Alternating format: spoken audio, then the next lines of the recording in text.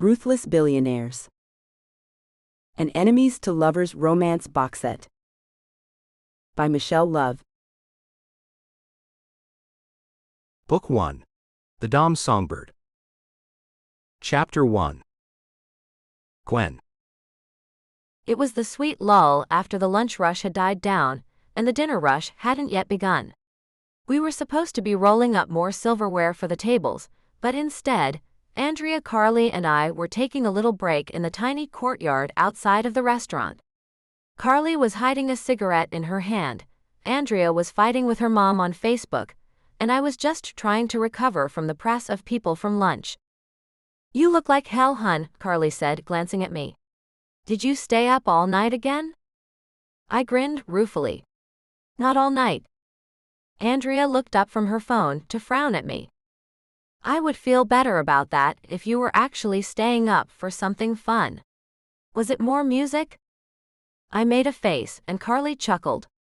"That song about the girl and the bird and the man again?" I sighed, which was as good as saying yes. "It's coming along. I just want it to be perfect, and it's not." Andrea snorted. "No such thing as perfect in this world. Not when there are bills to pay. Get it good enough, and move on." I knew that Andrea was right. People didn't make a living off of perfect songs. They wrote a lot of songs, refined their skills, sang their heads off whenever they could, and over time, if they were lucky, if they were clever and quick enough, they might make it. I wasn't built that way, however. I wanted this song to be perfect, and despite all the evidence to the contrary, I thought maybe I could get it there. Maybe if I just put in enough work, enough time, enough long nights. Carly interrupted my thoughts with a gentle elbow in my ribs and a nod towards the atrium. Across from the restaurant in the courtyard was the hotel lobby, where we could see jet-setters from all over the world checking in. The sunny Florida beaches brought all sorts of people to the Fox Hotel, Resort and Suites, but I could tell who Carly was pointing at right away. "Well, look at that," said Andrea, impressed. The man walking into the hotel was handsome, but then it was a high-end luxury resort. We saw handsome people every day. This man was different. He was in his late 30s or early 40s, with a lean body that was only emphasized by his well-cut linen suit. His dark hair was a stark contrast to the pale suit, sleeked back in a fashionable cut, and when he smiled his white teeth flashed. For just a moment I was convinced that he had seen us, or rather, seen me. Our eyes locked, and in the back of my mind I noted that his eyes seemed as dark as his hair, almost sinister. Then he half-turned to greet a gorgeous redhead in an emerald designer dress, one that looked like it would cost a year of my salary, bare minimum, and to offer his arm and a quick kiss. I stifled a sigh. Of course, it was ridiculous that he had even noticed me for a moment. Whoever he was, he didn't keep company with a cheap little waitress.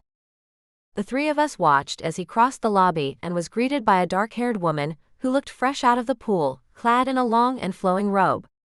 My eyebrows shot up to my hairline as I saw him offer her a kiss. "Oh, come on," I muttered. The man, a gorgeous woman on either arm, merely nodded at the concierge and swept towards the elevators to the penthouse suites. "Well, that was like being visited by royalty," Carly said, shaking her head, and at my confused look she added, "That was Donovan Fox." The owner of the hotel? That was an admitted surprise. I had been working at the hotel for almost 2 years, and had never given its owner much thought. I was too, making ends meet. If it did ever cross my mind, I just assumed he was a stuffy older man with a golf habit. The man we had just seen in the lobby might have been a golfer, but that certainly wasn't the game he had in mind just now. Andrea laughed at the slight blush on my cheeks. "Ah, does baby girl not know that she's working for a damned Casanova?" she cooed. "That man gets more tail than all the Kennedys combined." "Stop it, you're embarrassing her," Carly chided. "I'm surprised that you've never seen him around here before, Gwen.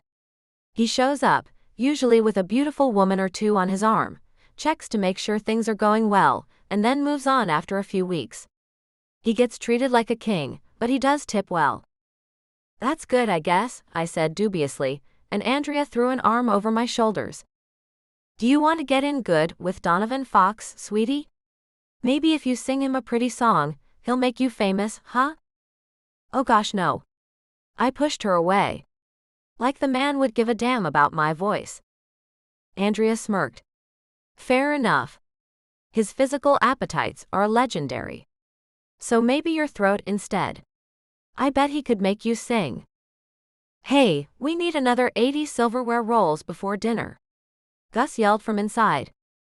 All three of us made a face at our boss's summons, and we got up to file back into the restaurant. As I went back to work, I found myself thinking again about Donovan Fox. The phrase handsome as the devil drifted across my mind, and the shiver that ran down my spine startled me. My mind drifted to what he was very likely doing with the two gorgeous women right now, and then I forced myself to go back to the task at hand. I had absolutely no business with Donovan Fox. He didn't know me, he never would. End of story. Gus, I don't do room service, I'm a waitress. I protested, but the restaurant manager was obviously not listening. And I'm not a cook, but here I am, he growled, finishing off the plates he was prepping. He might not have been a cook, but it looked good to me. Sausage and eggs and toast with a small bowl of carefully cut fruit. The silver cover clanged down over all of it, and I jumped a little. This isn't my job, I repeated, and Gus shook his head. This is a special case. Just get the food up to the penthouse, and that's it. The house staff got hit by the flu, and there's no one else. Go upstairs, hand off the tray, and come back. Not difficult, so drop the tantrum already. I scowled but took the tray from him and stalked out. If I were honest, I was sort of scared of room service. I had heard way too many stories of girls who got harassed by terrible male guests, and that didn't even cover some of the weird things room service workers saw. Sometime last year, a room service worker had gotten bitten by an actual pet cheetah that some guest had smuggled in. I could deal with the crowds in the restaurant, but something about possibly being trapped in a room with an unpleasant guest gave me the creeps. Just this once won't hurt, I told myself. Get in, get out, and you're done. That's all. The order slip told me that I was delivering to a penthouse, and despite my anxiety, I enjoyed the swift ride to the top in the elegant wood-paneled elevator. One full side was hazy glass, letting me look out over the sea close by. The doors whooshed open at the top, and there were two women waiting for the elevator as I got off of it. They were chatting companionably, well-dressed, and obviously freshly showered, and I wouldn't have given it a second thought if I hadn't recognized them. They were the redhead and the brunette from the day before, and they paid me not a single bit of attention as the elevator door closed behind me. I swallowed hard. All right. I hadn't expected to deliver breakfast to the owner of the hotel this morning, but this didn't have to be weird. Go in, drop off, get out, and get back to my comfort zone downstairs. There was only one door at the end of the short hallway, and summoning up my nerves, I knocked on it. Come in, came a rough voice, and telling myself that I would be quick, I let myself in. Chapter 2. Donovan. I couldn't help breathing a slight sigh of relief when Lyle and Anna kissed me goodbye. Did we wear you out? Anna teased, and I grinned. Of course you did, I lied. You need to give me some time to gather up my strength again. Lyle pouted a little, kissing my other cheek. Don't take too long, she ordered. My shoot is only going to keep me in Florida for another day. I smiled because, as lovely as she was as they both were, I didn't have any real interest in seeing either of them again. I ushered them both to the door, and then feeling slightly at a loss, sat at the breakfast table at the window. I should have felt at the top of the world. Hell, it certainly looked that way when I looked out the window. The penthouse rose 20 stories above the beach, and the blue waters of the Gulf stretched out before me. I had taken over the hotel properties when I was in my 20s, and I had grown them to a world-spanning enterprise that catered to the rich and the powerful. I should have been proud of that, and I was, but right now all I felt was bored.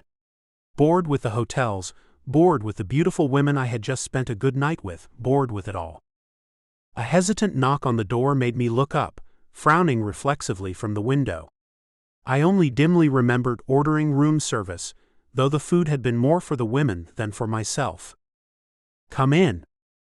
The door opened, and at first I saw the silver tray cover. The girl holding it wasn't tall, and she made herself look shorter still by keeping her head ducked down and her shoulders hitched up. "Where would you like me to put this, sir?" she asked softly, and there was something about her voice that made me turn around to look at her more closely.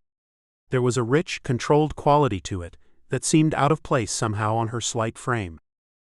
"Over here on the breakfast table, please." She crossed the room to where I waited at the table, never meeting my eyes, and her gaze skittered over my form, taking in the loose linen pants that were the only garment I wore. I smiled a little when she lingered over my bare chest and shoulders. She was dressed in the waitstaff's demure olive green sarong top and skirt, but it was hard to imagine her dealing with a sudden rush of guests at dinner time. She set the tray down gently and pulled off the cover. I didn't look at the food. Instead, I looked at her, examining her with a sudden curiosity. Is there anything else you need?" she asked, swallowing a little, and I smiled. "Are you afraid of me?" Whatever she had been expecting to hear, it wasn't that. Her eyes flew up to meet mine, and for the first time I could clearly see her face. She had a delicate kind of beauty with full lips, and a faint and natural blush to her cheeks.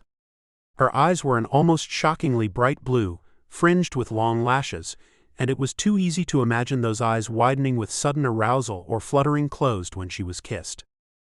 "What kind of question is that?" she exclaimed, holding up the tray cover as if it were some kind of shield. "An honest one," I answered, lounging back in my chair. "You stepped in here as if it was the wolf's lair, and you were expecting to get eaten alive." "I work in the restaurant," she hedged, looking away, "and we really aren't meant to be doing room service." "Is room service work really so awful?" I asked curiously, and she flushed. "Well, you hear things. Bad guests. Every now and then a girl gets trapped in a room. That one girl got bitten by a cheetah." I blinked because whatever she was going to say, I really wasn't expecting that. "What? A cheetah? Girls getting trapped?" She lifted one slender shoulder in a shrug. "There's a reason I'm nervous. Room service is sort of risky." I scowled because I certainly hadn't heard anything of the sort. "Well, thank you for telling me about that. I'm sorry, it's a terror. And I assure you that I don't bite." Even as I spoke, my mind wandered to how very supple her soft skin looked. Eminently biteable, frankly. She must have heard something in my voice that alarmed her, because she looked suddenly worried. "It's not as bad as all that. Please, I really like my job." I rolled my eyes at how terrified she looked suddenly. "Stop that, I'm not going to fire you for telling me the damn truth," I said, and she nodded, still looking unconvinced. I sighed, glancing at her name tag. "Gwen, right? Gwen, I need to know when things like that are happening so I can make sure that they stop. I'm glad you told me." She nodded, unconvinced. It was probably the best I could do, and the most merciful thing would be to send her back to the kitchen. For some reason, I didn't want to do that, however. Instead, I slouched back in my chair, looking her over. Slender and small, she wasn't my usual type. I generally preferred my women to be curvy. Still, there was something about her that drew my attention, which made me want to reach out and see if I could wipe that scared look out of her eyes. "Do you work here full-time, Gwen?" "I do, sir." "Call me Donovan," I commanded. "When I want you to call me sir, I'll let you know." The blush that seemed permanent on her cheeks deepened even further, and something in me roused. I wondered for a moment what it would be like to have her calling me sir, waiting for my next order, and looking at me with pleasure in her eyes instead of fear. "Donovan," she said as if she were trying the name out in her mouth, and there was that strange husky quality in her voice again. "You may work full-time here, but that's not what you want to do, is it?" I asked, my voice soft. "What is it you want to do, Gwen?" She swallowed, and I couldn't help standing up and getting close to her. She smelled like apple shampoo and salt. I wondered if she'd swum in the sea in the morning. "I want to sing," she said, and I chuckled. "Like a siren, bringing men to their doom on the rocks." I'm not a siren, she said quietly. I always think more of birds, who sing for the joy of it. A songbird, and not a siren. That suits you, I think. She started to say something, but she gasped as I brought my hand up to cup her cheek. Her wide eyes got even wider, and I somehow couldn't stand staying away any longer. Cupping one hand at the small of her back and pulling her closer to me, I leaned down to kiss her. I did it slowly, giving her the chance to escape if she so chose. But she didn't. The first touch of our lips was electric, and I knew that she felt it too. She went from being stiff and nervous to melting against me, one small hand coming up to rest against my chest. She was soft and sweet under the kiss. Perfect little songbird, I could make you sing, I murmured and pulled her closer to me. She tasted like pure heaven, and I felt as if I could have kissed her forever. Then a brisk chime broke through the sensual haze, my phone going off, and with a gasp, Gwen drew back, a wine-like redness to her lips. She looked startled and wary and needy all at once, and if she hadn't stumbled back towards the door, I would have ignored the phone and started to kiss her again. I should go back to the restaurant, she stuttered. You should get that. I toyed with the idea of telling her to stay right where she was, but realized that might be pushing her too hard too fast. So I nodded, atypically going against my desires and instincts. The restaurant lets you customize your outfit somewhat, I said, pointing at her drab uniform. Put some color into that. Dull and plain doesn't suit you, little songbird. I turned away, listening to her breath stutter. Then her light steps receded, the door clicked open then closed and she was gone, leaving me to deal with a morning of reviews and meetings. But something about her lingered, and I determined right there and then that I would be seeing Gwen again. Chapter 3. Gwen. When I stumbled down from the penthouse, I told myself that I wouldn't think about Donovan anymore. I wouldn't think about how I'd felt when he touched me, how he had kissed me in a way that made my knees weak, what I might have done with him if that phone hadn't rung.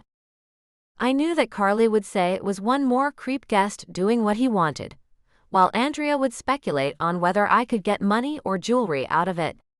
So I didn't tell either of them what had happened in the penthouse with Donovan Fox, but it wasn't just because I didn't want to hear what they had to say. There was also a part of me that, for some strange reason, wanted to keep the incident to myself. It wasn't just because it was private, and it wasn't because I was ashamed. The kiss had been demanding, but not forced upon me. If I hadn't wanted it, I sensed that he would have stopped. Donovan Fox didn't strike me as a man who was interested in women, who didn't find him appealing. Instead, there had been something about that encounter that had left a strange glow in me, a flickering flame that I could only keep lit if I protected it. It warmed me as I went about my busy day, even though I knew Mr. Fox, Donovan, would leave, and that kiss would be likely the one and only thing we ever shared. It was enough for me.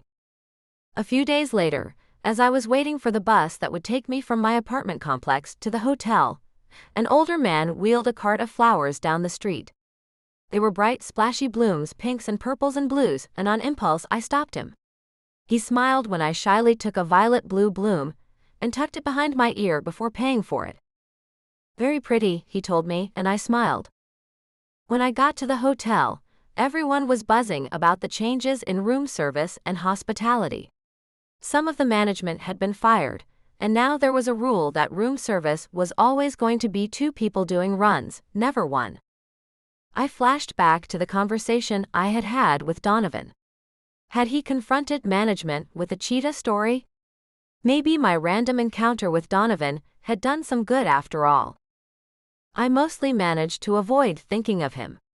Several waiters had come down with the flu that the house staff had spread, so I was too busy to do more than tend to customers, especially when there was an unexpected rush after a furiously powerful squall hit the beach. Heading into the dining room with more menus and a bright smile, to compensate for customers who were irate at having their beach day truncated, I froze when I saw the man who had also come in with the rain. Donovan lounged alone at a table, a sprinkle of water darkening his pale blue silk shirt. He gazed at me as I approached him. It was my job, after all. Nevertheless, it felt like I was somehow being pulled into his trajectory, as his dark eyes watched me. "You took my advice," he observed when I arrived at his table, and my hand came up to touch the flower nervously. "Andrea and Carly said that it was cute," I said shyly. I was afraid it made me look like a 12-year-old. "Andrea and Carly are right, and no, you look nothing at all like a child." His eyes roamed up and down my figure as if we were perfectly alone, and I clutched the menus a little closer, swallowing hard. "I should tell you about the specials," I said softly, and he nodded, a slightly amused smile on his face.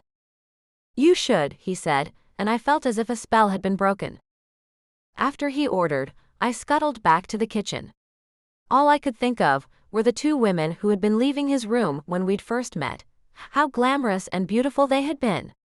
It sent a strange pang of envy through me, and a self-pity that I shook off with a hard scowl. What the heck was I even thinking?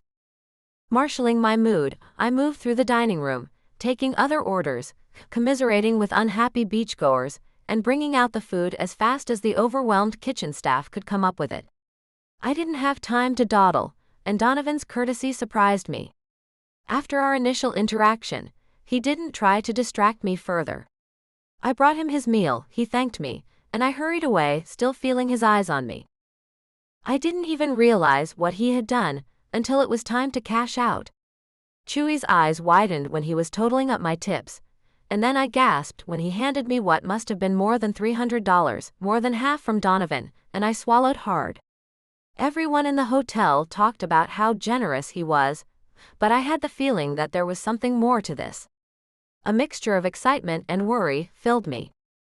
A man so wealthy could easily have implied he was buying me, were it not for his impeccable manners thus far. Even the kiss, he'd given me ample space to decide whether I wanted it. And I had. So very badly. Just as I was headed for my locker, Gus stopped me. "Delivery to the penthouse," he said, pointing at a cart, and I frowned. "Aren't we supposed to be going in pairs now?" "That's for official room service, and you aren't. Quick run in and out, and then you can head home." I wasn't surprised at all when I saw on the order ticket that it was Donovan's penthouse suite, and as I went up the elevator, I felt a dozen butterflies in my stomach. I took a deep breath, and at his crisp "come in," I ventured into the room warily. "Is your last name really Love?" he asked as soon as I entered his apartment. He was sprawled on the leather couch in the sunken living room, his shirt unbuttoned halfway down his muscled chest, watching me with hungry curiosity that made me think less of cheetahs than it did a lion lying in wait. "It is," I said, proud of the fact that my voice didn't shake at all. "Believe me, I've heard all of the jokes, so unless you think you have a new one." The answer popped out of my mouth before I could stop it, and I swallowed a startled groan. Since when did I run my mouth with anybody, much less the man who paid my salary? But instead of being irritated, Donovan laughed. "No, all of the ones that I could think of were terrible, so I let it go." "You wear it well." "The flower?" "No, the name. It suits you." "If you say so," I said dubiously. "Where would you like the food?" "On the coffee table is fine." "Are you hungry?" I shook my head as I set down his tray of cheese, fruit, and sliced sausage. Then my stomach rumbled, and Donovan laughed. "Liar. Your shift is over. Come sit here with me and have some of this." I hadn't eaten since noon, but refusing him anything wasn't something I thought would be easy. That's really not something we're meant to do with a guest.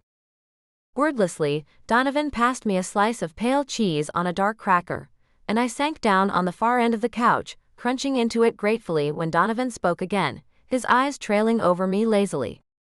"Do you have a boyfriend, Gwen?" I bit my tongue sharply, just barely managed to avoid spitting out the cracker, and stared at him. "What kind of question is that?" Donovan chuckled. "An honest one that deserves an honest answer, I think." I wasn't so sure about that. "Well, no, I don't have a boyfriend. Why do you want to know?" For a moment, he just looked at me as if wondering what planet I came from. "Are you serious?" he asked. You have no idea why a man might ask an attractive woman if she's seeing anyone? None at all. I'm not an attractive woman, I said bluntly, and I saw the two women who left this penthouse a few days ago. So yeah, I guess I don't have a clue. He grinned a little at my tone, and I scowled at him. I was beginning to be less worried about losing my job if I said the wrong thing, and more frustrated with Donovan for thinking he got to ask whatever questions he wanted. You're wrong, Donovan offered. I think you're quite attractive, and if that kiss we shared the last time you were here is any indication, you think the same about me. And while you didn't seem to be the sort to kiss when you had a boyfriend at home, I wasn't sure. I gritted my teeth and reached for another slice of cheese. If I had to deal with him thinking I was some kind of cheater, I could damn well be fed for the privilege. That's flattering, I muttered, and he laughed again. I had to admit I enjoyed the low, husky sound. Well, a lot of the women that I deal with don't really mind stepping out on their partners that much. Then you need to hang out with different women, I retorted. You're probably not wrong. So far, it seems to be going pretty well for me. What about for you? He teased. The food is good, I admitted grudgingly. What about the kiss? Once again, I nearly choked on a cracker. It was nice, I mumbled. Oh, Songbird, he murmured, shaking his head. You're lying to me again. I think we both know it was a whole lot more than that. I dodged that line of conversation. I heard what you did for room service. Thank you. Donovan nodded, a faint shadow stealing over his face. That was a bad business that should have been stopped long before now. I noticed that it doesn't apply to waitstaff though, I said, and there was a sudden gleam in his eyes, one that made my heart beat a little faster. Well, waitstaff shouldn't be making runs to guests' rooms at all. And yet, here I am. Yes. He leaned in, eyes locked on mine. I could have stopped him. I could have stood up and told him I was done, and that I was going home. No matter what caution told me, there was a voice at the back of my head that said he wouldn't fire me for it. I didn't. Instead, I leaned into the hand that came up to cradle the side of my face, and when he kissed me, I parted my lips for him. The last kiss had been fast, like a lion pouncing on its prey. This one. I felt seduced, as if somehow the lion, with its golden beauty and its basso profundo rumble, had convinced me it was tame. I felt a thrilling shock of electricity run through me as he kissed me, and I leaned in, wanting more. I had kissed men before, of course, boyfriends, dares, that sort of thing. The difference between kissing them and kissing Donovan was as wide as the ocean. I could feel the teeth in his kiss, and it left my mouth feeling sensuously tender and soft. He wasn't content kissing my mouth, however, and I gasped a little as he tilted my head to one side, nuzzling against my jaw, before dropping a line of kisses along my throat. I can't, I found myself whispering. I can't. He paused and pulled back long enough to look at me. Donovan, on his own, was handsome enough, but Donovan's aroused, with that gleaming light in his eyes and his mouth reddened from our kiss, was utterly devastating. Why? He asked reasonably, and his tone was so kind that I couldn't help throwing my arms around him and pressing my face to his chest. After a startled moment, he wrapped me in his arms. Did someone hurt you before? He asked, a silky thread of menace in his voice. It took me a moment before I realized what he was asking. What? No. No, not at all. It's just. I'm not this type of girl, I said weakly. There was a heat centered low in my belly, and an electric tingle that danced over my skin that demurred, but I shook my head. What kind of girl are you then? He asked, and I laughed a little. One that definitely does not belong in a penthouse kissing her boss, I said, and he made a sound that was suspiciously similar to a purr. If I'm your boss, doesn't that mean that I get to tell you what to do? Maybe I say that you belong right here. His voice dropped, and I could feel his lips moving next to my ear right before he nipped at my earlobe. I wanted to reply, but what he was doing with his mouth took my breath away, making me cling closer to him. Maybe I say that you belong next to me, Gwen. If I'm your boss and you have to do what I say, maybe you would like taking orders, he asked, and I couldn't stop from shivering. This man could take my breath away with his kisses, and when he pulled back again, there was humor in his eyes, but also something wild and needy as well. Desire ran through me like someone had suddenly undammed a river, and it nearly made me dizzy. With just his words, I could imagine him doing all of that to me with crystal clarity. It didn't shock me, exactly. What shocked me was how very much I wanted him to do it.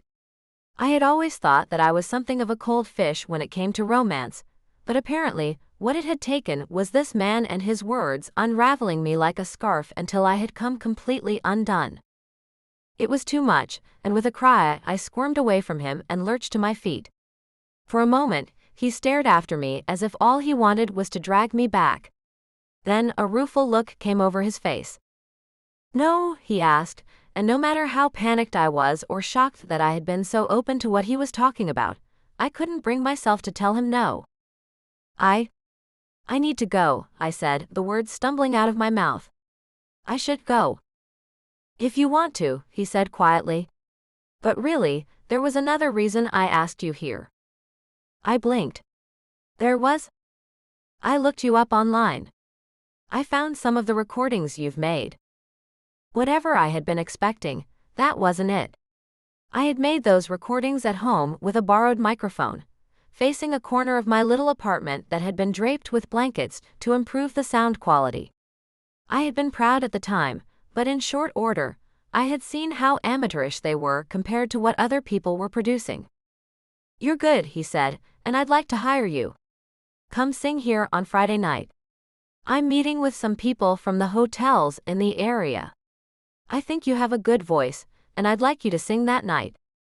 I don't have anything to wear to anything so fancy," I blurted out, and then I shook my head. I've never sung in front of an audience before. First time for everything. Donovan reached into his wallet and peeled away what looked like $300, stuffing it into my hand. "There you go, dress fee paid, and it'll be another $300 at the end of the performance. If you are taking requests, I'm partial to blue on you." "You're serious," I said slowly. "You want me to come sing for you?"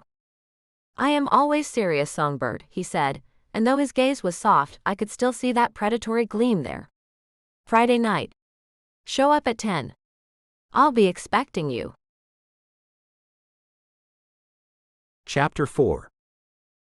Donovan. Getting a group of independent millionaires to agree to anything was like herding cats. By the time dinner was over, I was ready to be done with it all. I had poured myself a couple of fingers of scotch when there was a shy knock on the door. Knowing who it was already, I didn't stop the smile that crossed my face as I walked over to open the door, then stopped as Gwen was revealed before me in all her soft, delicate beauty, this time enrobed in a sapphire dress. The dress fell almost to the ground, even with the tall heels she wore so nervously. I could see its weight as she walked shyly into the room, casting a nervously hopeful look at me.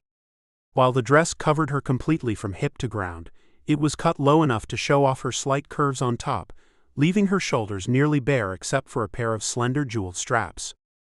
There was a pair of bright glittery rhinestone barrettes in her hair, completing the picture. She looked like some perfect mix of innocent and sultry, right down to the pink lipstick that had been applied so artfully. Whoever this Andrea was, she probably deserved a raise. "Is it all right?" Gwen asked softly, and I reached out to stroke her cheek. "You look stunning." "I wanted to look nice. For your guests. For you. I wouldn't want to embarrass you, in any way." I laughed softly, leaning down to brush her full lips with my own, deliberately keeping the touch light, or I knew we'd never leave the apartment. "You could never embarrass me." "You've never heard me sing live," she whispered into the kiss, and I shrugged as I forced myself to step away. "You seem like a good bet." It looked like she wanted to say something else, but she shook her head. "Where do you want me?" she asked. "Should I be singing something soft when people come in, or?" I was suddenly tempted to see if I could make her stand on the table. That vision appealed to me, seeing her up for display, the beauty that was so easy to overlook in normal life shining like a Christmas tree. Would she like it? Would she be terrified? How easy it would be then to run my hand up her slender calf, making her shiver before moving it higher. "Why don't you get to go stand over there?" I said instead. "With your back to the window. I think that would be striking." She moved obediently, only giving me a curious glance when I reclined on the couch not so far away. "Should I start with something soft?" I suggested. "Give yourself time to work up to something impressive." She smiled at me and nodded. I watched fascinated as her eyes fluttered closed and she seemed to compose herself. Then Gwen started to sing, and a chill ran up my spine. Her voice was lower than I would have thought, and there was something perfect and true about it. She pulled the notes effortlessly out of the air, and when she sang about a love that would never die and the abandonment of a partner, I could feel something in me that felt as if it had been asleep all my life stir. She believes it, I realized. Her skill was impressive, her natural talent even more so, and as she stood with her back to the wide dark gulf, I could feel the heartbreak of the song running through her as well. Gosh, what must a full performance be like if she felt the sweetness and the sorrow of her own songs every night? I listened rapt as the song finished, and then another one started. This one was just as soft, but there was a kind of joy to it. Her eyes opened blue as the summer sea, and I drew my breath as she started singing to me, or so it felt. When she talked about how good it felt to love and be loved, I smiled, and I could find no shade of sorrow in her at all. As the song ended, her eyes slowly lost some of their happiness, and I felt a brief kick of regret for being my usual self. "There's no one coming, is there?" she said quietly. I shook my head. My meeting was earlier, at a very forgettable restaurant. It would have been much more entertaining if you had actually been there, singing for me. A number of emotions chased each other over her face: anger, frustration, sorrow, a kind of wild speculation, and then she hid them away again, her face pale and neutral in a way that made me ache. "Then what did you hire me for?" "Because I can't look away from you." "I hired you to sing for me." "Is that all?" she asked with such nervousness that I laughed slightly. "Beautiful little songbird, believe me when I say that I don't need to buy my company." Gwen's eyes narrowed, and I was relieved to see some life in them again. "I was excited about my first live performance, Donovan. I practiced for days. I thought you really believed I was good enough to." "Stop," I warned, getting to my feet but not approaching her. "I lied only because I was uninterested in sharing you with anyone. Not because you're not talented, Gwen. You are exceedingly. I could tell from the videos, and just now you've blown me away." There was still a hint of hurt in her eyes that I was suddenly desperate to erase. "Sing for me again," I urged. "Not because I'm buying you, Gwen. But because I want to stand here and listen to you. I need to." If she'd refused me, I don't know what I would have done, but then she took a slow breath and began once more. I lost myself in her voice. In her. In the way she didn't spare herself when she performed. When she felt an emotion from a song, she wore it as beautifully as the sapphire dress, turning from sweetness to joy to grief and back again. Her whole being seemed to vibrate, as her powerful voice grew stronger with each song, filling the apartment. Filling me. Finally, she stopped, and reached for a glass of water I had placed within her reach. There was a spark of defiance in her beautiful eyes. "Well," she asked, "is that what you wanted?" "No," I admitted, though in other circumstances I would have wanted to hear her sing until the world ended. "Your singing belongs on the world's stage, but that's not all I want from you." I watched her to see if she would gather herself up and walk out. Instead, she wavered, glancing at the door, glancing at me. Her obvious uncertainty moved me in ways very little ever did. "Come here," I said softly, and was relieved when she slowly crossed the floor to stand in front of me. I looked her up and down, something that brought that lovely color to her cheeks again, and smiled down into her eyes. "There is absolutely no flaw in you," I told her. "I could stand here forever and listen. I could stand here forever and look." I'm not. No. My sharp command visibly startled her to stillness. You're not going to contradict me on something I know to be true. There are consequences for that. She licked her lips, and I managed to hold myself back. Soon.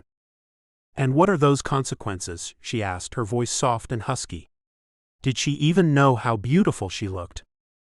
Whatever I think suits the crime, I said easily. Maybe a spanking. Maybe I'll take that dress right off of you. She shuddered, and at first I thought she was thinking of having all of her delectable charms exposed, but then she looked at me, her blue eyes wide and wanting. Don't make me leave, she said, her voice aching, and any resolve that I had to draw this out shattered. I took her hand and dragged her into me, kissing her roughly. She whimpered a little when my teeth pressed against her soft lip, but still clung to me with all of her strength. I want you, I told her between kisses. I've wanted you ever since the first time I saw you. If you want to leave, do it now, because otherwise, I'm not letting you out of bed until morning. She didn't pause at all. Instead, Gwen pressed herself even closer to me, her kisses shy but hungry. Please, she said, and as I pulled her close to me, I wondered if I was ever going to be able to let her go. Chapter 5. Gwen. I knew that there were words for singers who slept with their clients. None of them were kind, and all of them could end a career before it even got off the ground. However, all that mattered to me right now was Donovan's mouth on mine. When he stood, cradling me against his chest, I gasped at the shift of his powerful muscles banded around my body. You feel perfect in my arms, Donovan murmured. Exactly as I've imagined, and I've been imagining a lot, Gwen. I blushed, and he kissed me hard as he carried me to the bedroom. It was dominated by a king-sized bed that seemed to stretch from wall to wall, and when he laid me down on it, I sighed in surprise. It was pure luxury lying on the bed and watching him move around the edges of it. Your breath caught when I talked about making you walk outside with no clothes, he said almost casually, and I gulped. That would be embarrassing, wouldn't it? I asked, and he gave me an amused look. Is that all it would be? No, I admitted, and Donovan laughed. I think we are going to have a fine time together tonight, he said, reaching for my hand. I gave it to him without thinking, and then blinked when he tied a silk tie around my wrist. Donovan? Do you trust me? He asked. I sighed, because he was stroking the skin of my palm with a gentle finger. Yes. I think. Good. Everything we do tonight is all to make you feel good, all right? If you don't like anything, speak up, but I think you will. He waited until I nodded, to lash the other end of the tie to the headboard. My other hand received the same treatment, and in a matter of seconds I was in the mattress, my arms stretched up over my head. Donovan stopped to look at me for a moment. Perfect. Just perfect. I opened my mouth to tell him that he was obviously mistaken, but a predatory look in his eyes made me shut my mouth. I wondered if he would really make good on his threat to make me walk out the door without my dress on, but I realized that even if he wouldn't do that, he would absolutely give me a spanking. Good girl. Gosh, so very beautiful, he purred. So very perfect. This time I couldn't muster a reply because his weight over me, his mouth on me, was all too much. It just all felt so good, and I wanted to get my hands all over him, but I couldn't. I've thought about you like this, all perfectly open for me, Donovan muttered. I'm going to make you feel so good, Songbird. So perfect, Donovan muttered, and maybe I should have been embarrassed about how intimately he was speaking, but instead, I felt a strange pride in how much he wanted me. I had never been looked as so thoroughly by a man before. Donovan handled me as if I were something sacred and precious. Another time, I'll lay you down and make you spell out exactly what it is you want me to do. I won't care if it takes all day. I'll make you say it. But not today. Chapter 6. Donovan. I kept my promise to Gwen. We explored each other thoroughly that night, and we both fell asleep sometime not long before dawn. When I woke up, sunlight was streaming in through the window, warm and sweet, and I realized something odd. I had a good time with women, and I like to think that they had a good time with me. That good time was usually something with an expiration date, however. We enjoyed each other's company, and then we left one another in the morning, moving on with our respective lives. As I glanced at Gwen, sleeping curled on her side with a spray of golden hair on her face, I realized I didn't want her to leave. I hadn't had a woman in my bed like her in a long while, one who wanted me to lead, and then rewarded me with a pure and gorgeously perfect response. That was what I told myself. Somewhere deep inside me, however, I knew that it was far more than that. I had never before had anyone like Gwen at all, never run into her passion, her delicate sweetness, her intoxicating combination of innocence and sensuality. I didn't want to lose it yet. In the dining room, I made a few calls, and by the time that was done, I could hear her stirring in the bedroom. I got back to her just in time to see her examining the dress that I had torn off of her. I need to figure out what I'm going to wear when I get home. That's nothing to worry about, I said with a shrug, although the thought of her leaving made me suddenly tense. For now, just put on one of my shirts. Food will be here in a few minutes. Despite her worry about her clothes, Gwen brightened at the mention of food, and I was glad that I had told room service to bring up a little of everything. Go shower, I told her. Food will be here when you're done. While the water was running, I thought about what it would be like to come in after her, to step behind her in all of that hot, steaming water. Would she let me wash her? She came out dressed in one of my dress shirts, and not ravaging her right then and there took almost all the restraint I had left in me. We were quiet dining companions at first, but apparently, food was what it took to loosen her tongue. This all looks so good, and I don't even recognize half of the fruit here. What's that one? Dragon fruit, I said with a smile. Try it, it's nice and sweet. Whenever she tasted something new, she insisted I try it as well, and though I laughed, I could feel something inside me coming unmoored, untethered. I loved indulging my partners in bed, but that was usually as far as it went. In its own way, sharing food with Gwen, letting her feed me what was on her plate, was almost as intimate as what we had done the night before. All too soon, though, breakfast was over, and Gwen sighed. I guess I need to start thinking about how to get home, she said. I'm off for the weekend, but I know you're busy. Before I could say anything, there was another knock on the door. Gwen froze, unsure of what to do, but I smiled at her. Don't worry. I'm expecting them. Stay right there. I came back with a double armful of bags, setting them on the couch. Here, these are for you. She blinked, walking over to look through the bags in shock. I saw her face register delight and confusion, and finally she turned to me. There must be at least $1,000 worth of clothing in here. I didn't know what you wanted or liked, so I asked my personal shopper to make some decisions. But how did you? I held up the tag that I had cut off of her ruined gown. It had her size on it, but Gwen still looked confused. This is too much, she said, and I grinned. Not if you're coming to Atlanta with me. She looked at me as if I had gone insane, and I laughed again.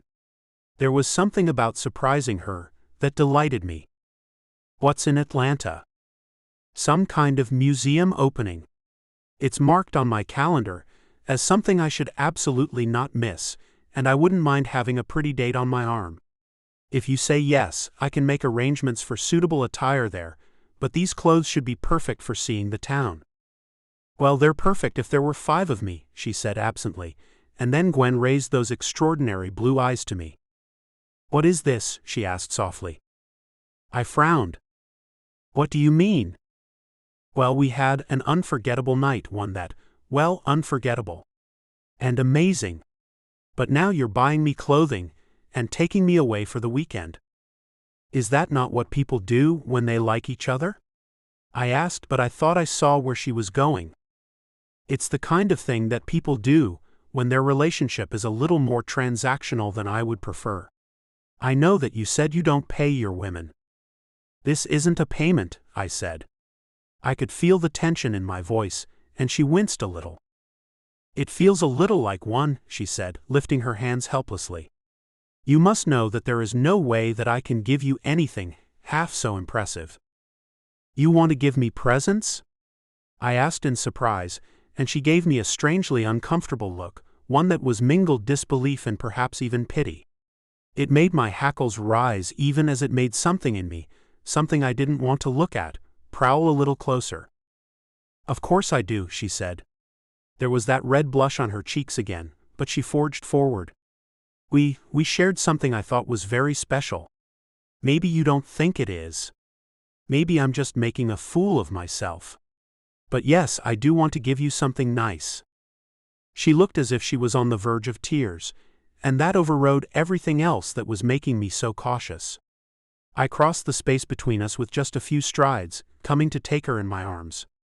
She smelled like my shampoo and my laundry detergent, but underneath that was her own smell, something lovely and sweet, almost like honey and milk. Stop worrying about this right now, I said softly. There is nothing transactional about this at all. I want you with me.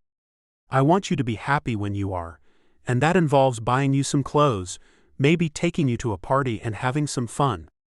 This isn't some kind of dark arrangement where I expect you to do exactly as I say for some damn clothes, Gwen.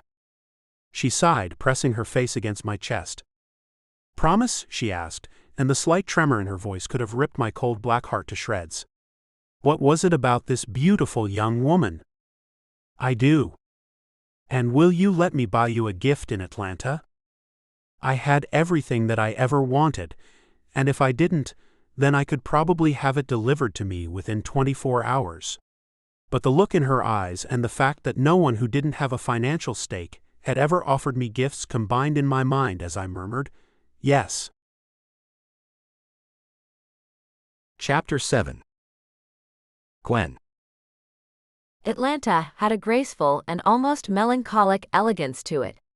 Where I was from in Florida, everything was new and oftentimes ugly as well. Atlanta seemed to hang on to whatever beauty it could lay its hands on, no matter how old.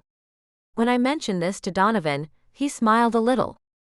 I've always liked Atlanta for precisely that reason, he said. Florida might be more fun, but Georgia has deep, deep roots.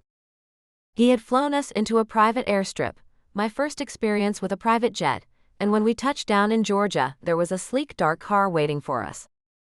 Are we staying at another hotel? I asked, and he smiled. I thought about it, but I have some property here I think you might like. The small house on the very outskirts of Atlanta's most fashionable neighborhood was gorgeous, surrounded by a tall fence covered with creeping myrtle, and though it had all the modern accoutrements, it was clear that the form of it had stood the test of time. Good bones, Donovan said as I looked around at all the polished wood and glass. I bought this house years ago when I was thinking about doing more business in Atlanta. I don't know if I've stayed more than a total of a month or so in it though. If I owned this place, I don't know if I would ever leave, I murmured, looking out the back window into the lush garden in the back. Well, let's see if you still think that when you see my place in LA, Donovan said with a laugh. He talked about the future a few times on the plane, and talked about taking me traveling to see what other beautiful cities he had business in. It made me feel warm inside, but there was still that wariness at the heart of it, the question of what we were to each other and what this could all mean. Your dress is upstairs in the master bedroom, he said with a smile. You should go see if it suits you. Donovan followed me as I went up the stairs, and when I saw the dress that had been laid out for me on the enormous bed, I gasped a little. It was a long gown in cream satin with black highlights. I could tell at a glance that it would fit me well, but there was something almost painfully sharp, painfully expensive about it. I can't, I said, turning to Donovan. It's too much. He stepped up to me, cupping the back of my neck and leaning down to kiss me. Of course it isn't. You need to look good for my friends, don't you? I did, and moreover I knew that nothing that I could afford on my own would fit the bill. I felt as if I should protest the Cinderella treatment, but it was all too easy, far too easy to let Donovan kiss me, hold me, lavish me with things that delighted him and me. It occurred to me as he showered and I got dressed, that he might not know how else to show he liked someone. He wanted to give me gifts, get me things that I couldn't have on my own, and my pleasure in them was his pleasure as well. I wondered with a pang if he had ever experienced another kind of affection. While we toured Atlanta during the day, I'd looked for something to give to him. Everything I could find was too cheap, too silly, too tacky. With everything that I picked up, I was frustrated because if he wanted it, he could have picked it up before now. Still though, I had an idea at the back of my mind, and I thought it would work. I was jotting down a few things on a scrap of paper when he emerged from the bathroom in a cloud of steam. "What's all that?" he asked, and I was taken all over again by how handsome he was, a dark towel draped low over his hips and his hair curling from the dampness. "Nothing important right now," I said. "We should hurry. If you said that the museum gala starts at 8, we should leave soon." He nodded, and with a smile pulled me into his arms for a hug. I yelped with surprise, starting to protest the rough treatment of the dress he had given me, but then the magic of his body, of the chemistry we shared between us, worked again. By the time he pulled back, I knew I would need to fix my makeup and straighten my clothes, but I still would have let him do that and more besides. "You can't go out looking like that," he said, looking at my pink cheeks and reddened lips with amusement. "You need to get decent, Songbird." I groaned and reached for my makeup again, and when he turned away to take care of his own clothing, I knew that he was smiling. The museum gala turned out to be far more impressive than Donovan had let on. The entire museum was lit up in bright lights, there was an actual red carpet, and there were local reporters held back with just a velvet rope. "Oh, I don't think I can do this," I murmured, and to my surprise, Donovan reached over to squeeze my hand. The smile on his face was far more gentle than I had ever seen it, and he raised my hand to his lips for a nearly courtly kiss. "You're going to be fine, Songbird. As a matter of fact, you're going to be amazing." I took several deep breaths and managed to exit the car without tripping or falling. Donovan offered me his arm and ushered me down the carpet. I smiled at the cameras, feeling like I was in some kind of fairy tale. "I feel like everyone is looking at me," I murmured. "Of course they are," Donovan said equally softly. "They've never seen a woman as beautiful as you." At the very least, his words had the effect of making me laugh a little. "Now I know you're joking," I told him, straightening up a little. "I don't like it when you contradict me about such things," Donovan warned, pulling me a little closer. "Come on, let's make the rounds and you'll see." I wasn't sure what Donovan meant for me to see. I was far too focused on smiling at the people he introduced me to, trying to make a good impression, trying not to embarrass Donovan and me, and barely having the energy for anything else. It was too obvious to me that these were people who I served at the Fox most of the time. They had been born to money or had married into it. Maybe they'd even earned it. But amidst the luxury and wealth, in the beautiful museum hall, I felt like a disguised intruder. At least Donovan had made sure that the disguise was a good one, but I couldn't relax, couldn't let my guard down for one moment. The worst moment was when Donovan drifted off to talk with an acquaintance, and I was left to my own devices. I felt like a moving target in the hall, and decided that the wide outdoor plaza was the safest place to be. I was just breathing in the humid fresh air with relief, when there was a light touch at my elbow. I jumped and turned around to see a tall and willowy brunette, with sparkling dark eyes and chestnut hair swept back in a bun, offering me a glass of water. "I saw you in there. You looked a little green around the gills when you left," she said sympathetically. "Thought you could use some water." "Oh, thank you," I said, taking the glass gratefully from her hand. "That was very kind of you." I took a deep breath as she watched me with a slight smile on her face. "You don't look like you're having a great time," she said, and I laughed a little. "Oh no, it's fine, it's a wonderful event, and everyone's been so kind." She raised her eyebrow, and there was something so sympathetic about her look that I couldn't hold back a soft sigh. "I guess I'm feeling a little out of my depth tonight. I don't know anyone." "Well, they do say it's not what you know, it's who you know. However, I'm sure that we can fix that for you. What's your name, hun?" She wasn't that much older than me, but there was something comforting, almost sisterly, about her tone. Gwen Love. She brightened a little. Oh, I know Bobby and Marie Love from Connecticut. Lovely people. Marie and I put together a charity a few years back. Are you related to them? I'm pretty sure I'm not, I said reluctantly. I wasn't quite sure how to tell this woman that most of my relatives were from small towns in Oklahoma, rather than in any of the fashionable places she often ventured to. Ah, well, it's a big family as I understand, she said with a shrug. But I am just certain that I know you from somewhere.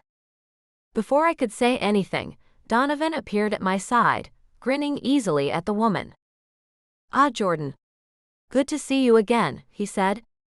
Beautiful as ever. She offered her hand for a squeeze, and her eyes, if anything, grew brighter and softer. Well, Donovan, I was wondering when you were going to pop up. I was just chatting with Gwen here. And trying to get all of the dirt on me, I'm sure, he said with a chuckle. How've you been, Jordan? I was sorry to hear about your divorce. They talked about a few things, moving from topic to topic with the easy grace of people who had known each other for years. Donovan kept me grounded with an arm around my waist, otherwise I might have drifted back off into the warm Atlanta night. When Jordan spotted someone else she wanted to speak to, Donovan turned to me with a wry grin. Still got all your fingers and toes? What? Jordan Duplice. She's got teeth and she knows how to use them. I thought you liked her, I said in surprise. Oh, I do, but even her best friends aren't going to deny that the woman's a shark. She's been meaner since her divorce. I hope she didn't try to take a bite out of you. She was perfectly nice, I protested. I am still glad that you came over, though. Donovan's eyes softened as he looked at me, and his hand came up to cup the back of my neck. You look like you might be okay heading in for the night. I wavered. If I could do a 10-hour shift on my feet at the restaurant, there would be no reason that I couldn't finish out the evening at a party, but Donovan was right. I felt like someone who was struggling to keep my head above water, and with every moment that went past, I was sinking a little deeper. I don't want to make you miss anything.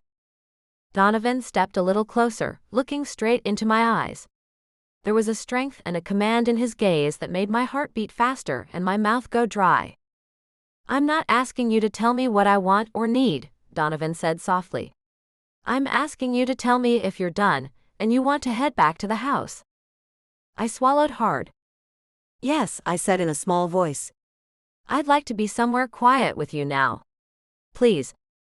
Even though I was making him leave his part early, a slight smile came across his face, and he leaned down to give me a gentle kiss that made me melt into him. Of course, he said, and he took my hand in his. Chapter 8. Donovan. Gwen was quiet on the way back to the house, her small hand resting on my thigh the whole way back. When I glanced at her during the drive, she looked dreamlike, far away. A part of me relished the quiet. So many women who had sat where she was now had filled the air with words, trying to land a hook in me that would take. Another part of me wanted her to speak again. She wasn't loud, but silence felt like a strange garment on her. When we were inside, I turned her to me with a slight smile, brushing a lock of hair out of her eyes. Do you need to sleep right now? I asked softly. There was a worn look in her eyes, as if the evening had taken more out of her than she expected, but to my surprise she shook her head firmly. I don't need to sleep right now, she said. I want to give you your present. I raised my eyebrow, tilting my head at her. She frowned. You did say that I could get you something? I did. I guess I'm surprised you remembered, I admitted. She smiled a little at that. Well, I couldn't find anything to buy you. I guess all those magazine articles were right, and buying gifts for the man who has everything is more difficult than I thought it would be. But I do have a present for you. Would you sit down in that chair, please? I sat down in the armchair she indicated, and watched in fascination as she fussed around the living room. First she removed her shawl, revealing her bare arms and her curves in that gorgeous dress, and then she stood just a few feet in front of me, her eyes on the ground. For a single irresistibly hot moment, I thought she was going to strip, and then she started to sing. I have wandered far, seeking the only star I ever knew. Her voice was almost piercingly sweet, perfectly controlled and lovely. I had heard it before, of course, but this was different. There was a quality in her voice that could have moved a stone to tears, and I felt frozen as I listened to her. I couldn't take my eyes away from her if I wanted to, and it almost felt as if my heart had gone hot and still in my chest. Though it felt that she sang with all of her heart, Gwen kept her eyes on the floor, and even as her melody wove around us, I found myself wanting more than anything to see her eyes. Look at me, I thought. I needed to see her. She was within reach, but there was something almost profane about touching her when she was in this state. It would feel like taking a masterpiece painting and smashing it on the ground. Instead, I listened, hearing her words about a bird that led a girl to her love, and all of the difficulties she had to face while searching for him. In the end, they fell into each other's arms, and at that moment, Gwen looked up at me, her eyes glowing as the song subsided on the last note, and she fell silent. The silence stretched between us, and she clasped her hands lightly in front of her as if she were nervous. "Well, I hope you liked it," she said, searching my face for some sign of approval. "I've been working on it for a while, but, well, I guess it didn't come together until just today." So I was the first one to hear it? I got up and crossed the floor to stand in front of Gwen. She looked away, but I touched her chin, making her look up again. "Gwen? You were," she said, her voice shaking just a little. I wanted you to be the first one to hear it. It was for you. In every way that matters." She was shivering a little, and then there was nothing in the world that could have kept me from taking her in my arms. "It was the best present anyone has ever given me," I rasped, drawing her closer to me. I loved it. Love was not a word that ever fell lightly from my lips, and the awareness lingered that I might love far more than her beautiful gift, though I didn't allow myself to dwell on it. "I want you," I growled, kissing her throat. "I can't resist you." She sighed with pleasure as I kissed her, wrapping around me tightly. "I don't just want you to," Gwen said quietly. "I need you." Over the years, women have said the most extravagant things to me, trying to convince me of their devotion. Something about Gwen's quiet confession, soft, almost a whisper, tore right at my heart and made me hold her closer. "Rare, precious beauty," I whispered, carrying her into the bedroom. Gwen breathed a soft sigh of pleasure when I laid her down on the bed. I hesitated a moment. I liked taking the lead and craved it most times, but what I wanted most right now was to please Gwen. "Tell me what you want," I said, and smiled a little when it brought a flush of color to her cheeks. "I don't know," she murmured, and I tilted my head to one side. "I think you do," I murmured silkily. "I think when I said that, something flashed in your mind. Why don't you tell me what that was, my darling?" She swallowed, and I could hear the click of her dry throat. "I want you to love me," she said. Thoughtlessly, I laughed a little at her antiquated language. It was a little quaint but perfect for her. There was a flash of hurt across her face, and to soothe her I kissed her soft mouth gently. "Of course I will, darling." "Gosh, you're perfect," I murmured, but from the soft way she breathed, I didn't even think she had heard it. "No, don't leave," Gwen murmured softly, reaching for me, and I shook my head. "I'll be right back, darling," I promised. "I just want to take good care of you." It was the truth, I realized. I wanted to make her feel good. I wanted to dress her in beautiful clothes. I wanted to make sure she had all of the time in the world to sing and to write her music, just so long as she would smile at me while she did it. Before I was done, she had dropped off to a deep sleep. I crawled into the bed beside her, and as if we had slept together for years, she snuggled up next to me. Can I keep her? The dangerous thought wandered unbidden through my mind, though I had long ago dismissed the thought of getting married, and I pulled away from it now. I fell asleep to the idea of her traveling with me, of giving her an apartment that would delight her, all the while keeping her as close to me as I could. Chapter 9. Gwen. Hey, watch it! I yelled, hanging on to the tall pile of dirty dishes with all of my might. Somehow I managed to keep them from clattering to the ground, and the busboy only shot me an aggrieved look as he hustled back to the kitchen. I started to go after him, but Andrea placed a gentle hand on my shoulder. "Time for a break, babe," she said firmly. "We're out of the weeds now, and you're overdue." I wanted to argue with her, but she was right. I dropped off the plates and followed her out to the courtyard to sit and to be out of the dining room for a moment. "How long have you been waiting tables?" she asked, and I shrugged. "Since I was 15 or so." "Yeah, that checks out. The point is, I've known you for years, and I've never seen you come close to taking a spill as bad as the one that almost happened now. What's up? Is Mystery Man making you miserable?" I blushed a little at that. Sometimes I wished I smoked just so I had something to do with my hands during awkward talks. "I'm fine," I protested, but she shook her head. "Hun, it looks to me like you got man problems." "What's the real problem? He married or something?" "No," I said, offended, but Andrea shrugged. "Figured it was worth asking. Can't think of too many reasons you might want to keep your man away from us. Carly was wondering if it was because he was a jerk, but I thought you were too smart for that. I was thinking maybe he was married." "He's not," I said, looking down. I hadn't been able to keep the fact that I was dating someone away from the sharp women I worked with, but I knew instinctively not to tell them about the arrangement that Donovan and I had somehow settled on. "I care about you," he had bluntly informed me on the jet ride back to Florida. "Very much. But you should know what you are getting when you are with me." I'd listened as he'd spoken of wanting to take care of me, to spend time with me. But then, he'd also cautioned me not to expect anything like marriage out of him. He'd informed me that if and when things ended, I was not to chase him. I had been so shocked by his blunt assessment of our relationship that I hadn't known what to say, and while I'd fumbled for the right words, he had taken my hand, squeezing it slightly. "I'm not going to force you into anything, Gwen.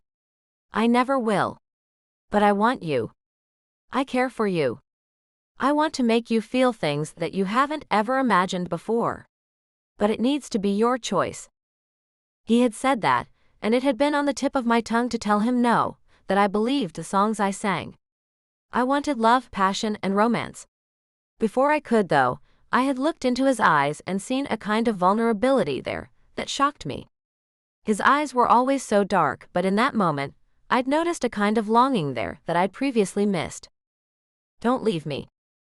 There was more to Donovan than he let on, and in that single moment, I had decided to risk it all on my instincts. "All right," I said. "I don't promise that I can do this, but I want to try." Donovan had looked immeasurably satisfied, and when he took my hand, there was something victorious about it. "Good," he said. "You won't regret it." As romantic declarations went, it wasn't what I had always dreamed of, but Donovan, in his own way, made up for it. He was mystified that I wanted to keep working. If he'd had his way, he would have kept me in one of the apartments he owned or even in the penthouse itself. Instead, I insisted on working, and at night. I still couldn't reconcile the passion that Donovan woke in me with the person I had been all my life. He took me to heights I had never dreamed of, and when I returned to the world, shaken by my own response, he held me close with gentle kisses that I could barely believe came from the same man. I felt safe, desired, cared for, and perfect when I was with him. Away from him, I didn't know what to think. I hadn't known until just now that it was getting obvious enough that my coworkers were keeping worried eyes on it, and I sat quietly for a moment before turning back to Andrea. "I'm really fine," I said. "I guess I've just had a lot to think about." Andrea snorted, shaking her head. "Sure, I'll believe that. You should bring him out sometime and see if he passes muster. If he doesn't, we'll send him packing." I choked back a laugh, thinking about Donovan coming out for drinks with the restaurant staff. I couldn't imagine that ending well, and I brought myself up short. He wasn't the one who had told me to keep our relationship a secret. He hadn't said anything of the sort. That was one demand he had not made. I had just done it on my own, and I suddenly felt more than a little strange. There were dozens of reasons to keep our relationship quiet. Donovan owned the hotel. People might get jealous. They might start making all kinds of inferences about what I did or why I did it, and I didn't want that. Had I done something wrong? I was still thinking about that when I went to take the next round of orders. I wanted whatever it was that I had with Donovan to go well, but did I even know what a healthy relationship between the two of us might look like? "Hi, I'm Gwen, and I'll be taking your order today. Can I get you started with some drinks?" I said it dozens of times every day, but when I looked down at the woman who had just been seated, I felt the next words freeze in my mouth. "Oh my gosh, Gwen," said Jordan. "What in the name of little green tomatoes are you doing here?" Her words might have been kind, but her tone was positively delighted. "I work here," I said stiffly. The last time I saw this woman, I was dressed in clothes that cost far more than my rent. Now I was in my usual drab restaurant uniform, and though I had never been ashamed of putting in a decent day's work before, I could feel an unpleasant heat prickling across my cheek. "Oh well, isn't that delightful," she said, grinning and showing her teeth. "I was planning to get in touch with you after the gala, and for the life of me, I couldn't track you down. I guess I didn't think to look here, though perhaps I should have. I know that Donovan is in residence here somewhere, isn't he?" "He is," I said automatically, and flinched a little when Jordan's smile got even wider. "But I really should be speaking to you about the specials. I'm on the job." If anything, Jordan's smile got wider. She leaned forward in her chair a little, and all I could think about was a big cat getting ready to strike. "Oh, I don't think you need to worry about that right this moment, do you? We're just having a little chat. I'm sure the manager won't mind." I fiddled uncertainly with my pad and pencil, and Jordan looked me over. I could tell that she was taking in all of it, the uniform, the lank hair, the slight sheen of sweat from having been on my feet all day. My, I had no idea that Donovan was picking up friends at work. And here I thought you were from up the coast. You know, someone important. I would never have called myself important at all, but when I heard her dismissal, it stung. "Well, you certainly did fool a lot of people," she purred. "There was more than one gentleman there who didn't know you were with Donovan Fox and was interested in an introduction. Won't they be surprised?" She paused like a cat relishing playing with a mouse.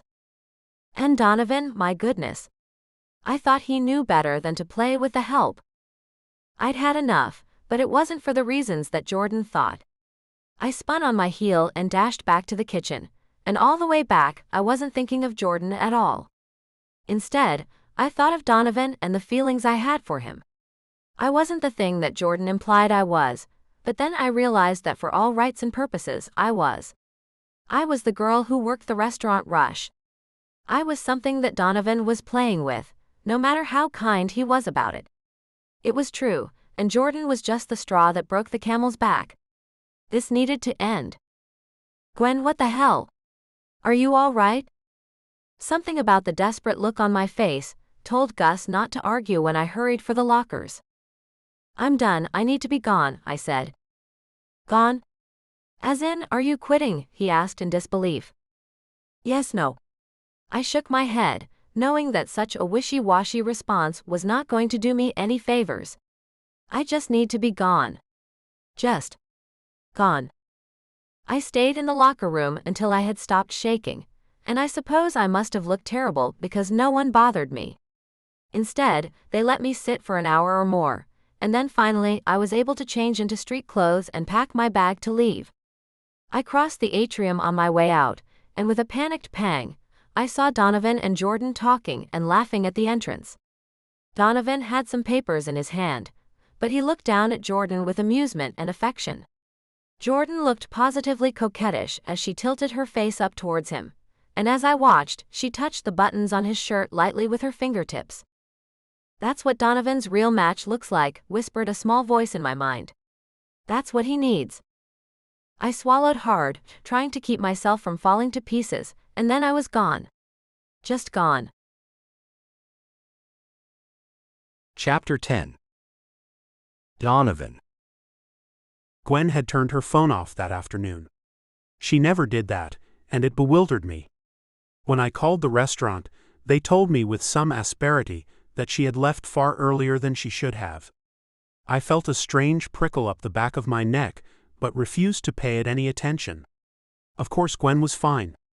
I refused to believe she could be anything else. Then she didn't show up for our dinner date that evening, and an unnerving, unfamiliar fear ran down my spine. I called her again, but her phone was off, and in desperation, I tracked down her address online and drove over to her place, thinking about all of the reasonable things I wanted to say, however angry and worried she had made me. Then when she opened the door, red-eyed and dressed in plain shorts and a baggy t-shirt, I forgot all of them. "I don't care to be stood up," I said, staring down at her, but she only shook her head dully. "I can't do this anymore," she said softly. "I'm sorry. I can't.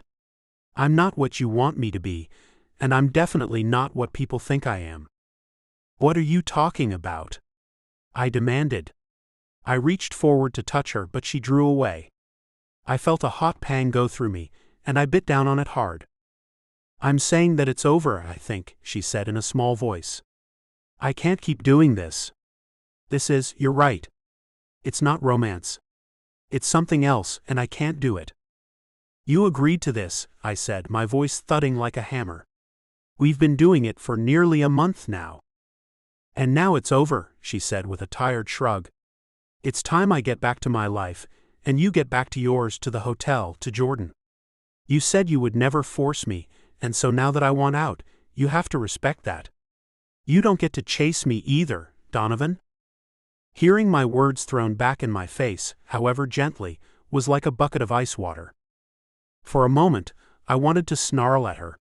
To hell with that. No one told me what I had to respect, what I had to bow to. Not when I wanted Gwen like fire, not when something in me cried for her as the one source of pure goodness and truth and beauty in my world. "Gwen?" "No," she said, her voice cracking. "I can't do this. I won't do this.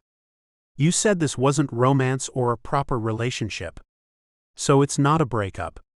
It's just an end, Donovan. You need to leave." I opened my mouth to argue with her again, but then she looked up at me, wide-eyed and desperate. That was when I knew that I could never do anything that would bring her pain. There was so much pain in her gaze that it broke my heart. "Sweetheart, this isn't," her voice cracked, and her eyes, already so red from crying, gleamed once again with unshed tears. "This isn't something where you can give me orders," she said softly. "This is real life. We had some kind of wonderful fantasy, but it's over now. I'm done. I have to be." What else was there for me to say? I stood back. I reached for her, wanting to touch her face one last time, but I stopped myself. She watched me with those beautiful eyes, and I wondered if she was afraid I could talk her into coming back with me. I cleared my throat, my voice gone unexpectedly rusty. "Goodbye, Gwen." I walked down the long, musty hallway of her apartment, listening for the click of the door as she closed it after me. It never came, and instead I could feel her gaze on my back until I turned the corner. In a haze, I drove back to the hotel and found myself in the penthouse because where the hell else was I going to go? The place was exactly the same as it had been a few hours ago when I had been blithely expecting Gwen to return, but as the sun set, giving the room long and searching shadows, it took on a haunted quality. I was being ridiculous, and I knew it. I stalked to the bar where I poured myself 2 fingers of whiskey into a cut-glass tumbler. The strong smoky burn returned me to myself, but maybe that was the moment where I realized I didn't really like that self all that much. There was a small mirror set behind the bar, and when I glanced at myself in it, I felt a wave of anger and disgust well up in me. I pitched the glass at the mirror with all my strength. The shattering sound was felt not good but right. It felt so good that I reached for another glass, and after throwing down another few fingers of whiskey, I did it again. I woke up the next morning with a pounding head, sprawled on the couch and surrounded by the wreckage of my own idiocy. The pale light coming in the window told me that it was barely past dawn, but there was no way I could get back to sleep, no matter how appealing unconsciousness felt right now.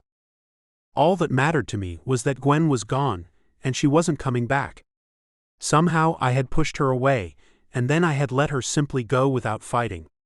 I let the intense pain of that roar up inside me, felt all its hot edges and its terrifying fury, and when it subsided to a slightly more functional level, I finally breathed. Gwen was something special, and though I could physically live without her, it would be hell, and there would likely not be much left of me at the end of it. Gwen made me better in every possible way. I was kinder around her, more honest, more appreciative of the beauty of a world that all my money sometimes occluded. Though I admittedly hadn't been very kind with that airplane speech. The memory made my gut clench, and the alcohol still flooding my veins roiled in warning. As I fought the nausea, a memory tugged at my mind. During that terrible encounter at her little apartment, she had mentioned Jordan. Why the hell would she mention Jordan? I knew Jordan was staying at the hotel, but she hadn't mentioned running into Gwen. I felt something like ice reach inside my chest and freeze hard. It helped. It gave me a place to put away the rage, the heat, and the fear. I showered, using that perfect cold to keep me going. I shaved, dressed in new clothes, and called down to housekeeping to let them know there was a serious mess in the penthouse. Honestly, I was more of a mess than anything I'd destroyed last night, but they couldn't help me. Only one person could. I knew that this cold couldn't last long. If it did, it might last forever, and I got a vivid idea of what life might be like without Gwen. Finally, I took a deep breath and reached for my phone. "Why, Donovan?" Jordan purred, her voice low and sensuous. There was a time when it would have at least piqued my interest, but now it only infuriated me. "I need to talk to you," I growled. "I'm coming down to your room." A pause. "Well, that's a lovely surprise." "Shut up," I said. "I want answers." Chapter 11. Gwen. Carly got me the waitressing job across town. It wasn't as nice as the job at the hotel, and frankly, the owner gave me the creeps, but at the end of the day it was work and I needed it. I wasn't going back to Fox Hotel and Suites, not for any amount of money. Gus begged something I never thought I'd see, but I was unwilling to take the chance of running into Donovan and Jordan arm in arm, laughing together. Though I wanted Donovan to be happy, I knew what I could tolerate, and seeing that was something I considered a physical impossibility. I'd lose it. I had ended things with Donovan almost 2 weeks ago, but though my mind knew it, my body and my heart weren't playing along. My body still tingled sometimes where he had touched me. My heart still leapt whenever I saw a man who was his size and with his hair color. I was a mess, and I couldn't even say that I had learned my lesson. Somewhere underneath it all, I would have gone back if he had been willing to ask for me, to fight for me. But of course, he wouldn't. No chasing. With my roommate out of town for a conference, I spent my work daydreaming about getting home, kicking off my shoes, and trying to find my way back to the music that had temporarily gone to sleep inside me. At least, that's what I thought I was going to do before I walked up to the building and found Donovan seated on the front steps, waiting for me. His eyes were closed, his face tilted up to catch the last rays of the setting sun, and for one shocked moment I simply took in the dark circles under his eyes, the hard set of his jaw. Then Donovan opened his eyes and looked at me, and there was such a depth of pain in his gaze that I nearly cried out. "Gwen," he said, and in a moment he was on his feet, throwing his arms around me in an embrace that felt almost desperate. I stood stiffly, not daring to let down my guard. "Donovan, what are you doing here?" "I came for you," he said, pulling back just a little. "Gwen, I need you." Gosh, how many times had I imagined him coming to me and saying just that, but I couldn't do it. Not when his kind of need would eventually kill me with its indifference. "Donovan, I can't do this again," I whispered, stepping back. "I'm sorry. Please go." Donovan looked devastated for a moment, but then a fierce look came over his face, dark and possessive. When I tried to draw back, one hand fell on my shoulder, and the other cupped my face, bringing my gaze up to his again. No. Not until you've heard what I have to say. Then I'll leave. I'll never see you again if that's what you want, but you need to hear me now. I nodded, unable to talk for the lump in my throat. When he saw that I was going to listen, Donovan took a deep breath. I need you in my life, he said, his voice urgent. When you left, I felt as if I had been set at sea on a boat with no sail and no rudder. It was empty without you, and the emptiness felt like it was going to reach up and devour me. He so closely described the emotions that I had been feeling all month that I gasped. Once I had tried to sit down and to write it into a song, but it had only made me cry. Donovan. Let me finish, please. Then. I suppose you can do as you see fit. I can't stop you, and if you think you would be happier without me, I suppose I will find a way to live with it. But Gwen, do you really want to? We were good, so good together. You made me feel like no one ever has before. I nearly killed Jordan when I realized she had said that to you. You belong with me. I can change. I want to change because it's you. You are the only woman that I have ever had these feelings for. Gwen, I need you. Not just your voice or your body. All of you. Your heart. Your eyes. Your smile. Your shy, sweet beauty. Gosh, Gwen. I love you. Please. The look on his face was haunted, as he said words I was sure he'd never before said to anybody. And yet, I swallowed hard. I wanted to say yes, to fall into his arms, and to let him take care of everything again. I couldn't though. Not with a man who didn't know me well enough to know what I wanted. A man who could turn away and just let me leave. I can't, I said, and I started to walk away blindly. From behind me, I could feel more than hear Donovan draw in his breath, and then, amazingly, he started to sing. His voice was low and cracked slightly. It was a good voice but untrained, and the song had been written for my soprano. She fell in love down a deep, deep well, and there was no one to tell her no. I turned around in disbelief, and Donovan kept on singing, his voice breaking more than it had before. It was my song, the song I had sung to him once. He sang about love as I saw it, as I needed it to be, and with a choked cry I spun around and threw myself into his arms. Thank God, he muttered raggedly, holding me so tight I could barely breathe, and I didn't want to. I never wanted to breathe again, without his arms around me. Tilting my chin up, he kissed my lips, then my eyes, my nose, my forehead, whispering, Gosh, I love you, Gwen. I'm so sorry. Please don't ever leave me. I looked up into his eyes, swept away by the depths of the truth in them. I love you too, Donovan. So much. But it has to be different this time. I already love you. You don't need to buy me. He kissed me again, threading his fingers through my hair and rubbing the ball of his thumb gently over the curve of my cheek. It will be. Because so help me, Gwen, if you walk out again, I'll chase you next time. And you damn well better come after me, if I do anything stupid. His eyes gleamed, and I smiled into them, leaning up into his hungry, passionate kiss, as he lifted me into his powerful arms. Deal. Epilogue. Gwen. I barely recognized myself in the mirror. The gleaming white dress was almost heavier than I was.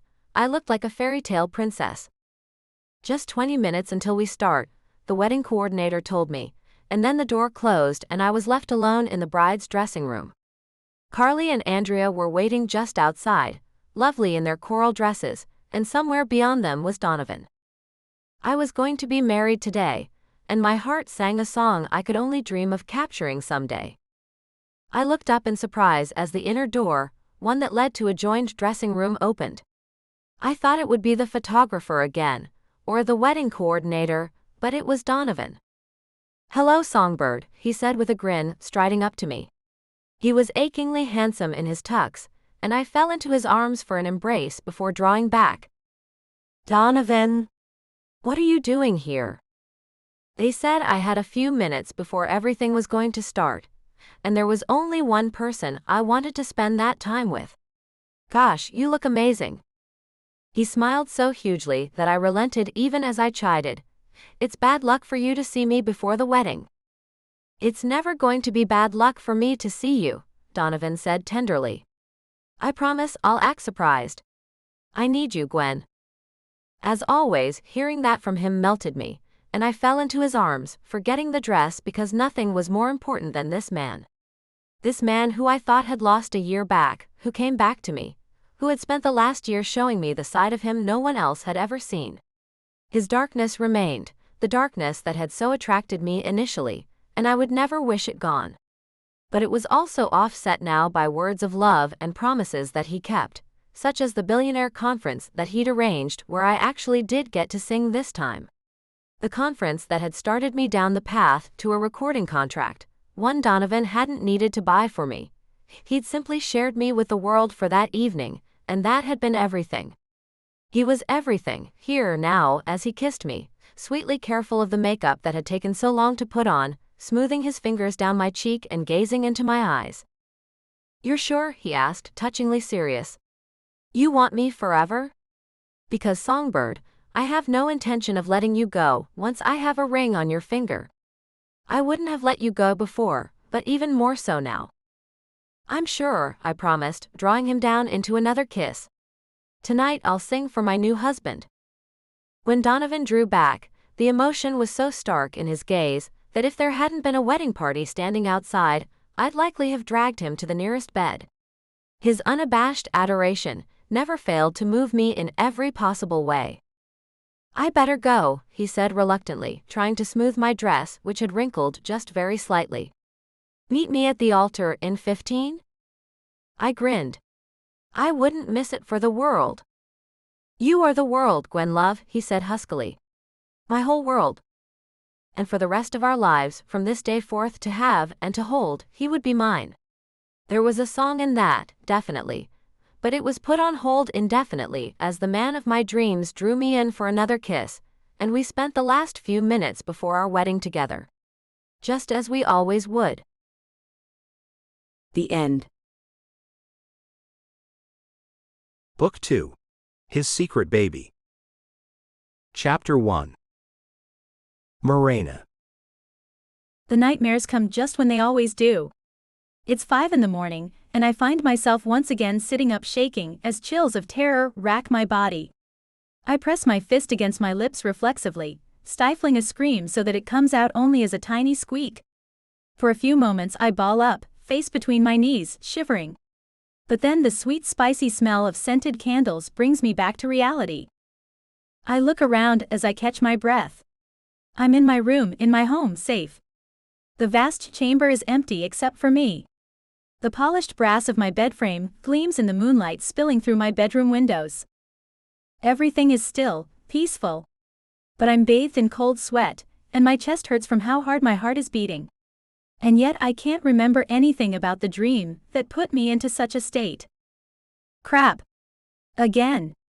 I wrap the wool comforter closer around me and huddle under it, breathing deeply until the shaking stops. This happens at least a few times a week, but I've never managed to get used to it, even after 5 years. These dreams have been haunting me since James Shea, my father, died. Seething with frustration over my interrupted sleep, and the terror I can't do anything about, I get up and change into a sports bra and yoga pants. At least this time I manage not to scream aloud and wake up Uncle Bradley. Uncle Bradley is another fixture of the last 5 years. He moved in right after Father's murder, and I've been living with him ever since. I don't technically need a guardian anymore, but after 5 years, I've gotten pretty used to having him around. It was a real comfort at first, and a necessity, as I was only 15 when he volunteered to be my legal guardian. It's a little awkward now that I'm a grown woman, but he insists on keeping an eye on me. If I scream too loud, his tall chubby form will come shoving through my doorway, never knocking, his robe flapping around him and his small gray eyes focused on me like lasers. It's a good thing I've never felt inclined to start sleeping in anything sensual, or to bring a boyfriend home. That would definitely make everything even more awkward, especially considering Uncle Bradley's nosiness. He always wants to know everything that I'm doing, but I forgive him because I know damn well why he's so overprotective. He's the one who had to come home and break the news to me after that assassin sabotaged my dad's car. He's the one who helped me get through it all, even when the trauma left my memories in tatters. We're the only members of the family left, now that Mom's left the country, and I know he worries about losing me too. I'm really not sure what I would have done without him, so I don't mind a little intrusiveness. But not when I'm trying to sleep. I unroll my exercise mat over the muted pink and green carpet, and start my stretches. Sometimes yoga can help me relax enough to fall back to sleep. If that doesn't work, I'll go straight to combat practice so I don't waste any time. I've always been pretty athletic, but I didn't start intensive training until after Dad died. I knew basic self-defense and had practiced yoga since I was 12, but I didn't start learning Kali until the moment I stood at his graveside, back when I made my most important promise. Uncle Bradley's shown me the evidence, Father. I know your death wasn't an accident. I'll find the man that sabotaged your car, and I'll bring him down. I swear, Daddy, I'm going to send him wherever you are so you can personally kick his pretty Italian ass every day of the afterlife. It's harder to get in a good session without my practice dummy, but I know better than to drag it out of my closet right now. The grunts and thuds will bring Bradley out of a sound sleep. He's a strange guy, Uncle Bradley. He's kind but smothering, protective but disinterested in the details of my life. He's also supportive of my efforts to avenge his brother, but is weirdly unwilling to understand my need to get fighting fit before I face my father's murderer. Striking out at open air, shadowboxing in the scant moonlight shining on my wall through the windows, I think hard about Armand Rossini. About how I'm going to destroy him. Armand Rossini is a man who's been on my mind almost constantly for the last 5 years. The unusually handsome garage attendant first caught my eye when Dad brought his blue Mercedes in for maintenance, but he has my attention now for a much different reason. He was the one who worked on Dad's car. It was that same car that Dad was driving up the mountain alone, fresh from the garage, when the brakes suddenly gave. We sued the garage and demanded all the information they had on their new employee, who had suddenly disappeared after the accident. Everything the garage had turned out to be false. He was the one. Uncle Bradley confirmed it. Rossini wasn't a mechanic at all, but one of Interpol's most wanted, a killer for hire who specialized in sabotage. I remember that moment when I first saw Rossini. I was 15 and full of hormones, and when I glimpsed his dark curls shining in the sun, and the white flash of his grin as he talked to a coworker, I thought he was the most beautiful man I had ever seen. For a moment he turned his dancing black eyes to me, and I felt like I was falling into their warm depths. The crush was instant and so powerful that I had my first steamy dream that night. I woke flustered and warm but smiling. I daydreamed about him until the night I found out what he had done. I've hated myself for a long time for that stupid crush. I still feel like a fool for it, especially because I've never been able to get those dreams to go away. Over the years, I've learned to distract myself by planning my father's revenge. I knew early on that it had to be me. Between his heart condition and his growing alcoholism, Uncle Bradley can't handle the problem directly. And no one else will help us outside Bradley's web of bribed contacts. The police won't believe us. The FBI and Interpol will do nothing with the lead, even though they've both been chasing Rossini for almost 2 decades, because they have never been able to prove exactly what happened. When I made that oath over my father's grave, it was because there was no one else left to seek justice for his death. I tested out of high school and started training. I learned to hack, cracking passwords and mining for information online. I learned Italian, Spanish, and Portuguese, as they were all languages that Rossini was fluent in, along with English. Every scrap of information about him that Uncle Bradley passed on to me, I found a way to use in my training. Now, as I work my way through a series of strikes with my practice knife, the only thing breaking the silence are my soft gasps for air. I won't wake him. He has no idea how long and hard I practice, or how good I've gotten. Nobody does. The most powerful thing about a secret weapon is that it's a secret. I felt like a ridiculous klutz for the first 6 months of practicing. By a year in, I developed a competent grasp of the basics, but I didn't start feeling confident about my combat skills until 3 months ago though, when I finally managed to disarm my instructor. Oberst called it a lucky shot, but I saw the frustration in his face as he picked up his practice sword. I'm glad. He was the one who told me I wouldn't take this seriously enough. I swore he'd eat his words. Now he has. Now I need to make sure that I strip Armand Rossini of more than just his weapon. I guess I shouldn't have expected I'd be able to sleep a full night. After all, today is the day that my uncle finally found Armand. According to our information, he's been holed up in an ancient, partly refurbished plantation house in Georgia. My packed bags wait beside my bed. Our pilot will be flying me out to Atlanta in the morning, where I'll grab a rental car. I'll reach his area before sunset and start scouting. The prospect of taking a human life makes me sick to my stomach, especially if I get caught. I don't want to go to jail, and I don't want to stain my hands with human blood either. But not even our vast amounts of money have been able to buy justice from law enforcement. So now I'm going to Georgia to hunt it for myself. Chapter 2. Armand. She left the airport at 8 this morning. She'll be in your area by early afternoon. The man on the phone is using a cheap voice disguiser that does nothing to hide his identity from a trained ear. But I play along with his game of anonymity, even as disgust at his cowardice turns my stomach. I was having a lovely morning, until this pig called me up with his kill order. "What the hell did you do, Stronzo?" I snap. "I told you that we're done, now that you've broken our agreement. I refuse to hurt that innocent girl for you." A low chuckle punctuates the silence on the other end of the line. "Oh, I think you will, considering she's a material witness against you and now knows where you live. You won't have a choice when she shows up on your doorstep. It's been this way for 5 years. Ever since I put an end to that beast James Shea, the man who hired me keeps pestering me about the rest of the work that he'd ordered.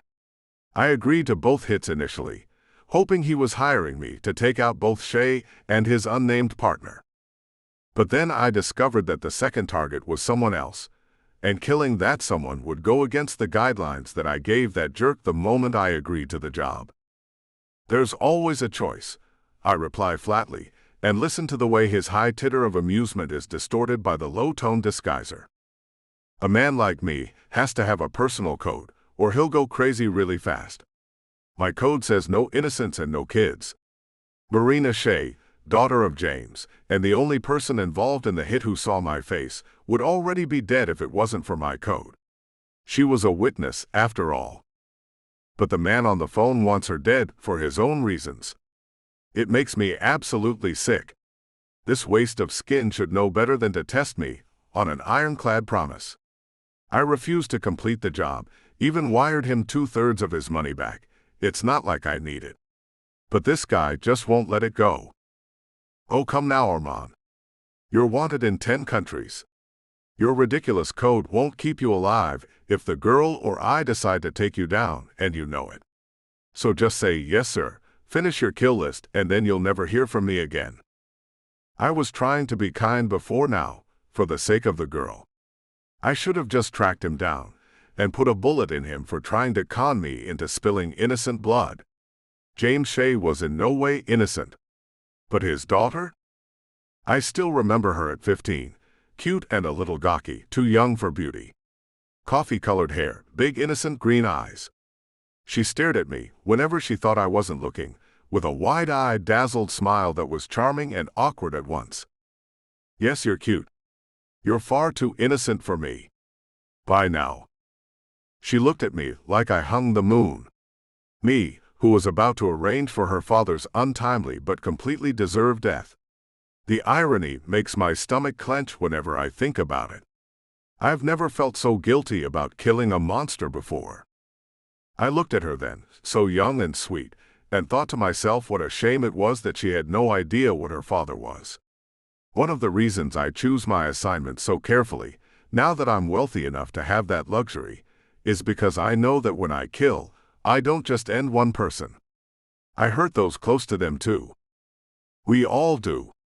Assassins, soldiers, executioners, any cop who pulls the trigger instead of bringing someone in alive. We don't just kill one individual. We wound families. So I am very careful who I target. I understand that you are sending the girl to an address that you believe is connected to me. But I also know that I have 5 current addresses in the United States alone, and that it will take a tremendous stroke of luck for your investigators to determine which one I'm occupying. I pause to let this sink in and pour myself a touch more champagne. I drop a frozen strawberry into it. Georgia heat has me parched. The creep found the right hideout completely by chance, and now he's sending his second target to my doorstep with a gun and a vendetta. Furious little Marina doesn't know what her father did, or why I agreed to get rid of him. And so she hates me and wants me dead.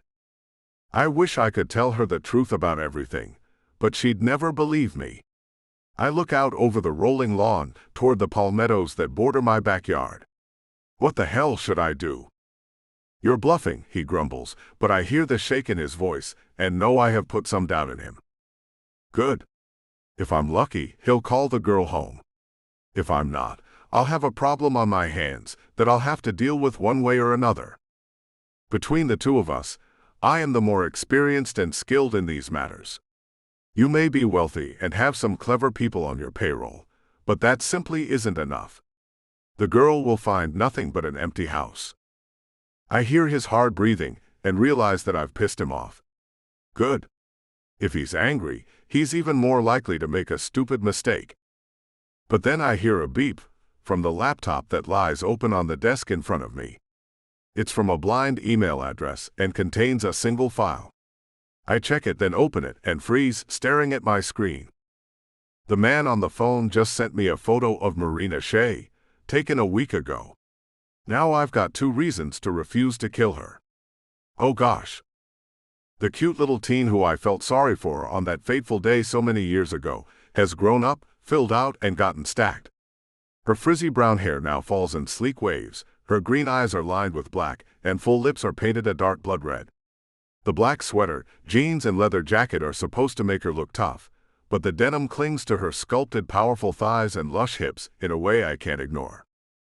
The voice on the phone is barking threats while I'm staring at the photo of woman he wants dead, and wondering if there's any chance at all that I can convince her to stop hating me. I could just tell her the truth. Another long silence. What truth? He splutters. You've been checking up on me, I say quietly, without revealing a bit of what I have actually learned. I have also been checking up on you. You know as well as I do that the girl is aware that someone hired me. What would happen if she found out that it was you? She'll never believe you, he stammers quickly. Never. I have her twined around my finger and had her for years. You'll have to get rid of her to save yourself. We'll see, I think, as he hangs up in my ear. He's just made the mistake of pissing off Armand Rossini for the final time. The girl's life is in no danger at all, unless I have no other choice. But the man who sent her, his days are numbered. Chapter 3. Marina. Yeah, Uncle Bradley, I made it to Atlanta just fine and I checked in at the hotel. I flop back onto the gold satin bedspread of the 2 posh room Bradley arranged and heave an enormous sigh. I'll be scouting the address tonight. Careful, sweetheart, don't go in too tired. Davies already told me what rough weather you had on the flight from Denver. His voice is warm and kind, but with a warning in it. I'll get a meal and a nap in first. And a shower. The 3-hour flight from Denver didn't bother me much, even with all its turbulence. Atlanta traffic in a suddenly balmy 65 degrees, while still half-dressed for Colorado winter, was 45 minutes of stifling stop-and-go hell.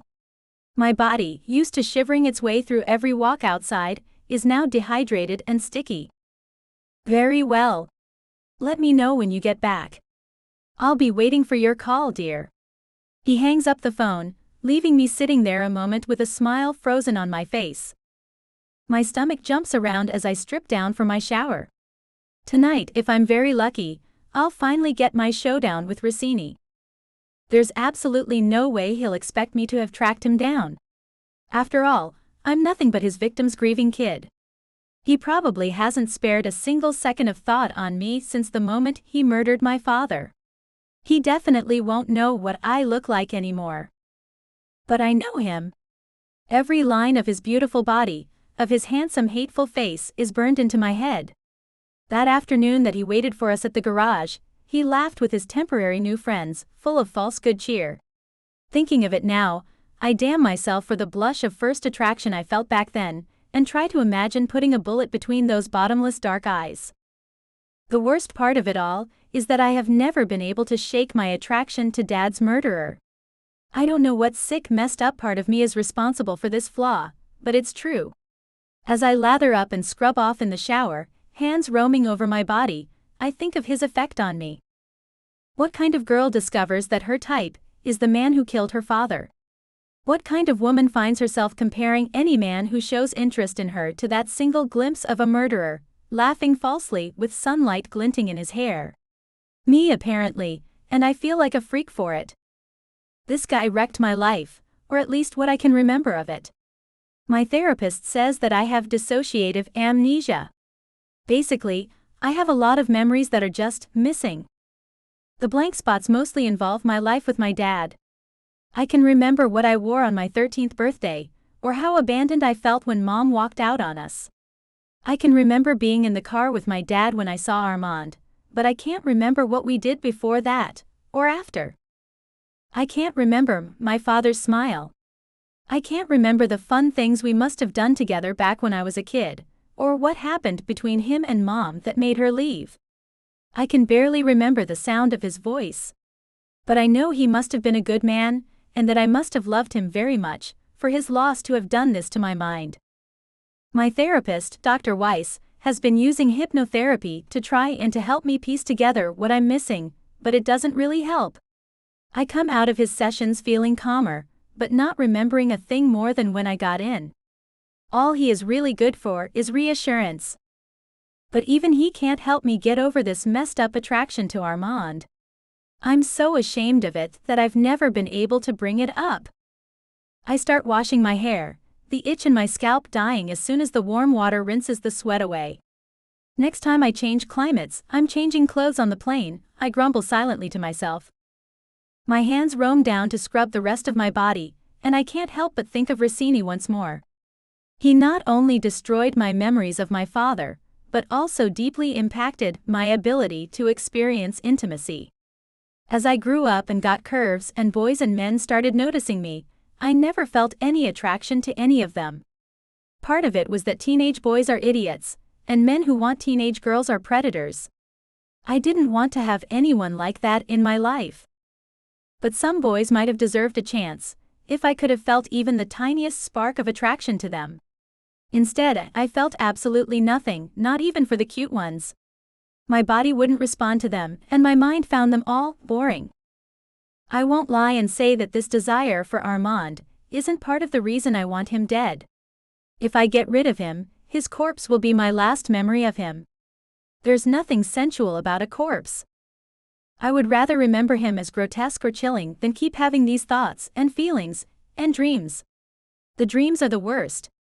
As I dry off my hair, exhaustion from my short but grueling trip making my eyes ache. I hope that my nap is dreamless. Chapter 4. Morena. I hope in vain. When the dreams do come though, they're not about Armand. You need to stop being afraid of the basement, Marina, honey? Dad's voice sounds more annoyed than kind. The road we're on weaves up the cliffside road to our estate on the mountaintop. The view of the drop-off normally makes me dizzy, but this time I don't care. I'm busy thinking about the incredibly cute mechanic that Dad and I left the Mercedes with. Off in the distance, the lights of Denver are flickering on in the growing dusk. But his mention of the basement sends a cold thread of fear through me. Sweetie, this is ridiculous. You just had some nightmares, like your therapist said. Just that and some sleepwalking. There's nothing down in the basement to be afraid of. Once again, the words are kind, but his tone has a hard, strident note, as if he's disgusted with me. I'm afraid of spiders too, but I don't hear you yelling at me about that, I grumble sullenly, trying to ignore how fast my heart is beating. The black rectangle of the cellar door yawns in my mind, and I think of the mechanic's dazzling smile instead, trying to push out any other thoughts. Spiders bite. Cellars store your wine. One fears sensible, the other's ridiculous. The annoyance in his voice lashes me like a whip. I flinch. It's only been a month, I mumble. He sighs in exasperation. We all feel bad about your mom leaving, honey, but you need to get over it. Crying in front of guests when I send you down to get a bottle for the table is not acceptable. I'm sorry, I almost whisper, resenting him with my whole heart. Never mind, young lady. I had just better see some progress soon. He's pulling onto the stretch of road where the police found the break in the safety barrier, and in the weird way that only dreams work, dream, reality, and memory all seem to combine for a moment. I tense, something in me remembering the pitiful mass of crushed metal far below that the Mercedes dream me is in will become. You can't go forever without putting together the pieces. This doesn't begin or end with the Italian. He's just an errand boy, honey. He's gone off script suddenly. It's his same voice, the same disgusted tone I remember him using whenever he was disappointed in me. But I somehow know that he's never said these words before. Who hired Armand Rossini? That's my real killer. I sit up in sudden shock, my wide eyes staring blankly into the room that is now lit only by the glow of the city through the windows. A glance at the clock confirms that I was out for hours. That alone doesn't make any sense. I don't sleep deeply anymore.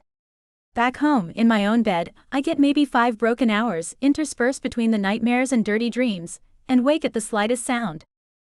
I check my watch. 4 solid hours of sleep when I expected to get only 1. It's like a damn miracle, but it also leaves me more disoriented than I need to be for my plans. Am I in any shape to do recon tonight? I almost feel like I must be getting sick. I never sleep that deeply. And what was it with that dream? It wasn't dirty, and it wasn't a nightmare. Unlike some of the crazy dreams of the last 5 years, there is one element of it that I have trouble accepting as real. As I sit there, rubbing my temples, I think on that element and am not sure how to take it. Bradley told me I adored Dad. My therapist said that I act like someone who lost someone dear to her.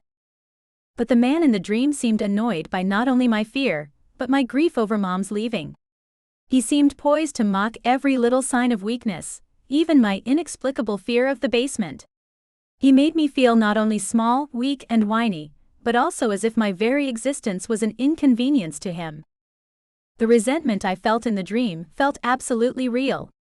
Most teen girls resent their parents at least some, but this was bitter and dark, and full of years of unexpressed fury. No wonder Mom left if you were such a jerk. I just wish I knew why she left me with you. Except for the yawning cellar door and that heart-freezing terror, I remember absolutely nothing about the night my mother left. I have her phone number and her forwarding address in Majorca, but every time I try to call her, my stomach knots up and I have to stop before it rings more than twice. I need to eat, get my focus back, and get that recon of Rossini's property done. He might not even be there, but either way, I need to know the lay of the place if I'm going to have any chance of infiltrating it. Maybe it would be better if he isn't there tonight. I'm not a coward, and I'd love to just get this whole mess over with. But I need every edge I can get against this guy, and I know it. I force myself to eat a lean meal of salmon, vegetables, and brown rice. I drink lots of water, making sure I'm hydrated. It's the same kind of food I've been on for years. It helps keep my head clear when I'm expecting to get some exercise, which I am tonight, even if all I end up doing is climbing a fence and sneaking around Rossini's property. At 11 sharp, my uncle's courier arrives at the hotel with my gear, a nondescript man in a gray suit. I eye the 2 duffel bags for a few minutes, before unzipping them and going through the contents. As I stare down at them, A wave of apprehension hits me. I'm an idiot. I have 5 years of combat training, and I'm going up against a man who has been killing people for longer than I have been alive. Who am I trying to fool? It will take more luck than I have ever experienced in my life for me to kill Armand Rossini. It will take even more luck for me to do so without losing my own life in the process. But instead of doing the smart thing and hiring a professional to do the job, I have been obsessed for years with doing this with my own 2 hands. It's not enough to just be there when Armand dies. I need to beat him. I need to see the light leave his eyes myself, and I need to be the cause of it. My therapist shocked me by taking an interest in what he labeled my revenge fantasies. He had me write them down in detail and talk about them with Uncle Bradley. I was completely shocked when my uncle turned out to be all for the idea, and even more surprised when he decided to pay a group of investigators to find Rossini so that I could exact my revenge. Before all of this, my uncle always nagged me about being more ladylike, when I always preferred to run, swim, and hike. But from the moment I brought up my dream of ending Rossini myself, he changed his tune completely. I don't really know what I would have done without him. But all the support, practice, and determination in the world can't change one hard reality. Rossini is very likely going to kick my ass tonight, or put a bullet in me. That's why I have requested gear that should help me either live long enough to get him first and get out, or take him with me. Lightweight armored clothing in indigo, padded just enough to absorb some hits without making me sweat to death. 2 long sharp knives. The long rifle I got as a gift from Dad when I was 12, and the heavy caliber pistols I have practiced with for 5 years. Just like with my martial arts practice, Bradley has no idea just how much time I've spent on the range in the last few years. He hired an instructor to accompany me before I hit age 18, but mostly stayed out of it. I don't know if he found the idea of my working out and shooting guns distasteful, or if he didn't actually care all that much how good I got at it. That has never added up for me. He helps me and then he neglects me. He reassures me that this revenge is what my father would want, and spends $250,000 yearly looking for Rossini, but then sends me off on my own. I start changing into my workout gear, and put on the light raincoat I will be wearing over it, until I get to his mansion. Rossini doesn't keep any staff. No guards. No security system that I can't defeat, even with my very basic skills. He's that confident in his ability to keep himself safe. Either that or my uncle's got bad information. But the fact that he may have bad information is why I'm checking the place out tonight, instead of just running in blindly. I check my pistol. It's a Walther PPQ, loaded with armor-piercing .40 caliber rounds. I've practiced with this same gun since I started my training. It's like an extension of my hand now. My backup weapon is another Walther. I don't normally try for 2-gun mojo with them. As my instructor is fond of telling me, those kinds of flashy stunts are just a way to miss faster, with more bullets. My eyes narrow as I realize that the clip is loaded with blanks. Very funny, courier man. Are you trying to get me killed? I check my backup and find more blanks. Growling in irritation, I dig out one of the boxes of hollow points I ordered, make sure they are actually hollow points, and reload my clips. I bag up the blanks, while I fantasize about force-feeding them to the guy in the gray suit. Damn unprofessional. I'm going to have to tell Bradley to find a better courier. What would have happened if I had not checked? Once I've loaded and holstered both weapons, tucking 2 spare clips into my belt pouch, I stomp into my boots and meet my own gaze in the mirror. I snort, rolling my eyes. Gosh, I look like I'm cosplaying. Even armed to the teeth and with a gun in my hand, I still look ridiculously young, like I'm 16 instead of 20. My uncertainty shows in my face, making my green eyes look innocent and vulnerable. I narrow them and do my best to look tough. Time to get to work. The light opaque raincoat helps me blend in with the crowd going in and out of the lobby downstairs. I pass by people on the street outside without anyone noticing that I'm armed. No one would expect that of a young woman anyway, not around here. I might die before this is over. But I've got a secret weapon in my small bag that will make sure that if I end up engaging with Rossini tonight, he won't be coming out of it alive. I hope I don't have to use it, but if I do, it's a guaranteed win, so long as I can get within 10 feet of him. I weigh the small bag briefly in my hands, before setting it carefully on the seat of my rental car and looping the seatbelt through its strap. It really wouldn't do to have such sensitive contents sliding off the edge of the seat. I'm full of nerves as I start the drive out into the countryside, but they start to clear as I move further away from Atlanta. The warm rain and blustering wind fill the empty stretches of a nearly deserted highway. I chew mint gum to help keep myself alert. Armand Rossini's hideaway is an hour away. I will get there and do as much as I can tonight. Whether it ends before dawn or I have to come back tomorrow, I'm not going to stop until it's done. Chapter 5. Armand. I can't sleep. I'm too busy thinking about the innocent girl who has been wound up and sent after me. I have no doubt that my now-defunct client made sure to arm her as well. He's trying to force me to kill her in self-defense since I've refused to do it outright. He's underestimated me greatly, along with my commitment to my code. My hands may be soaked in blood, but none of it is innocent. Mob bosses, serial killers, abusive husbands, sadistic fathers, those are my targets. I'd rather take a bullet than kill Marina Shea, not just because of principle, but because of pride. My troublesome former client deserves the bullet for trying to force me to compromise myself, and for deciding that a work of art like her deserves to die. There's only one thing I can think about doing to that gorgeous young vigilante, and it has nothing to do with my guilt or her vendetta. If only her schoolgirl crush on me endured, despite her knowing that I killed her father. But of course, even hoping that is perverse. Still, the idea of seducing her lingers, like an itch I can't scratch. I'm not worried about her getting to the plantation house without my knowing it. There is a winding half-mile road that runs up to my gate, and I've seeded the area with various sensors and cameras hidden in the trees. The moment she shows up in the area, I'll have a good 5 to 10 minutes before I even have to worry about her reaching the edge of my property. The land leading up to my property line is actually county land, which I sold off to them to put a buffer between me and the highway. I am not worried about her sneaking up on me. I'm just worried about her, period. She's a pawn in a very ugly game being perpetrated by a pair of human devils, and I really have to make sure that she isn't sacrificed. I want her to get out of this alive and armed with the truth. If she learns what really happened with her father, she'll find a better target for all that rage she's aiming at me.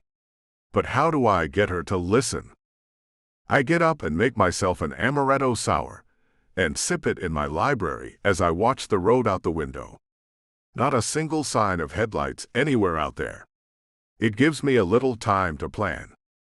By the time my security system chimes a warning, I already have the lights off all over. I have the camera feeds routed to my tablet, which I've turned to the lowest brightness so the glow won't give me away. I'm wearing my low-light goggles, but I do not have any of my weapons. No one dies tonight. I have no intention of even letting her see me until I'm close enough to disarm her. I glimpse her headlights well down the access road.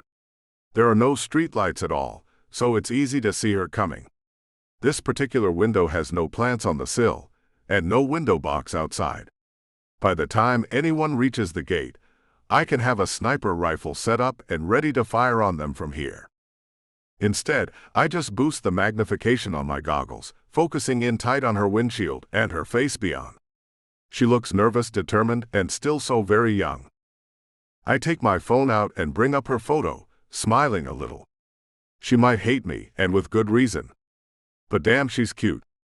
I watch her get out of her car, in the shadow of one of the big cypresses, just outside the gate. She slings a small bag over her shoulder, and puts on a pair of goggles much like my own. I watch curiously as she walks past the taller iron gate, and instead heads for the spike-topped iron fence. I'm not worried that she'll be able to get over it on her own. Poor little rich girl, She may have spent some time at the range, but she's hardly a professional entrywoman. I stare in shock as she throws her raincoat over the top of the spikes and clambers over the wet iron like a monkey, scrambling up quickly and flinging herself over like the devil's on her trail. Crap! I really like this girl. I can't help but grin. Apparently, the young lady is full of surprises. And she's clearly brave too. It only makes me want her more. And that brings my head back to the same question. How can I convince her that I did everyone a favor, including her, by putting her father in his grave? I watch her progress across my lawn, keeping to the shadowy edges as much as she can, her movement stealthy and cautious. She's avoiding the cameras. She's a little more hesitant and clumsier than a pro, but she's been practicing, and she definitely has a lot of potential. I decide to power off the security grid on the lower floor. I want to see if she can get inside. If she does, I'm going to take care of her myself instead of letting the alarms go off to alert the neighbors and the police. She reaches the code box outside my door and manages to hack it after a few tries, deactivating the door alarm. She picks the lock and the deadbolt and then quietly steps inside. I move out onto the landing to watch her as she creeps through the entryway and into the dining room. I catch whiffs of hotel shampoo and hand cream as she walks past the stairs. It's familiar. Which Atlanta hotel uses rosewater-scented toiletries again? I file the question away in case I have to track her later, and move silently down the stairs to start following her more closely. It's not difficult to stay out of her view. She's moving slowly and fairly quietly, but I can hear her labored breathing. She's scared. Of course she is. She might be brave and skilled, but she's an amateur trying to avenge her dad, and she probably thinks of me as some kind of unstoppable monster. But sometimes fear makes people more dangerous. Frightened people with firearms can kill without even meaning to. I'm careful to stay in her blind spots. The way she moves, the flash of her pale skin against that dark, richly scented hair, the curve of her hips in those high-tech combat pants. She wants to be a tough girl, wants to be my enemy. But my lust for her is growing so strong that I barely care about the potential danger. We have reached my cavernous living room, with its display cases of small statuary and fossils, its sprawling velvet couches and thick Persian carpet. I move a little closer to her, still dodging her line of sight, and using the shadows and furniture of the room to break up my silhouette. I'm trying to decide whether to speak first or jump her to get the gun away, when she catches a glimpse of my reflection in the glass of the cabinet doors. She tenses, and I lunge forward as she spins around. Chapter 6. Morena. The entire house is dark but warm, and smells like it's been inhabited recently. Faint whiffs of garlic bread and steak from the kitchen. Amaretto from the library. And everywhere the faint smell of spicy cologne. I'm careful. I do everything right that I can possibly think of. Checking my corners. Moving carefully and quietly through the building, checking every room in case he's sleeping in there, or somehow waiting for me. Where are you, you son of a gun? Where did you get to, and why are you making no noise at all? Maybe he's not here after all. That would be a break, in a way, especially with my stomach jumping around like this. I'm halfway through the living room when I catch sight of movement behind me, in the reflection of one of the glass-fronted display cases. I spin around, and don't even get a chance to pull the trigger. He's a lot bigger than I remember, and faster than I ever dreamed. He's already blocked the slide with his hand. A second later, he twists the pistol out of my grip and sends it sailing across the room. I roll back out of his reach and pull my backup pistol, and he moves like lightning again, darting forward and grabbing both my wrists. Next thing I know, he has me pinned against the wall. He's wearing night vision goggles too, and his expression is more amused than angry. That pisses me off enough to get over my shock and start fighting his grip, squirming and kicking. Maybe I can get a wrist free. No good. He lifts me partway off my feet and wraps my gun hand sharply against the wall. My backup pistol clatters to the floor, and he kicks it behind him. I refuse to cry out. Teeth gritted, I fight his grip, trying to get a knee up into his gut or something. His response is to wedge a knee between my thighs and pin me more firmly, his whole body pressing against mine, anchoring me to the wall. A sharp jolt goes through me. I've never felt anything like it before. It's hot and electric, and the closer his body presses against mine, the more it cuts through my fear and distracts me from my anger. What are you doing to me? That's quite enough, he states, far too calmly for the situation. Stop squirming. You're not going to be able to break my grip, and I don't want to have you hurt. I want to spit in his face, but when I raise my head to look at him, all I can see are those perfect full lips smiling faintly in the dim moonlight. My mouth dries up immediately. Damn you, let me go. I snap. What, so you can try to kill me? His black amusement stings. I hate him, and I hate even more that I can feel my body tingling from his closeness, from his rich masculine scent in my nostrils. You've got no damn business complaining. You murdered my father. Did you think I would just let you get away with it? It's stupid to yell when he's close enough to just snap my neck, but I can't stop fighting. That small amused smile dies. Your father was a monster. The only reason that you don't realize that is because you can't remember what he did. I freeze, my whole body going cold despite his warm, powerful body pinning mine. My mind immediately goes back to the strange dream, and my father's annoyance with me for being afraid of the basement. And for a moment, I wonder. I catch myself and a wave of disgust runs through me. What the hell am I thinking, believing this murderer over my own family, even for a moment? I don't know who hired you, or what kind of lies he handed you when he gave you your advance, but my father was a great man.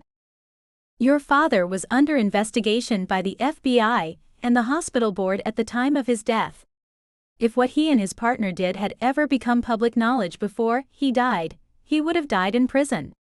His tone has a note of pity to it, as if I'm some poor brainwashed creature who can't grasp the truth. I am sorry that he has deceived you so badly, on top of everything else. I just stare at him. He switches both my wrists into the grip of one broad hand, and pulls off both our night vision goggles so that he can look me in the eyes. I'm not saying these things to hurt you. You may not believe this, but I don't mean you any harm. I can't help it, I burst out laughing. You don't mean me any harm? You murdered my father. Don't you think that would hurt me at least a little? He lets out a sigh and his head lowers slightly. To my complete surprise, his handsome face creases with pain. I'm sorry. Whether he was a good man or not, I have taken him from you, and I deserve your anger. But when it comes to seeking revenge, there's someone who deserves your bullets far more than I. I have no idea what to say. My heart is pounding, my breath burns in my lungs. He's apologizing to me. That's even crazier than hearing him say that my father deserved his fate. Stop, I mumble finally. He sets me back on my feet and moves back slightly, but his hands still hold my wrists like warm, smooth manacles. Stop what? Stop playing head games with me. I came here to get the name of the man who hired you, and then kill you.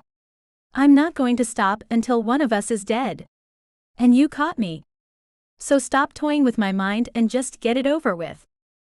He's going to kill me. Of course he is. That's what he does. Get what over with? Are you assuming that I plan to end your life? There's that amusement again, this time with a hint of self-deprecation.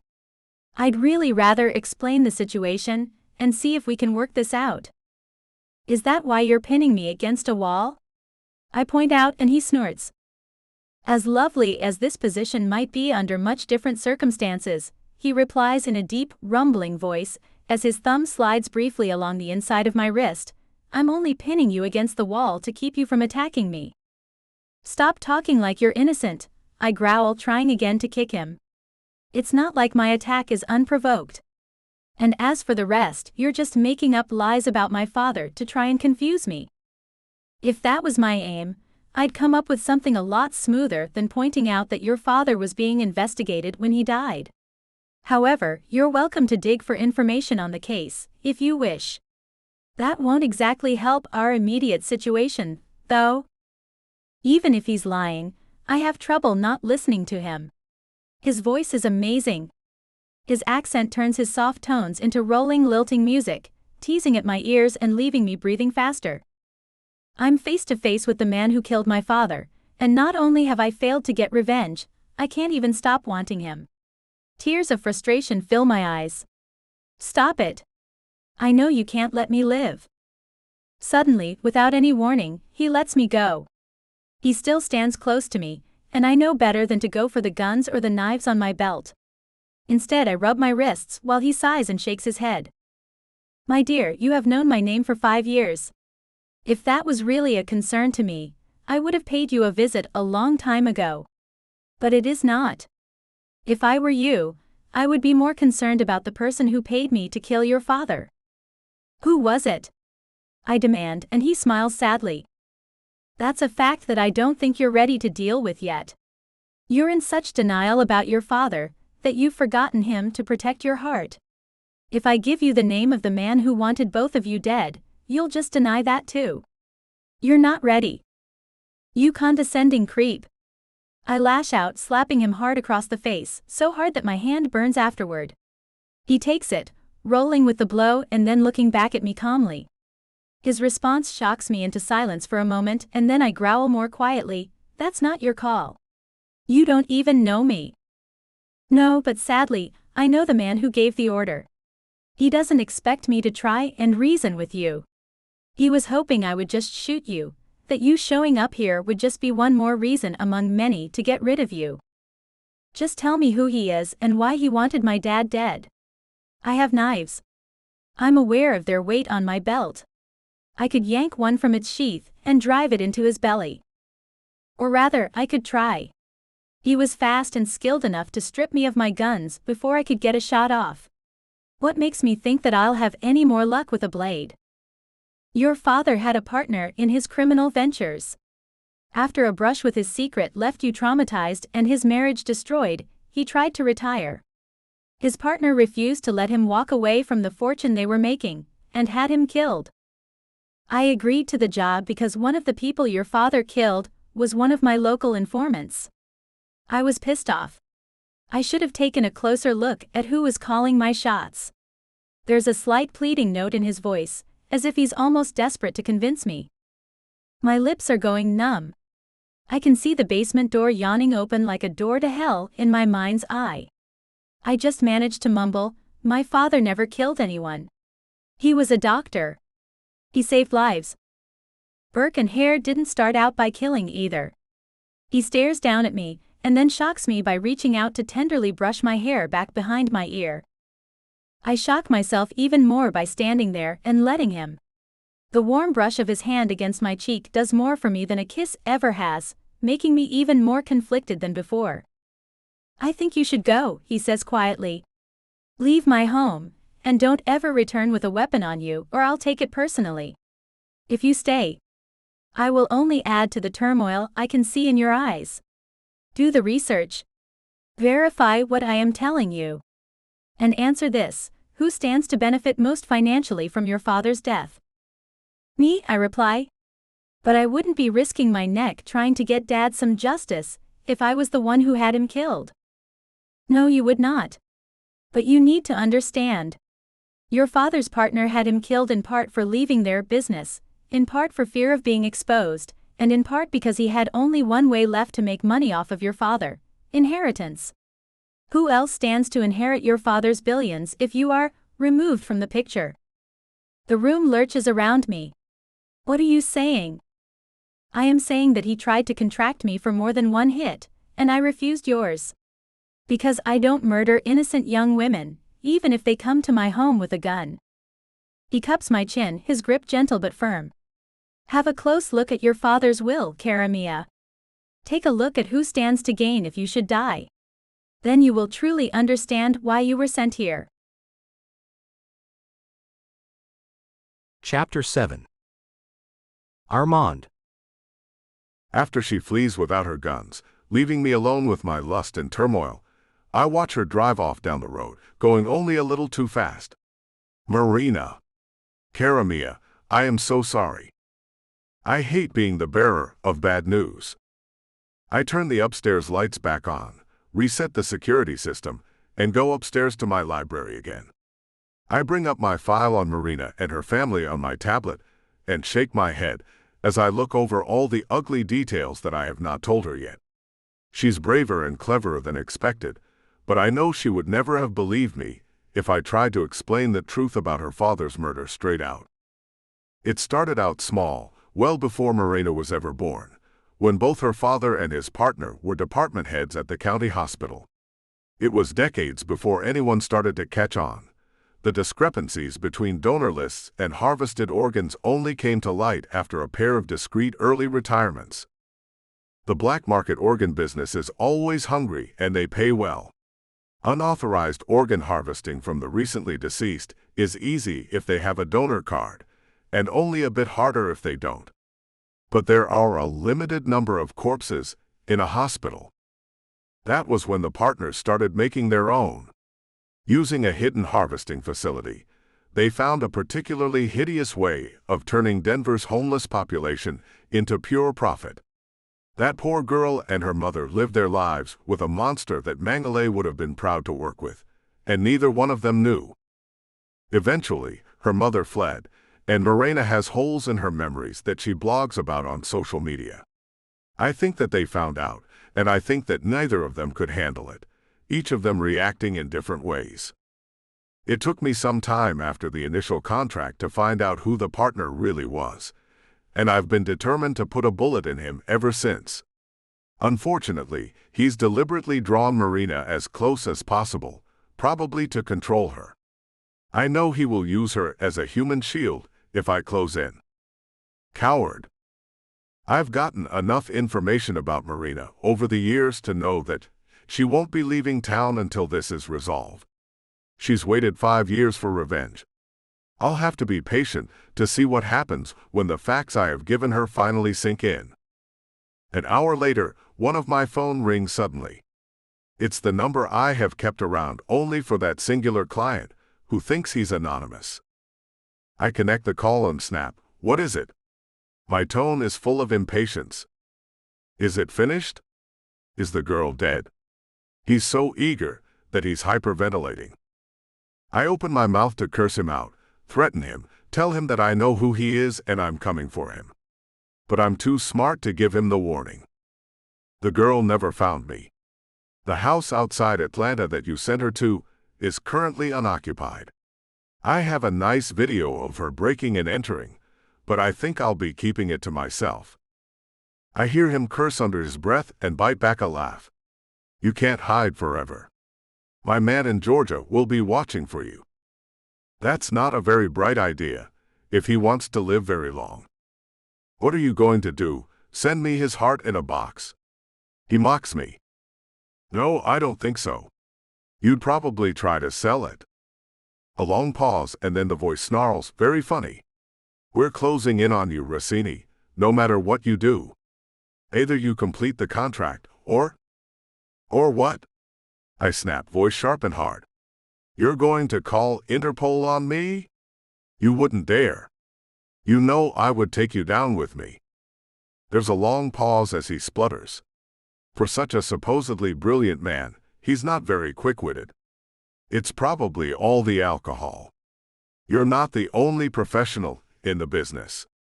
I'm sure some of your competitors have grudges against you. If the girl can't do the job, I'll kill her myself and send one of them after you.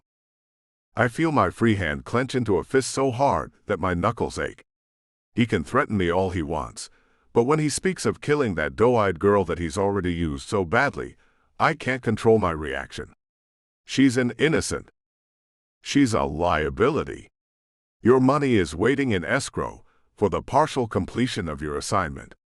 Get it done, or things will go down just as I have insinuated. He hangs up abruptly, and I growl and shove my phone back into my pocket. Marina. He aims to kill her if I don't do it. I have to warn her. That means finding her hotel. The one with the fancy toiletries that smell of rosewater. I've stayed there, entertaining a weekend fling. The lady came out of the shower with her skin smelling of the stuff 3 mornings in a row. Praying I'm right, I walk into my expansive closet to put on a disguise. I'm still a wanted man. I can't just walk around letting my real face end up on security camera feeds. I took away Marina's father. It's time that I make it up to her, even if that means protecting her from herself or her own flesh and blood. Chapter 8. Marina. By the time I make it back to the hotel, I'm exhausted. I've lost both my guns and almost all of my nerve. I still don't know why Rossini spared me. He could have shot me in the back before I ever realized he was there. But instead, he tried reason. He tried to explain what happened all those years ago. I don't know if he was playing some crazy mind game, or if he was telling the truth, or whatever he thinks the truth might be. He seemed so earnest. I hit him as hard as I could, and all he did was try to talk with me. He could have killed me with one punch. Instead, I carry with me the memory of his gentle touch as he stroked my hair. Who is this man? I stare out the window of the hotel as I strip out of my clothes, letting everything drop to the floor, from my empty holsters to my underwear. My body aches and itches with unfamiliar sensations. He confused me. He scared me. He said things with a straight face that sounded impossible, and insinuated even more. The man who hired him to kill my father also tried to hire him to kill me, to gain a clear shot at my father's money. I'm sorry, Dad. I ran. I couldn't do anything. Tears of shame blur my vision as I stand naked in the darkened room.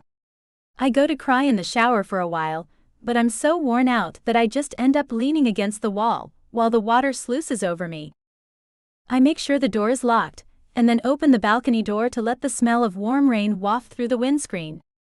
I crawl into bed, squeezing my eyes shut and just wanting the world to go away for a while. Someone is lying to me. The assassin I've been planning to murder for 5 long years, or Uncle Bradley. It might also be whoever is giving Bradley his information. Maybe he's being misled by my father's mysterious partner, if any part of what Armand said is true. He was the one who encouraged me to verify what he was saying. Some of it I might be able to check into online. There's also one person that I know will have at least some answers for me.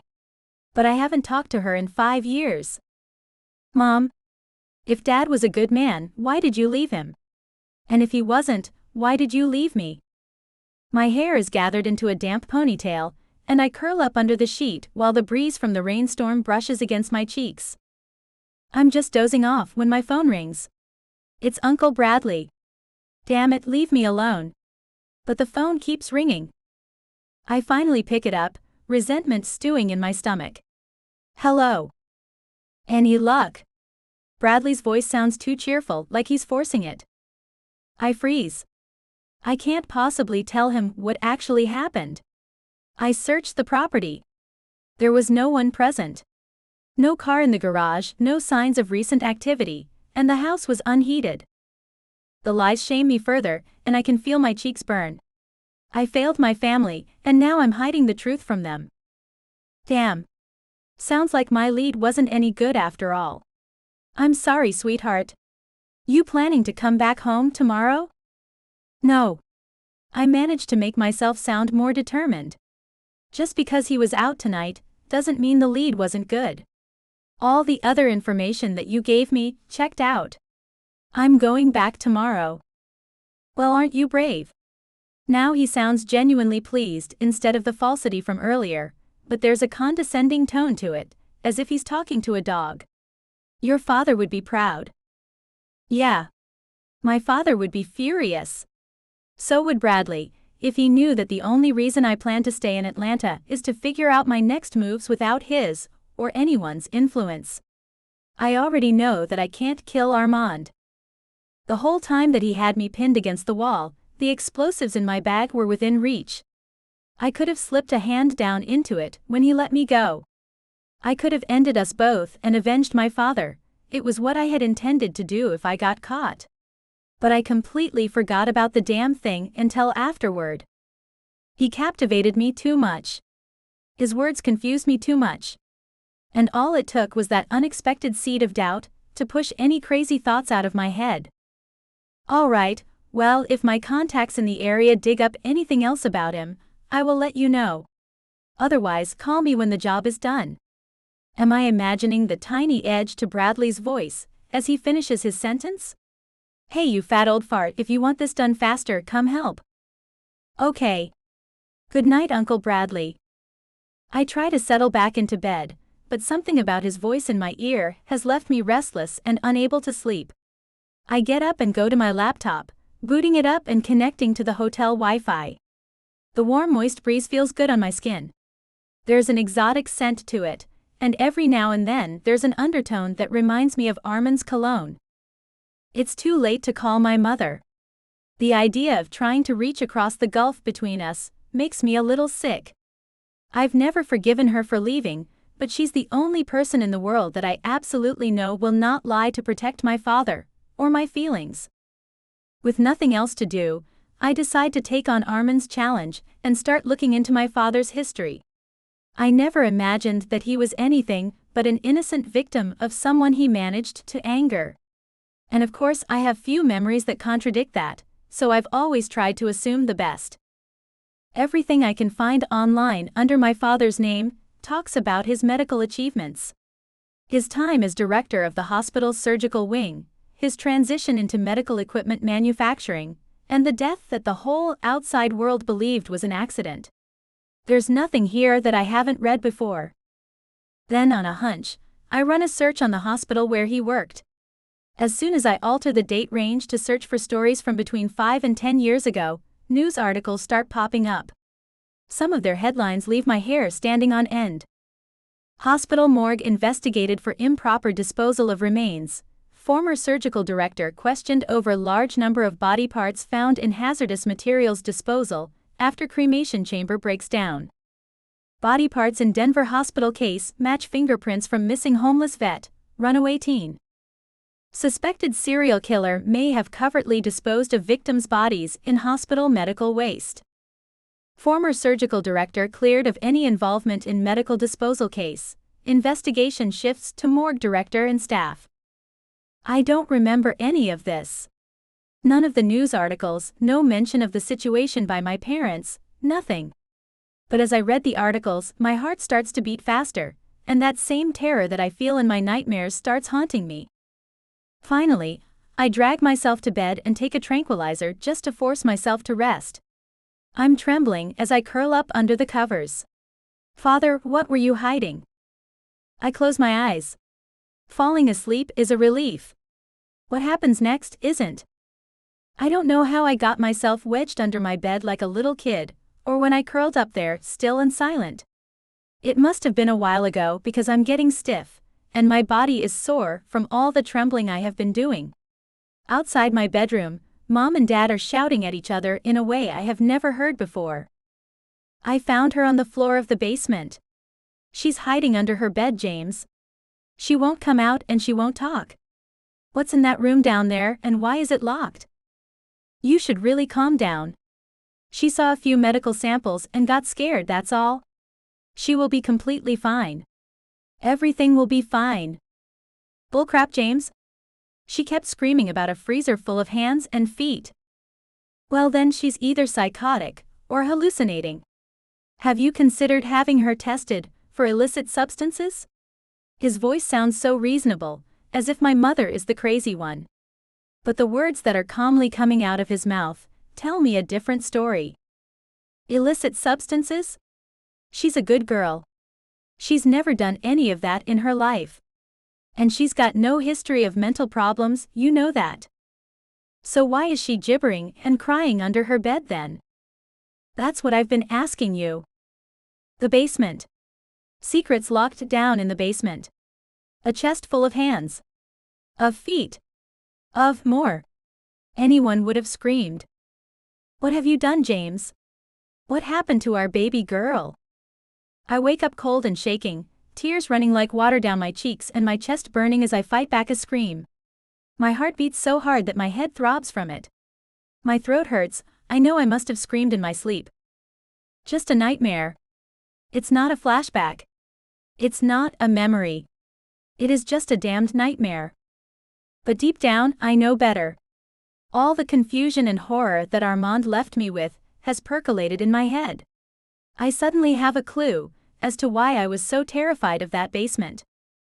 But was it just a misunderstanding? Maybe Dad had some pickled organs down there, like the kind you find in a biology classroom. Maybe I had a complete freak out over nothing. Mom got mad, Dad got defensive, their relationship started to crumble. But if that was all it was, why can't I remember any of it? I need to talk to Dr. Weiss, desperately. But it's the middle of the night, and I know he won't be picking up. I'm totally alone, I don't know what to do, and the tears won't stop. Are you all right? The familiar soft voice comes from outside the screen. I look up in shock and see a shadow standing out there, tall and broad-shouldered. In that moment, I honestly wonder if I'm still dreaming. Armand moves forward so I can see his face in the dim moonlight. He's dressed differently, his body swathed in a dark overcoat. A knitted cap fringed with fake blonde hair hangs from one hand. Once again, no sign of a weapon. I should be terrified. He's an experienced assassin, and he's right there. He could have shot me through the screen or busted in while I was sleeping and finished the job with a pillow. Instead, he's looking at me with worry from beyond the screen's boundary. What are you doing here? I snap, suddenly realizing that I'm naked under the blanket. I clutch the fabric tighter around my body, cheeks burning. I am very sorry for the intrusion, Miss Marina, but there was no other choice. There have been some new developments, and the situation has become much less safe for you than before. Maybe because there's an assassin on my balcony? I snap and he lets out a soft laugh. Touché. But no, unfortunately. I mean that my former employer has upped the stakes against you, and you deserve to know the facts about it. For your own safety. He looks at the screen in front of him. May I come in? Fine, but I'm not coming over there. I don't want to let on that I'm not wearing anything, and I certainly don't want to show him. He shrugs. Very well. One simple push in the right place, and suddenly the screen lock doesn't work anymore. He slides the door open gently, steps in, and closes it behind him. Is there any reason you are hiding in bed? I feel a rush of warmth flush through my skin. I can just show him if I want to. Part of me, the part that has come to attention again now that I'm in his presence, would like that very much indeed. Probably, so would he. I just don't have the nerve. I just woke up from a hell of a dream. I'm not going anywhere for a minute. His gaze holds mine as he crosses the room toward me. Of course.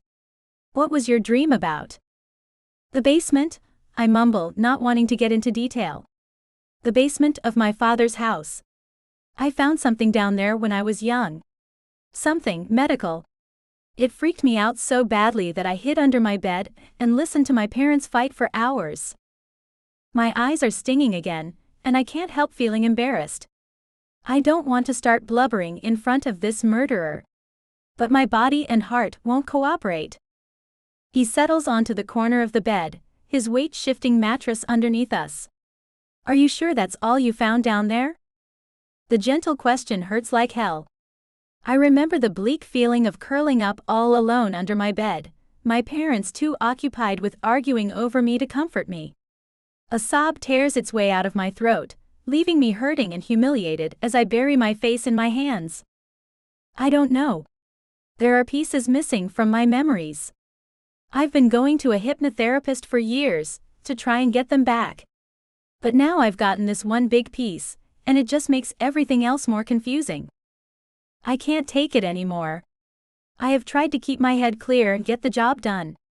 But now, everything inside me is in chaos. What did you do? How did you do this to me? I gave you a piece of the truth. I'm sorry that it's so hard for you to process. But then again, there are reasons why your mind blocked out almost everything about your father. I still don't know who to believe or who to trust. I'm shaking all over. But there's a growing feeling trying to edge out my pain. The awkward, tempting reality of being secretly naked in his presence is settling in. My mind must be casting about for a distraction. Again, cowardly. Trust yourself and trust the facts that you gather. Every other person in this world has an agenda, even if they care about you. His hand slides toward me across the top of the bedspread, and I shiver, wondering what will happen if this little secret is discovered. It's hard to trust myself when my memories are full of holes. I wonder how many horrors those holes contain. What did I block out and why? Was my father actually a monster? My father is a great man. I must avenge his death. My own life is not as important as making sure that the man who killed him pays. The phrase rattles through my head, as if it's being read off of a teleprompter. There's no emotion behind them, not love or anger. But they feel absolute, as if God himself handed them down. What the hell is happening to me? I gasp and burst into tears. Then my world's foundation cracks again, as he moves forward and pulls me into his arms. Chapter 9. Armand. I shouldn't be doing this. This vulnerable girl, however beautiful and brave, should be off limits to me. She is caught in the middle of a dangerous situation. I killed her father. I rode a wrecking ball through her whole world. But I can't let her go. I hold her lightly, giving her the opportunity to squirm away if she wants. But instead, she buries her face against my shoulder. One hand grasps my shirt front, clinging to me. The other is balled into a fist and smacks against my arm harmlessly. As her tears soak through my shirt, the mix of guilt, empathy, and desire threatens to boil over inside of me. I stroke her hair gently, murmuring in a soothing tone that it will be all right, that she's strong enough to get through this, that I will help her. When did her needs start mattering to me quite so much? I just came to give her a warning. I didn't come here to try and take her pain away. But here she is in my arms, with my hand slipping over her silky hair and down to her shoulders, which are bare. I blink. Wait just a moment. My fingers drift across her upper back stealthily, and then my arms settle around her again, as I realize she must not be wearing anything underneath those sheets. No wonder she didn't want to get out of bed. Oh my. Temptation gnaws at me. It's been too long since a woman has interested me this much. But she's upset and vulnerable, and I'm not that much of a jerk. I shouldn't even be here with her. But everyone in her life is a damn Judas, from what I can tell. She has no one to treat her right. I might not be the right person for the job, but I still want to volunteer.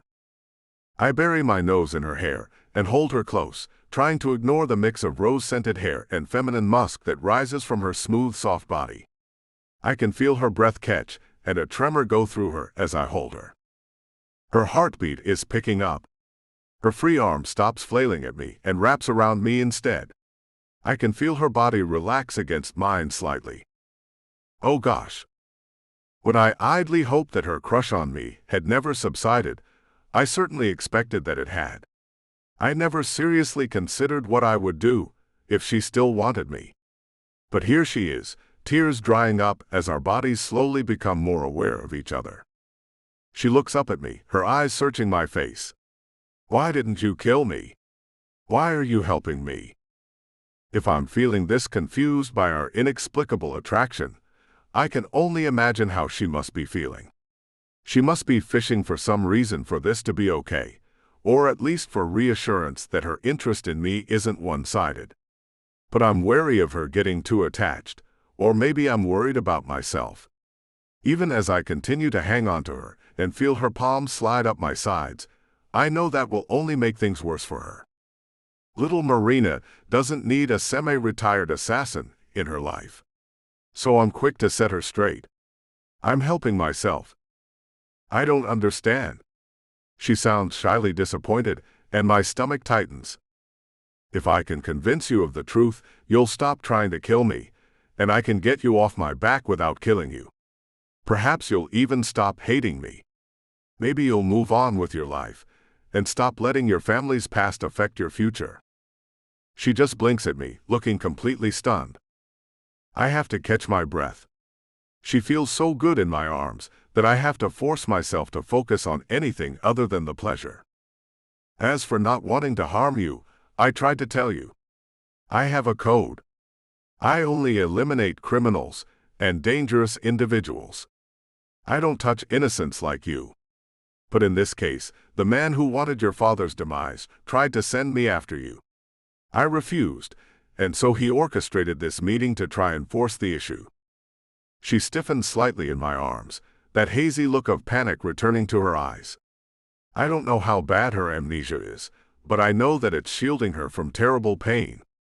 My revelations from earlier helped to clear some of the fog in her memories, and that left her distraught. And now I'm revealing even more.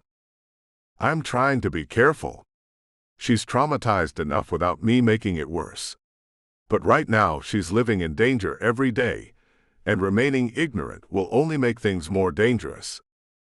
You want revenge on this man because he ordered your father's death. I want revenge on him because he's trying to force my hand, and I absolutely will not allow him to force me or kill you. Once you've done your research, and are satisfied that I am telling the truth, I propose that we hunt him together. It's crazy enough that I'm not surprised when she lets out a shocked laugh. You're playing with my head, she chuckles incredulously. You can't possibly expect me to just trust you. What about my revenge? Damn it, I growl, cupping her face and staring intensely into her eyes. She freezes and her lips part, an unconscious offering. I force myself to ignore them. Shall I do penance then? I can't help you get this guy if I'm dead, so you can't expect my life. Just tell me what you want from me, and I will give it to you. A shiver goes through her. Her hands slide up to grip my shoulders through my shirt. Fine. If you're not messing with me, here's what I want. You work for me now, until I'm done with you. Her unexpected fire makes me ache. Then what are your orders? Tomorrow we can talk about this plan of yours. And for that, I'll need the whole truth out of you, no matter how badly you think I'll react. I hesitate, and then nod my agreement. Done. What about tonight? She bites her lip and looks up at me softly. Tonight, I need you to get all of this out of my mind. No more thinking about it. No more dreaming about it. She takes a deep breath, and her eyes stray to my lips, so there's no mistaking her meaning. Can you do that for me? My mouth goes dry. I swallow, and then give her my most charming smile. I'm sure I'll come up with something. Chapter 10. Morena. I've never been one to do things halfway, and so it is with Armand. His mouth captures mine hungrily, before I even have time to catch my breath. I've never asked for intimacy from anyone before. I never imagined that I could, even in such a shy, indirect way. Good thing that he understood me perfectly. And apparently, he's happy to help. I've never been this close to a man before. His eyes are bright, his muscles tighten and shiver a little as I run my hands over him. The blanket still covers my body. But his hands are sliding up and down my back, going lower each time. I gasp into his mouth, and hear him chuckle low in his throat before he kisses me even more fiercely. I'm getting rid of my fear bit by bit, and all the rage in the world is pouring in to replace it. I hate you. I want you. Make up for what you did. Make me feel good for once in my life. He pulls me closer and I feel the breath from his nostrils hot on my cheek. The fabric of his clothes rustles maddeningly. I scratch him through his shirt, moving my hands between us to start unbuttoning it. He lets out a surprised grunt but doesn't stop me, instead shucking the shirt off as soon as I have it unbuttoned and tossing it aside. His body is sleek and hard under his clothes, his olive skin smooth save for a few narrow scars. I hear 2 thumps as he kicks off his shoes, and then he climbs further onto the bed with me, his eyes burning with desire. I've never seen a man look at me like this, with a mixture of worship and hunger. Do I really know what I'm getting into here? Do I really want my first time to be with him? Tiny doubts keep trying to nibble at me, but I push them away furiously. I hate that there's never been anyone else but him. I hate that only he has been able to turn me on this much. I don't care if I wake up tomorrow and regret everything. This is an itch that needs to be scratched. For a moment I think he's done, but then his dark eyes open, piercing into me, and I know from the heat in them that this is just starting. Chapter 11. Armand. Don't get involved. That's another part of my code. But unlike most other rules, this one's in there to protect me, not others. I like women. I like intimacy. I love moments like this, when I'm buried up to the root in a woman's softness, but I have more work to do first.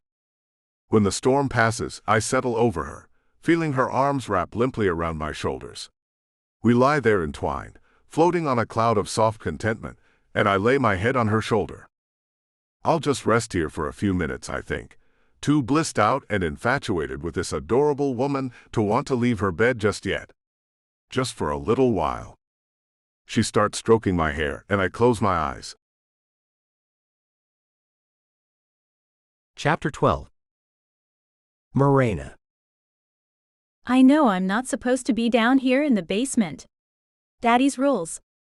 The only thing I'm ever allowed to do is take the immediate left at the bottom of the stairs into the wine room so that I can fetch him a bottle or 3. It seems to amuse him to send me down to a place where stepping through the wrong door could get me grounded for a week. It amuses him more that my mother hates this habit. She's 15 and you're treating her like your sommelier, James. What are you thinking? Daddy is a jerk. Nobody in my family would be surprised to hear that. But I'm the only one who actually says it. Sometimes I have a problem filtering the things that come out of my mouth, as my current grounding proves once again. One of my friends from self-defense class is a boy, and suddenly Dad's interrogating me about poor Jamie left and right, being all nosy about our relationship. I finally pop out with the truth. Damn it, Dad, Jamie is gay as hell. We're not dating, so you can stop talking to me about how boys will ruin my life. Somehow, this is disrespectful enough that he grounds me for a week, for setting him straight on his worries. So I figure if he wants to punish me, it may as well be for something that is actually worth it. The basement of our old house has sprawling rooms, some of them made of ancient brick and stone, others of plain concrete. Most of them are being used for storage.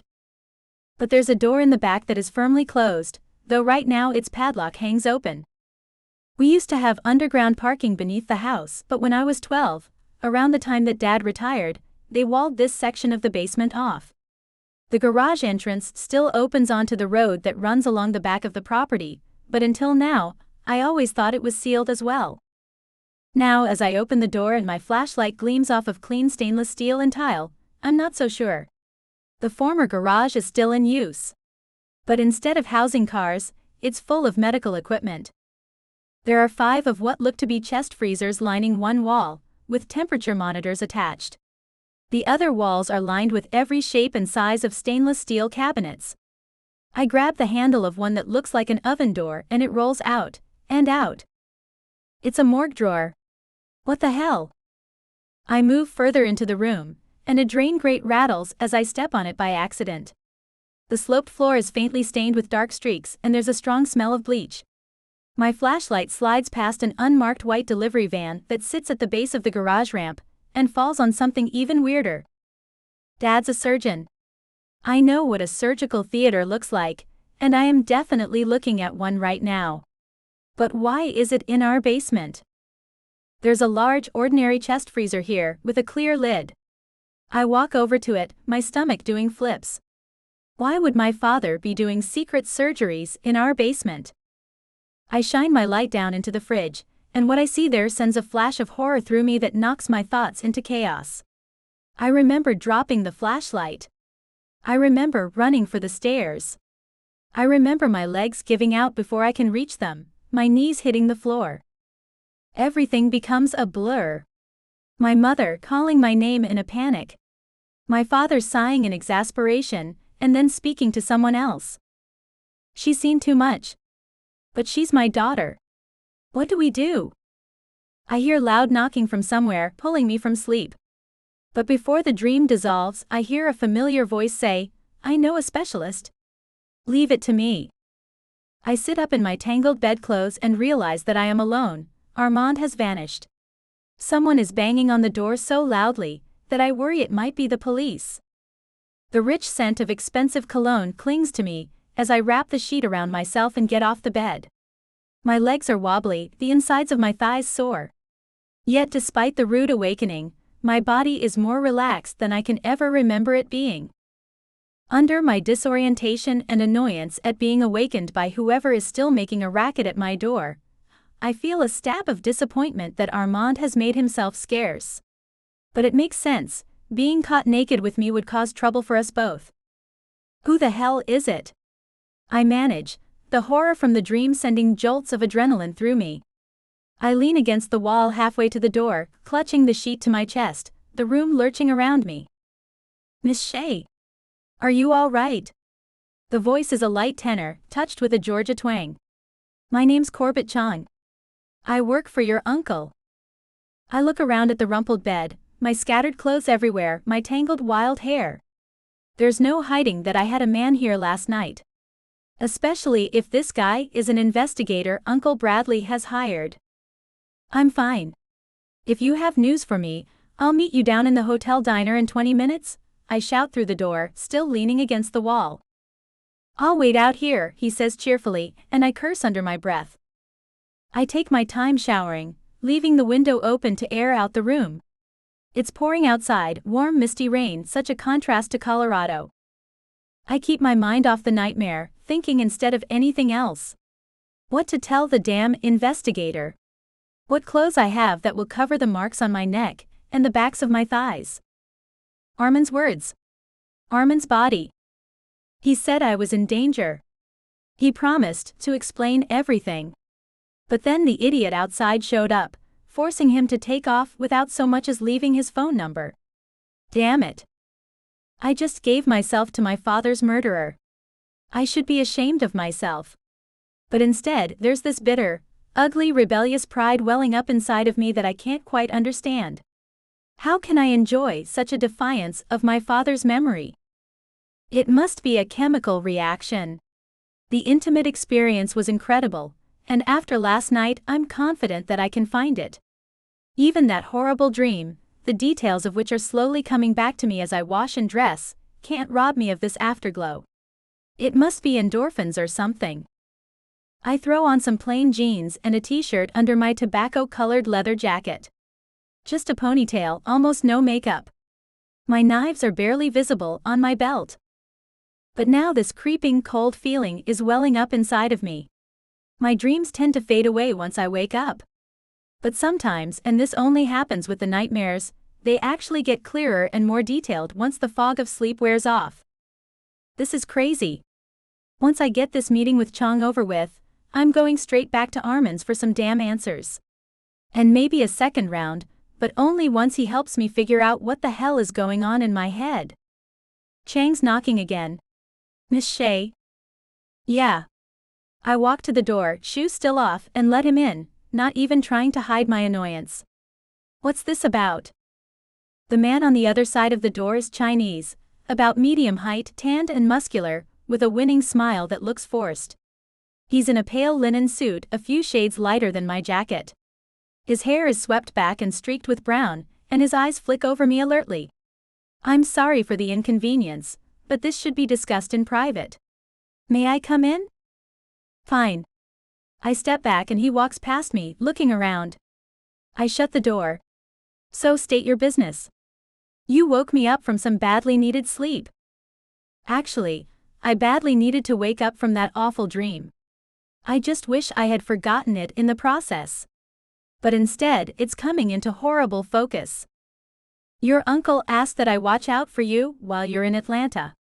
A strange man was spotted on your balcony late at night. My contact on staff was slow in getting the information. I was going to dismiss it, but then he overheard screaming a few minutes before I came knocking. I eye him.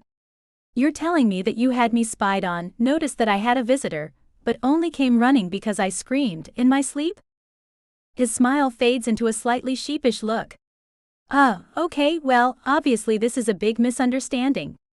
And it's your uncle who has people spying on you, not me, and it's to look after your welfare. Sure it is. He's making sure I actually finish the job, finish Armand. Well, the hell with him, he's got no proof I'm lying. I know no one could have followed me onto the property at Armand's place, so no one could have spied on our interaction. For all anyone knows, the house was empty when I got there, just like I told Bradley. There's more of that resentment filling me up as I stare back at this man who was hired by my uncle. I had a visitor last night. You know how hard it is to have privacy when you live with your damn uncle? And you will be so fired if he discovers that you were spying on me being intimate. He actually blushes. He might be a scumbag private investigator and my uncle's spy, but it's almost cute. I'm not going to say a damn thing to him about that. But why were you screaming? I have nightmares. Bad ones. I rub my temple. The cold feeling is spreading up from the pit of my belly, and the room feels like it's lurching a little with each heartbeat. What kind of nightmares make someone scream like that? The basement. The secret surgery. The white van. The freezer. Suddenly, I have to grab the wall. My heartbeat pounds in my ears. A whimper of panic escapes my throat. Miss Shea. Are you all right? It's not a nightmare. Dr. Weiss. I have to talk to Dr. Weiss. It's the last coherent thing I say before my knees hit the floor. Hard cold memory floods my head. The freezer. The face in the freezer. The face without eyes. Chapter 13. Armand. Walking outside in Denver in March is like walking into a freezer. I pull my wool topcoat closer around my body, despising the wind that cuts right through it the moment I leave the airport. But after 4 weeks of waiting and no damn word, I have to go after Marina. It's risky for both of us, me chasing after her. Her uncle is having her watched at all times, as I discovered the night we made love. I know I won't be able to get near her house. I'll have to tail her without being seen, and I know that finding an opportunity to reach out to her undetected will take time. I'm just glad I came to her hotel in disguise, otherwise they'd have known that I visited her without killing her. If they knew that, they might consider her suspect, and I can't let that happen. 2 disasters happened the night of our most intimate encounter, and I have to talk to Marina about both of them. But the man who came banging on the hotel room door, forcing me to sneak out via the balcony, drove her to the airport almost immediately. And now I have to find a way to reach her. I prioritize open communication with my partners regarding health and well-being. I've taken the necessary precautions to ensure my health, and it's not like I could get her knocked up even if I wanted to. But I really should let her know, just as a courtesy. The second part, though, is a lot more important, life and death even. Because if I don't fix things, there will definitely be consequences for her. And she's suffered enough. The interruption that morning prevented me from giving her the whole story about the hit on her father, including the name of her father's partner. But from the way she screamed in her sleep that morning, I have a feeling she's already remembering things. I don't know how much she witnessed of that whole horrible business. I know from my research that she's been in therapy ever since, and I hope it has helped her. But it doesn't seem like it has. How is it that she can't remember anything about her father still, even after 5 years? Maybe it's just that horrible.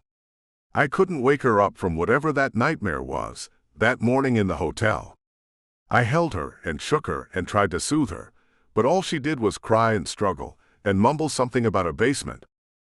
That's the third reason I'm here. I don't know how safe she is, staying in that place with her father's partner. I get myself settled in a nice hotel room, and turn the heat in the suite up the moment I close the door. I have 2 matching sky blue suitcases with me, one of which was slipped onto the carousel for me by a black market courier whose day job is in baggage claim. You can't get weapons and gear through an airport these days. Specialized couriers have gotten rich off of increased security, and it is still easy enough to get what I need through customs. I have 2 plans as I draw the shades and then lay open the second suitcase on the bed. I use the bug finder to sweep the room, and thankfully find nothing. Then I pull my gear belt out and look at the array of pistols beneath. I have both of Marina's Walthers with me. I imagine she will want them back. In the meantime, I holster them both, one under my arm and one at the small of my back. My stiletto goes up my sleeve. I felt naked without my weapons while I traveled. I've felt that way any time I've been unarmed since I was 15, and now I relax a little. My sources tell me that Marina has therapy tomorrow morning at 10 in Denver, and that she usually decompresses by taking a walk in the park adjacent to her therapist's office. I will do my best to meet her there, without any of her uncle's men noticing. Meanwhile, the very thought of Marina has me excited, and since I can't look her up, I look up some local wine bars and think about braving the cold. I'll find some thirsty girl and seduce her, and try to stop brooding about the one I'm here to save. I'll probably be thinking of her the whole time, no matter what I do. What we had that night went beyond what I had planned. Waking up in her arms soothed something deep inside of me. Even as I steer my rental back onto the road with the wine bar's address on my GPS, I want that feeling of peace again. I don't realize how badly I've been craving it until I pull up in front of Marina's therapist's office instead of the bar. Crap, I mutter, starting to get worried about the effect she's having on me. I'm never this careless. But that doesn't change the fact that I need to talk to her. Breaking into Dr. Weiss's office is painfully simple. He's forgotten to set any kind of lock or alarm on his third-floor window. Of course, an ordinary man couldn't make the leap onto his tiny balcony from the car park rooftop. But I have been training longer than most parkourists have been alive. I'm in quickly enough, my gloved hands leaving no prints as I slip inside, close the window, and start looking around for her file using my night vision goggles. I'd care more about invading Marina's privacy if I wasn't here to save her life. Getting her number and talking to her tonight are all I'm thinking about. I want her to live. And if I'm being honest with myself, I just want to talk to her again. I'm not supposed to get attached. But that does not mean that I haven't. I end up having to do a brute force search to get the password for the 10-year-old desktop computer on the reception desk, but that doesn't take more than 10 minutes. Despite the aging equipment, every file is neatly copied online. It includes everything: phone numbers, addresses, diagnoses, case and session notes. When I find Marina's, I hesitate. I write down her phone number, but after that I stop and wonder if I should be looking. Maybe if I know more about what she is going through, I can figure out how to help her. Her mother lives in and around Europe, jet-setting on widow's money. Her divorce wasn't final when James died. I take down her contact information as well. I wonder if Marina has tried to speak with her since leaving me that morning. She was so distraught that I wonder if she's ready to handle it yet, no matter how desperate she might be for information. But we're running out of time. I'm sorry, Karamia. I must be a bit of a nosy creep if I am to do right by you. I open up her file notes.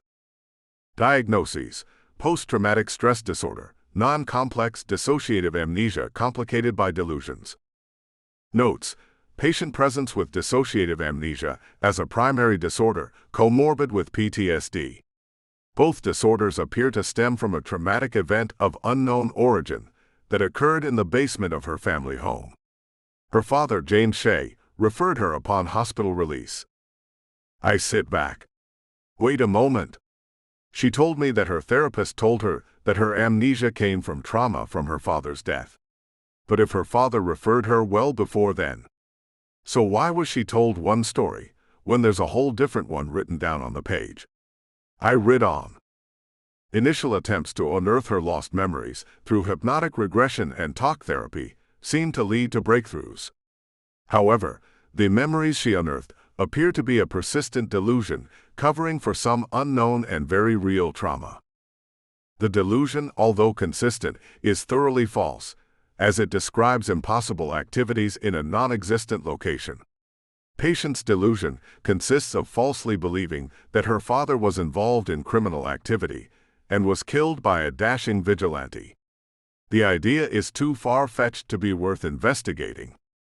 I let out a little laugh. Dashing vigilante. Is that what you whispered into your pillow at night when you started remembering things, you little devil? Well, then that is what I'll become. I'm rich enough to stop working for money, and we made a deal that I work for her now, until she releases me. And that's just what I'll tell her if she asks why I'm here. I steel myself to keep reading, but there's too much. I download the file onto a thumb drive and take it with me instead.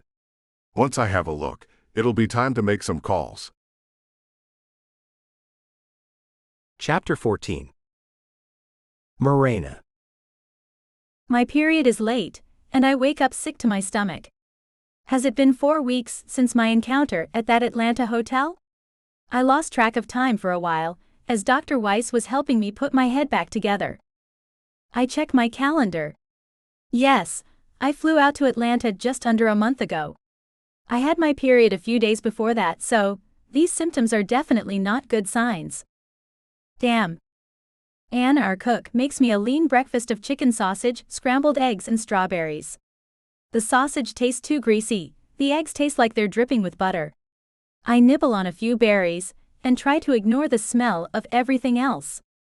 Anne is 64 and never misses a damn thing. She squints at me, her wrinkled face pulling into a shrewd little frown.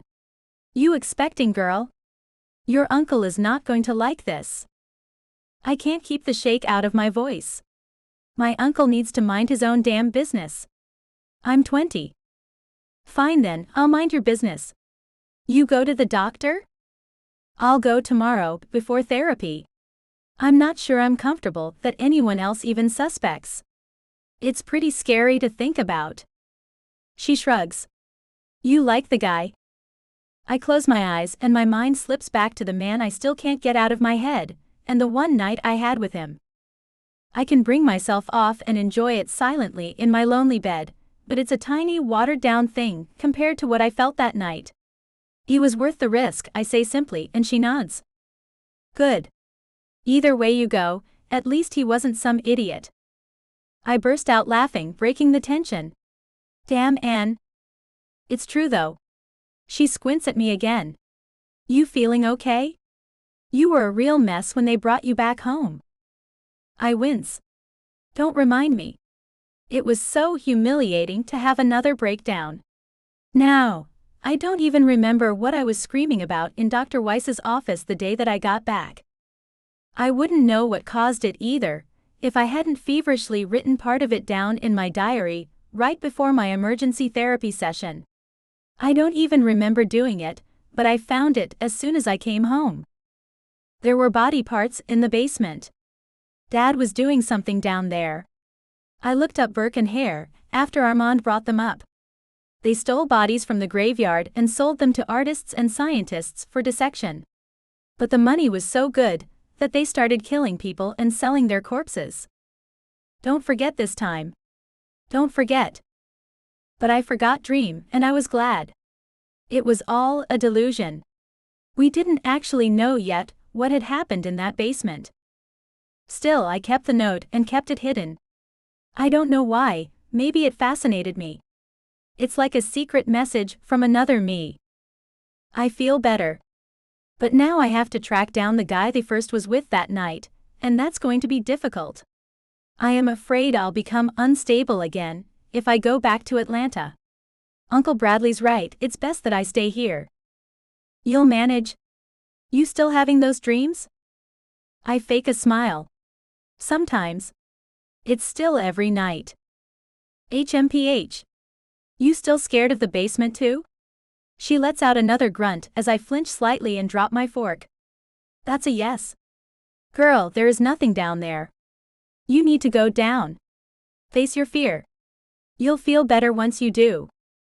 Anne means well, and I give her a smile. I'm working on that. Work harder, she instructs. Life is short. I wish I could. I spend the day doing my usual routine, a jog, light training in my room, and a bit of meditation to try to sort out my memories.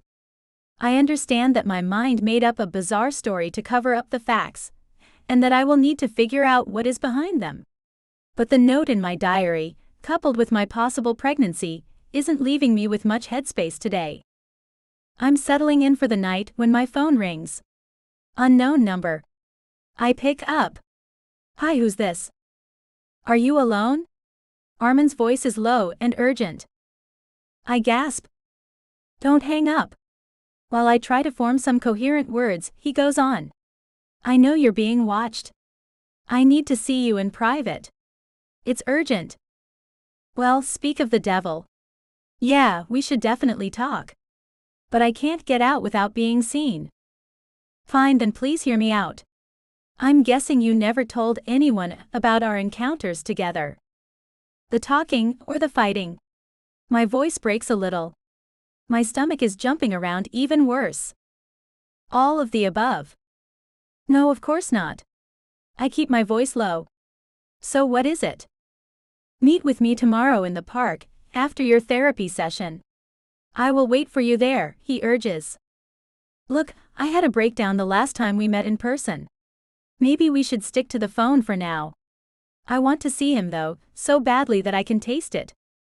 I am very sorry if I contributed to any trauma that the return of your memories may have caused. It was not my intent. I was only trying to explain the situation and warn you of the danger. What you did was feed into my delusions, I snap. My father wasn't some kind of body snatcher. It took my therapist weeks to help me get rid of those false memories. There's a long pause. False memories? Are you saying that he gets rid of your memories? I frown, puzzled. No, he helps me sort out which memories are true and which ones are delusions. Morena, he says in a tone of deep worry, those aren't delusions. That's ridiculous. Why would my therapist? I can't even finish the thought before another wave of nausea hits me and I have to stop talking just to catch my breath. No, not now. Are you all right? I have to tell him. No, I very likely have morning sickness. So thanks for that too. An even longer silence, then he speaks breathlessly. What? I'm going to the doctor tomorrow. My heart's beating so hard that I have to listen around it. Have you had any other romantic partners lately? Never in my life, I snap defensively before realizing what I just said and blushing down to my damn toes. That just seems to stun him more. Never? Before me? No, I growl into the phone, half angry and half desperate. I've never even wanted anyone else. Not since the first time I saw you, you creep. Even knowing that you killed Dad. I came up with this whole false reality after Dad died, that he was a bad guy and you were saving me from him. All that just to try to justify a giant stupid crush I have on my father's murderer, on you. That's a secret I hide even from my damn therapist. You've got me all messed up in the head. Tears spring to my eyes. I know I shouldn't be saying this is the first time I've ever even put all of this into words, but it's all just too much. It's all I can do to keep my voice down.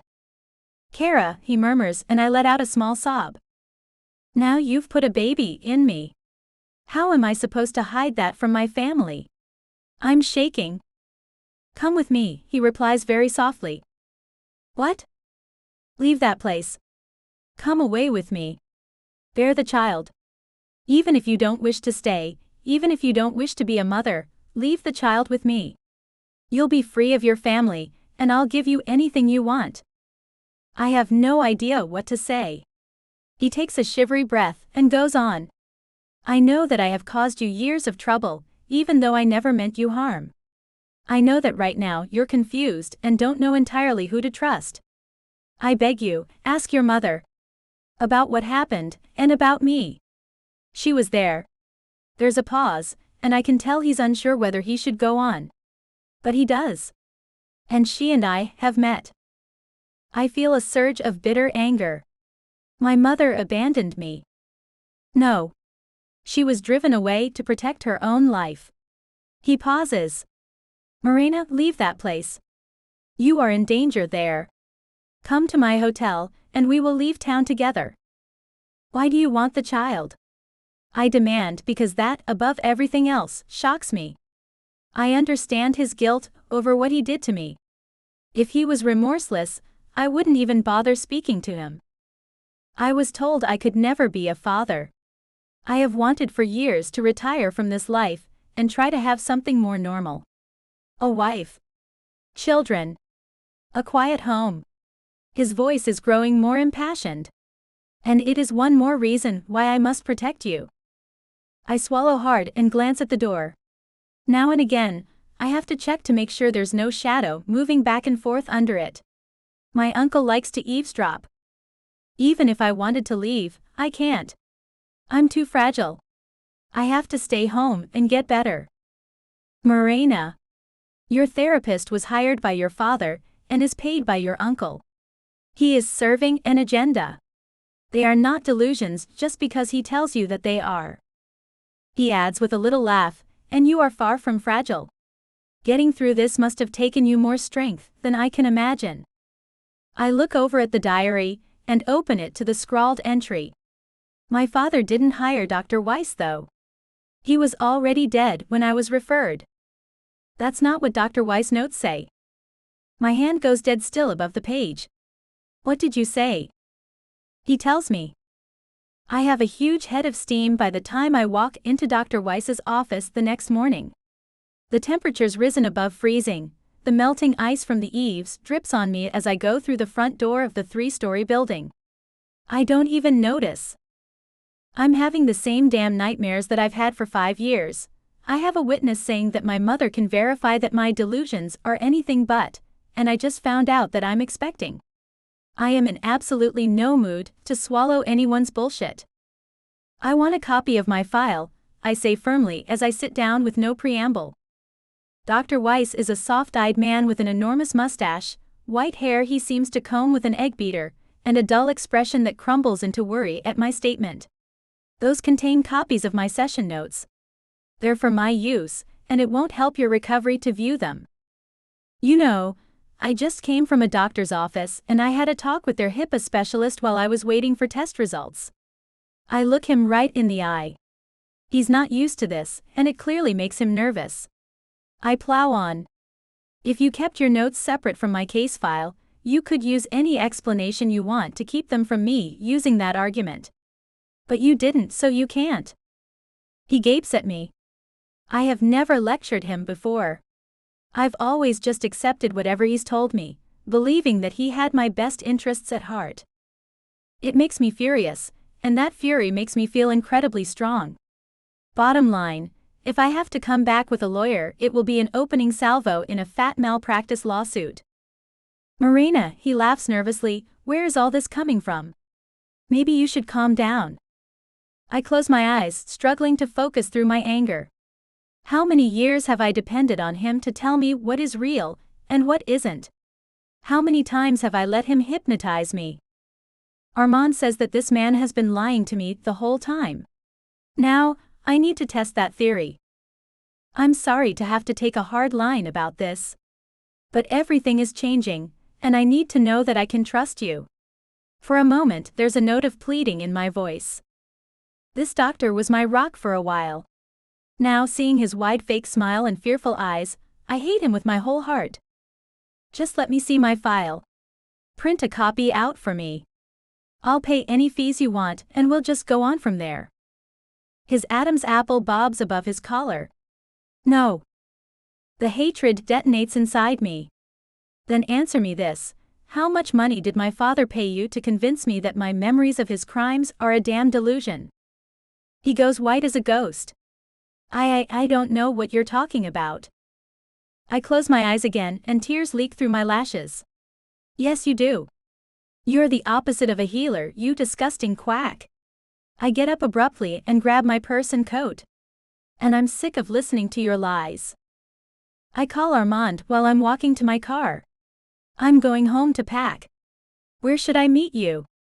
Crown Plaza, downtown, Suite 418. What happened? Dr. Weiss won't share my file. I called him on his shit and he fell apart. He's in on it. You're right about everything. Wait. Don't go, he starts, but I hang up because I've started choking on my tears. This is crazy, child, Anne says later. She helps me pack. Now I've got to pack you up and sneak you out before your uncle comes home. Is this guy really worth it? It's a lot of things, not just him or the baby. I need to get away from my uncle for a while, Anne, and clear my head. I can't heal my problems while I'm dealing with his. I understand. And you know I'll always help you. Just like I promised when your mama left. I pause. I've never asked her about my mother. Dr. Weiss always urged me to move on from the abandonment and not even think about contacting her. And do you know why she left? She smiles a little. You must be getting better if you're asking that. It's a long story. Let me go get your other suitcase from the coat room, and I'll be right back. She opens the door to walk out, and I see a familiar meaty hand yank her through the doorway as she lets out a startled yelp. Ouch, she cries. Dr. Shea, what is that needle? She stumbles into the room and falls against the wall, sliding down onto her butt with a thud. Her eyes are glazed. You drugged me, she manages before going limp. Uncle Bradley comes through the door and tosses an empty syringe at Anne's feet as she goes unconscious. I stare at him in growing horror as he draws out a full one and advances on me. Dr. Weiss gave me a call. Apparently, you're too stupid to find your own assassin. I knew our little charade with the hypnosis would never work long term, but it seems I'll have to deal with you myself now. He licks his lips, a psychotic gleam in his eye. So on to plan B. I'm sure your organs will sell well. I back away from him, horrified. Of course, my father's partner in crime would be his brother. All this time he's been keeping me close. Paying a hypnotist to alter my memories. Watching me. And grooming me to destroy myself by going after the very assassin he hired to do me in. It was you all along. I breathe as the pieces snap together in my head painfully, like bones being set. Yep, he replies cheerily. Time to go to the basement, Morena. Chapter 15. Armand. It takes every ounce of willpower I have to keep to the speed limit as I drive to Marina's rescue.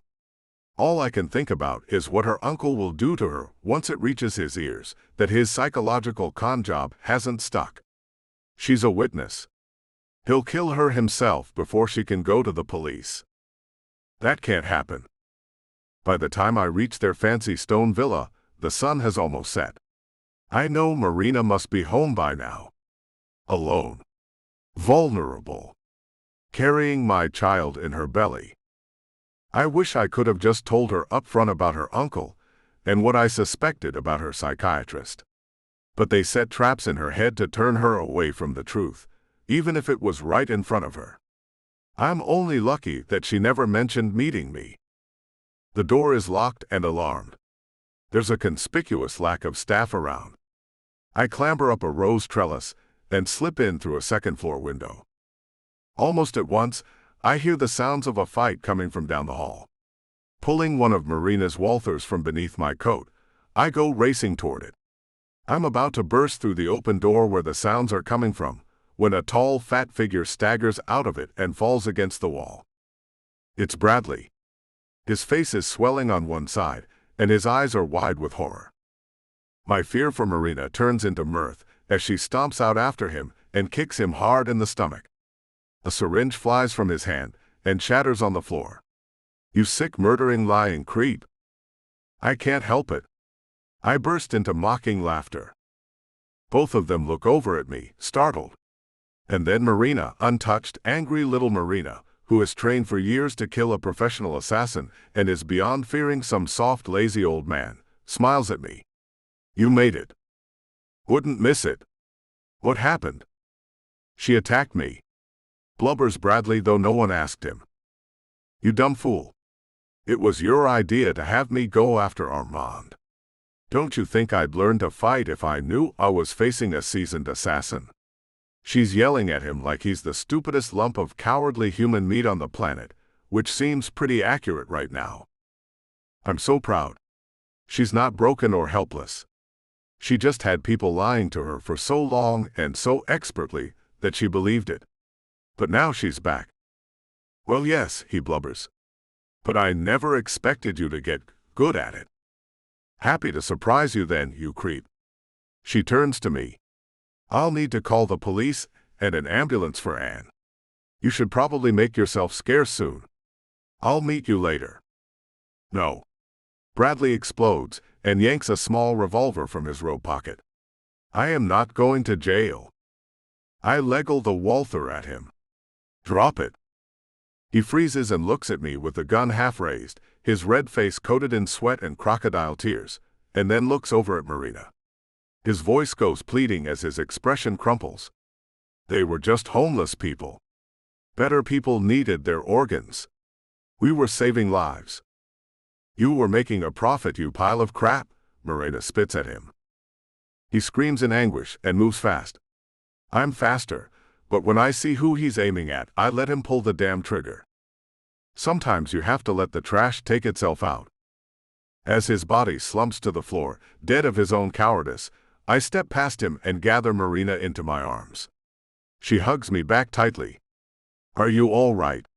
I whisper in her ear. I think I pulled a muscle or two kicking his ass, she says casually, but I can sense the exhaustion and fear behind her sarcasm. My arms tighten around her, and she tucks her head under my chin. I'll be okay. But Anne needs our help. She's been drugged. I glance down at the woman lying just inside the bedroom door. She's breathing steadily and her eyelids flutter. Looks like a tranquilizer. It's best if you make that call. She looks up at me. I don't want you to go. Meet me at the hotel when it's done. You can do this. But you won't be able to do it if half of Denver PD is chasing me around. She nods and sighs. I understand. I'll see you there. It's hard to walk away, even with the danger over. I don't want her facing the police, the hospital, the press, any of it alone. But she's already proven that she doesn't need me. She just wants me. Unexpectedly. Maybe undeservedly. And even with all the madness that just happened, that's the best feeling in the world. The end. Book 3. Flame. A His Beautiful Revenge short story. Fred pulled up the metal shutters up on the Anthology bookstore and unlocked the door.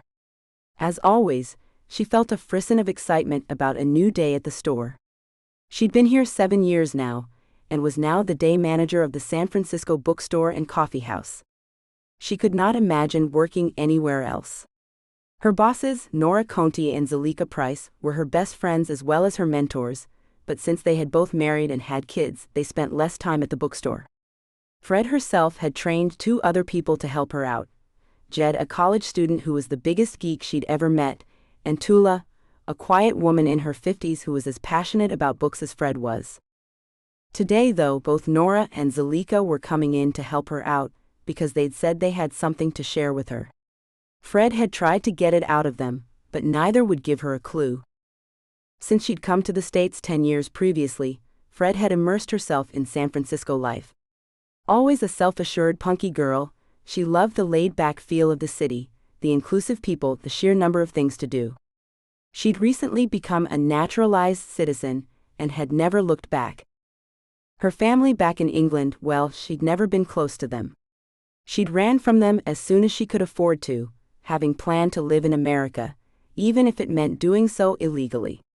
She'd lucked out when Nora and Zalika sponsored her to stay, and had only been back to England a few times to satisfy her visa requirements. She'd been back to the family home on her last visit, but neither her mother nor father seemed bothered by her absence, and she knew now that her real family was back in San Francisco. Fred had never been bothered about dating. She liked hanging out with her friends as much as she loved being by herself and reading. She most enjoyed being with Nora and Zalika and their families. But now that Nora was mostly living in Italy with her husband and their 3 kids, she didn't get to see her as often as she'd like. So when the door opened at 10 a.m., and a melee of Contis and Prices fell in the door, Fred was overjoyed. Gosh, I missed you all, she said, hugging Nora. Then Fred stood back and studied her. There was a defined bump in Nora's belly, and the woman grinned, shrugging. What can I say? He talked me into number 4. Giacomo is nothing but a glutton for punishment. Fred laughed and turned to Zalika, who was struggling with her own squirmy 2-year-old Flynn, who was yelling that he wanted to be put down. Firma, Zalika's serene 13-year-old stepdaughter, was holding Nora's daughter, Sophia. She smiled up at Fred. Hi, Auntie Fred. Fred kissed the top of her head. Hi, Smudge. Hey, Sophia. You're getting so big. Sophia beamed at her. At 4, Sophia looked so much like her breathtakingly beautiful mother, Nora, it was crazy. Nora ruffled her daughter's hair. You can use your words now, pumpkin. Sophia squirmed a little, but she said hello in a small voice. Fred grinned at her, then beckoned them all into the back room. I've made coffee and grabbed some juice and snacks for the kids. I can order pizza if you're hungry. Firma looked hopeful, but Zalika rolled her eyes. Maybe later. Kids, we're going to have a little talk with Auntie Fred. Sergeant Firma? Firma saluted her stepmother, which made Fred and Nora laugh. Yes, sir? You're in charge. Zalika winked at the girl, who nodded seriously. They left the kids in the back room and went out into the shopfront. Fred was suddenly nervous. She saw Nora and Zalika exchange a look that she couldn't read, and when Nora pulled out a chair and asked her to sit, Fred's heart began to hammer against her ribs. Fred, Zul and I have been discussing your future here at the anthology, and well, we realized things are going to have to change. We're going to make some changes. It has become clear that we can no longer afford to have you as the manager of the anthology.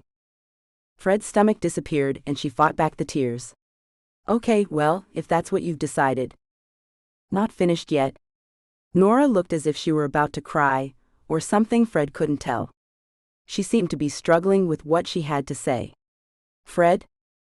Then, to Fred's astonishment, Nora burst out laughing and Zalika threw up her hands. You caved. I knew you would. Nora was giggling furiously. I'm sorry, Zul. I can't go through with it. It's so mean. Wuss. Fred was really confused now. Can someone please tell me what's going on? Nora hugged her. Fred, you're no longer the manager of the anthology, you're a partner in the anthology. Zul and I have been discussing it for a while, and it's long overdue. As of today, you are a 1/3 partner in this business. Fred stared at them both as they gazed at her expectantly. What? Zalika grinned. Fred snapped to it. You're one of the big bosses now. Slowly, it began to sink in. You're kidding me. Her mouth dropped open and she began to tremble. No, really? Really.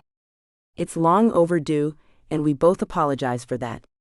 We too may have opened the anthology, but you, Fred, you are the heart of this place. You've kept it relevant and modern and... Zalika's voice broke, and she blinked away a few tears. You are the anthology, my darling. Seconded to infinity, Nora said, taking Fred's hand. You are our sister and our champion, and we wanted you to know just how much we loved you. You deserve this, Fred, 100%. Fred, much to her eternal embarrassment, burst into tears.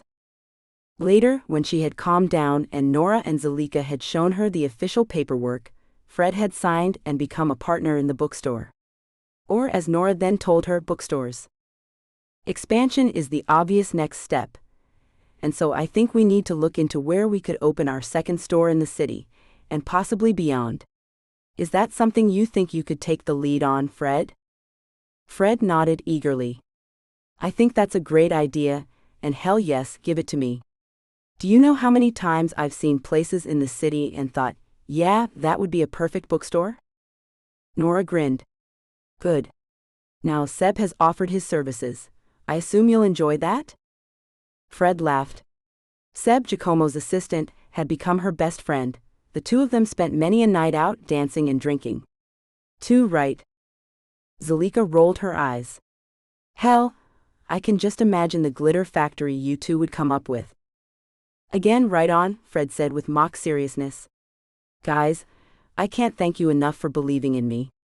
I won't let you down. I'm sure it's time for coffee now. Fred looked at Seb and sighed. Fine. They had been looking at retail spaces all morning, and so far none of them had measured up to the vision Nora, Zalika, and Fred were dreaming of. Disheartened, Fred followed Seb into the coffee house, and after they'd ordered, they sat at a table in the window. Seb nudged her. Don't give me that face. We have plenty more to see. Fred sighed. Yeah, but if they are all as bland and anonymous as the last ones. They won't be. Look, we're going to Dogpatch next. If we can't find a cool space there, then I don't know. That the business can afford, Fred reminded him gently, but Seb rolled his eyes. Do you think honestly that if you found the perfect space, that Giacomo wouldn't move heaven and earth to get it for you, for anthology? It's whether Nora would let him. Seb sipped his frappuccino and shrugged. She's given him 3 and almost 4 babies. She'd let him. Fred grinned. You think? I do. I think she's finally gotten used to the idea that they're rich beyond belief. They sat in companionable silence for a while, then Fred got up. Come on, sweetheart, time to shop. Fred's breath had caught in her throat and she couldn't breathe. The smell of old oiled wood filled her nostrils as she gazed around the space. She could see it, reclaimed wood shelves, dark and knotted, and retro lighting with old-style bulbs and fittings. The building was on the corner of a block which had housed an old warehouse. The upper floors had been converted into loft apartments, but this space, larger than the anthology, but still small enough to be cozy, was an oddly shaped space, with nooks and snugs that were perfect for kids to read in, or adults, Fred grinned to herself. Fred knew with every fiber of her being, this was it. She saw Seb watching her, a small smile playing around his lips. I can tell your thoughts right now, he said, and she nodded. It's perfect. She turned to the realtor. We'd like to discuss this space with the owner if possible. I need to talk to my partners. She still wasn't used to saying that. But I think they'll be very interested in this place. Very interested. She was right. Nora and Zalika loved the photographs she took, and 2 days later, Fred arranged to take them to the place. Nora and Zalika looked at each other and nodded. Yep. This is it. Fred beamed. She had passed the first test of her partnership. I'll call the realtor. The realtor was more than happy. He'd done his homework and knew that Giacomo Conti's wife was involved with the anthology. Fred could almost see the dollar signs in his eyes. I'll call the owner immediately. Devin Keene was in a bad mood. A bad mood. Uma, his now ex-girlfriend, had taken the dog and moved out of his penthouse apartment that morning, mostly in tears in between bouts of yelling at him. It wasn't so much that he would miss Uma, but he loved that dog. Uma? Gosh, when had it gone wrong? She had been the perfect girl for him, beautiful, attractive, sweet, and fun at parties. She could schmooze like no one else, and yet he had been dumb enough to keep his heart guarded and aloof from her. And he knew deep down it wasn't fair that he treated Uma that way. She really was a lovely girl, and she deserved better than someone who didn't know how to love. Devin was deep in thought when his phone rang. Alone in his office at his advertising agency, one of the most successful in the world, he started slightly as the phone buzzed. Yeah, hello. Mr. Keene? Who else? Devin thought irritably. The same? Jason Palmer at Carter, Best and Palmer, sir. I'm calling about the property in Dogpatch. Devin was blank for a moment, then remembered. The loft apartments. He nodded to himself. He had fallen in love with the old warehouse, and he and his brother Sam had been renovating it over the last few years. The empty space at the bottom, they decided to sell to a small company. No Starbucks or other chain organizations allowed. What about it? We have an interested party. A very interested party. The partners in the anthology bookstore down in Russian Hill are looking to expand. Devin sighed. We said we were really looking for one-off businesses here, Jason. If it's chain. No, that's not what they are. They are an independent bookstore, but I believe they want a space locally where they can open another bookstore, not Barnes & Noble, but more in keeping with the atmosphere of the neighborhood. Trust me, if I didn't think they were just who you were looking for, I wouldn't have taken this further. There's something else. They have great backing. How so? One of the owners is Giacomo Conti's wife. Devin's eyebrows shot up. Really? He knew of Nora Conti, or rather Nora Reddy as she had been. She had been one of the most impressive interns at his old ad agency. He'd never met her personally, but her reputation spoke for itself. Even after Tara Hubert had tried to discredit her, Nora had steadily built up a reputation in the advertising world as a premier graphic artist and marketer. And the link to Giacomo Conti, well, if he could get his agency linked to Conti Tech. Let me think about it before you arrange a meeting. What's the bookstore called? The Anthology. Great. Look, let me check it out and see if it has the vibe I'm looking for. Don't tell them I'm coming. I want to see it at an organic level. Sure thing. Can I tell them you're interested? Devin hesitated for a moment. Tell them I'm considering offers. Will do. Devin, his interest piqued, went down to the Anthology the next afternoon. The day was warm, so the doors and windows were open, and he could hear laughter and talking as soon as he approached.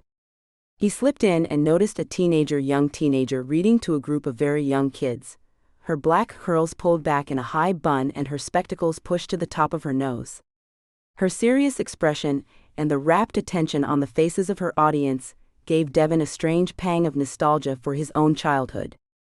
He went to bookcases and took down a book, not even seeing what he was holding, and pretended to study it. A woman he guessed to be in her mid-30s was at the desk, listening along to the girl. She had black hair pulled back in a ponytail, and very pale porcelain skin. Not Nora Conti then, who Devin knew was of Indian descent. A noise of breaking china came from the back room, and the sound of a loud curse, swiftly muffled by the woman behind the till closing the backroom door and trying to hide a smile. Seconds later, Devin saw a young woman mid-20s stick her head out and look apologetically at the woman. Sorry Zul, forgot myself. English. Devin couldn't take his eyes from her. Her bleached blonde hair was cut short and styled up in a retro coif, her eyes were a sparkling violet, and her lips were painted a deep glorious red. As she came out carefully carrying 2 coffee cups, Devin saw that she was slight, not more than 5'4", but toned. Her bare arms had tattoos, and her outfit was bordering on bondage style. Devin liked her immediately. She had an attitude that spoke to his rebellious side. The girl didn't notice, chatting away to her friend. Look at Firma go. They love it. Her friend nodded. If we get the new place, Nora suggested we build a whole section just for the kids, kind of like a blanket fort. Somewhere they can dive into a beanbag or a pillow with a book in their hand and read. The punk girl laughed. Are you sure it's not just Nora who wants to do that? To hide from her brood? Her friend laughed. I couldn't blame her. She sipped her coffee. Damn, how do you do that with instant coffee? Make it so good. Punky grinned. I add my secret weapon. She moved away from the desk and closer to Devin, glancing at him. Hello. She pronounced it aloe. Congrats, dude. Devin blinked. I'm sorry? Punky nodded to the book. When'd she do? Dion glanced down at the book. What to expect when you're expecting? Devin cursed silently. How could he hit on her now? The girl was waiting expectantly. Her eyes were an intense violet. Contacts? He didn't care. They were so damn sensual, he couldn't think straight. He struggled for a moment then said, June? Congrats again. Thanks? Oh gosh, what had he done? Punky girl was studying him. Want some coffee? Say no. Put the book down, say no, and leave. That would be good, thanks. Dude, what are you doing? Shut up. He hissed to himself. Punky girl beckoned him over to the counter. Oi, Zul, just going to make. She looked at him, and he was lost again. Those eyes. Jim? Jim, some coffee, okay? Jim, this is Zalika, and I'm Fred. Good to meet you, Zalika. I'm sorry, what did you say your name was? Fred? Zalika said with a grin as Fred disappeared out the back. But you can call her Frida. She really likes that. Buzz off, Zul. A low murmur from the back made Zalika laugh. In a few moments, Fred was back and handing Devin a steaming cup. He took a sip. It really was that good. He smiled his thanks. Now I believe you about the secret weapon. He sat with the two women, idly chatting and making up more fake details about his supposedly pregnant wife, just to observe them and to get the feel of the place. It had a laid-back feel, but they were obviously passionate about books, and he found himself enjoying their company. But it was Fred who intrigued him. English, free-spirited, and so attractive it was almost painful. Damn, Devin thought. How do I now get out of the whole invented father-to-be thing and get this girl into my bed? He thought about that later when the realtor called him. What did you think? Devin considered. I like them a lot, but I have a proposal. For the buyers? Yes. A business proposal. I like their business and their way of handling themselves. There's no doubt they are the right fit for the neighborhood. I have a request to make of them before we go any further. Could you put it to them? Sure thing. What's the proposal? And Devin filled him in on what he had been dreaming up all afternoon. A what? A partnership. The buyer has been making inquiries, should we say, about you, and he would like to become part owner in the business. Nora looked at Zalika and Fred, a little confused. The realtor, Jason, nodded. I know. It seems out of the blue. But my client is impressed with the anthology and its staff. He asked me to impress upon you that he would prefer to sell to someone who has an interest in the area. My client is about to move into one of the apartments above the retail space you are looking at. How does he mean a partner? A sleeping partner? An investor? Jason looked at Zalika, who was shaking her head. I don't know about this. I know it seems strange, but he also asked me to tell you that if you take the deal, he is willing to cut the price of the property significantly. He would not interfere in the day-to-day running of the business, but he would take an interest. Fred spoke up then. How significant a drop in price? Jason smiled. 50%. He looked gratified by their collective gasp of amazement. I know. It's a very generous offer, especially considering who you have backing you. Nora looked taken aback. I'm sorry? I believe you're Giacomo Conti's wife? Nora looked annoyed. Mr. Palmer, I am a businesswoman in my own right. I was before I married Giacomo, and I remain such. The backing for this project comes from me, Zalika, and Fred, as joint partners of the anthology. This is a female-led business, so you can understand why we are hesitating. Now I think we need to discuss this between us, if you could excuse us? Fred grinned at Nora when the realtor had left. Right on, sister. I thought you were going to take his head off. Maybe I was a little brusque, Nora admitted.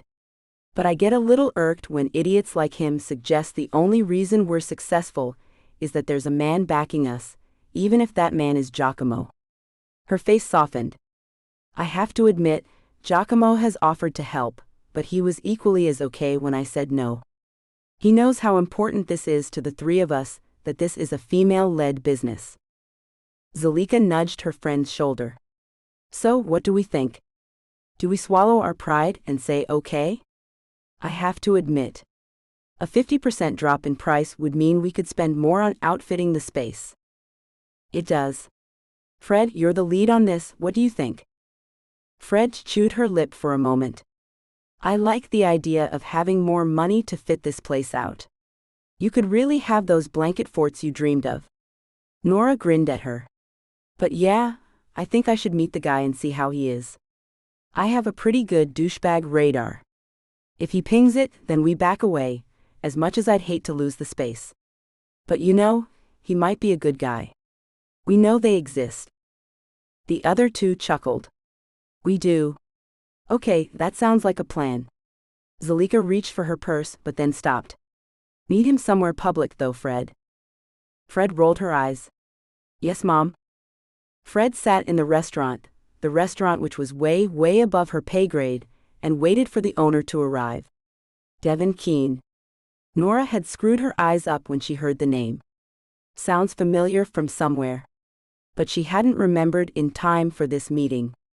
Across the restaurant, Seb nodded at her. He'd insisting on coming to check out the man, despite Fred's protestations.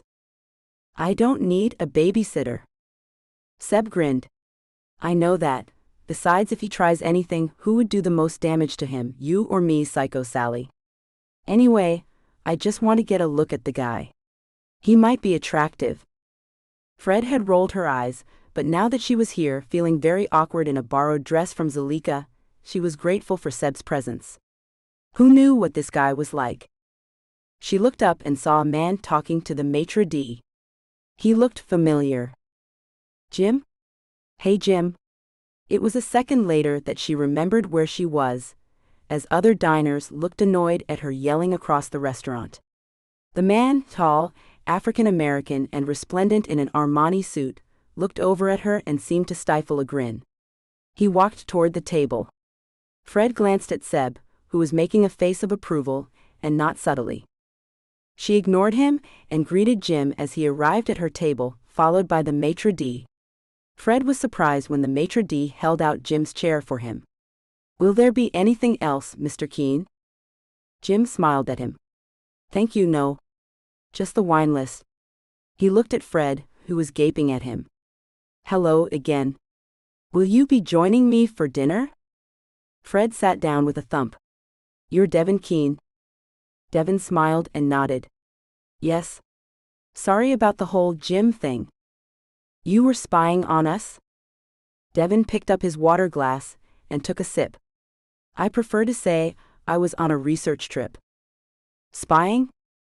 He laughed at her outraged expression. Okay then, spying. I like to see who I'm selling to. Is that a bad thing? Fred stared at him, and her violet eyes narrowed. Are you even married? Is your wife really pregnant? No and no. Sorry. I just got caught out when you approached me. Listen, shall we start again? He held out his hand. Hi Fred, I'm Devin Keene. Fred hesitated before taking his hand. His big warm fingers closed over hers, and she felt a thrill go through her. He was gorgeous, she had to admit. Dark hair, closely cropped, rich, dark brown skin and hazel eyes which crinkled at the edges. Fred realized she was staring, and to hide her embarrassment, she took a slug of her drink. Straight vodka, and she was glad of it now. So why all the subterfuge? And why would you want to become a partner in the anthology?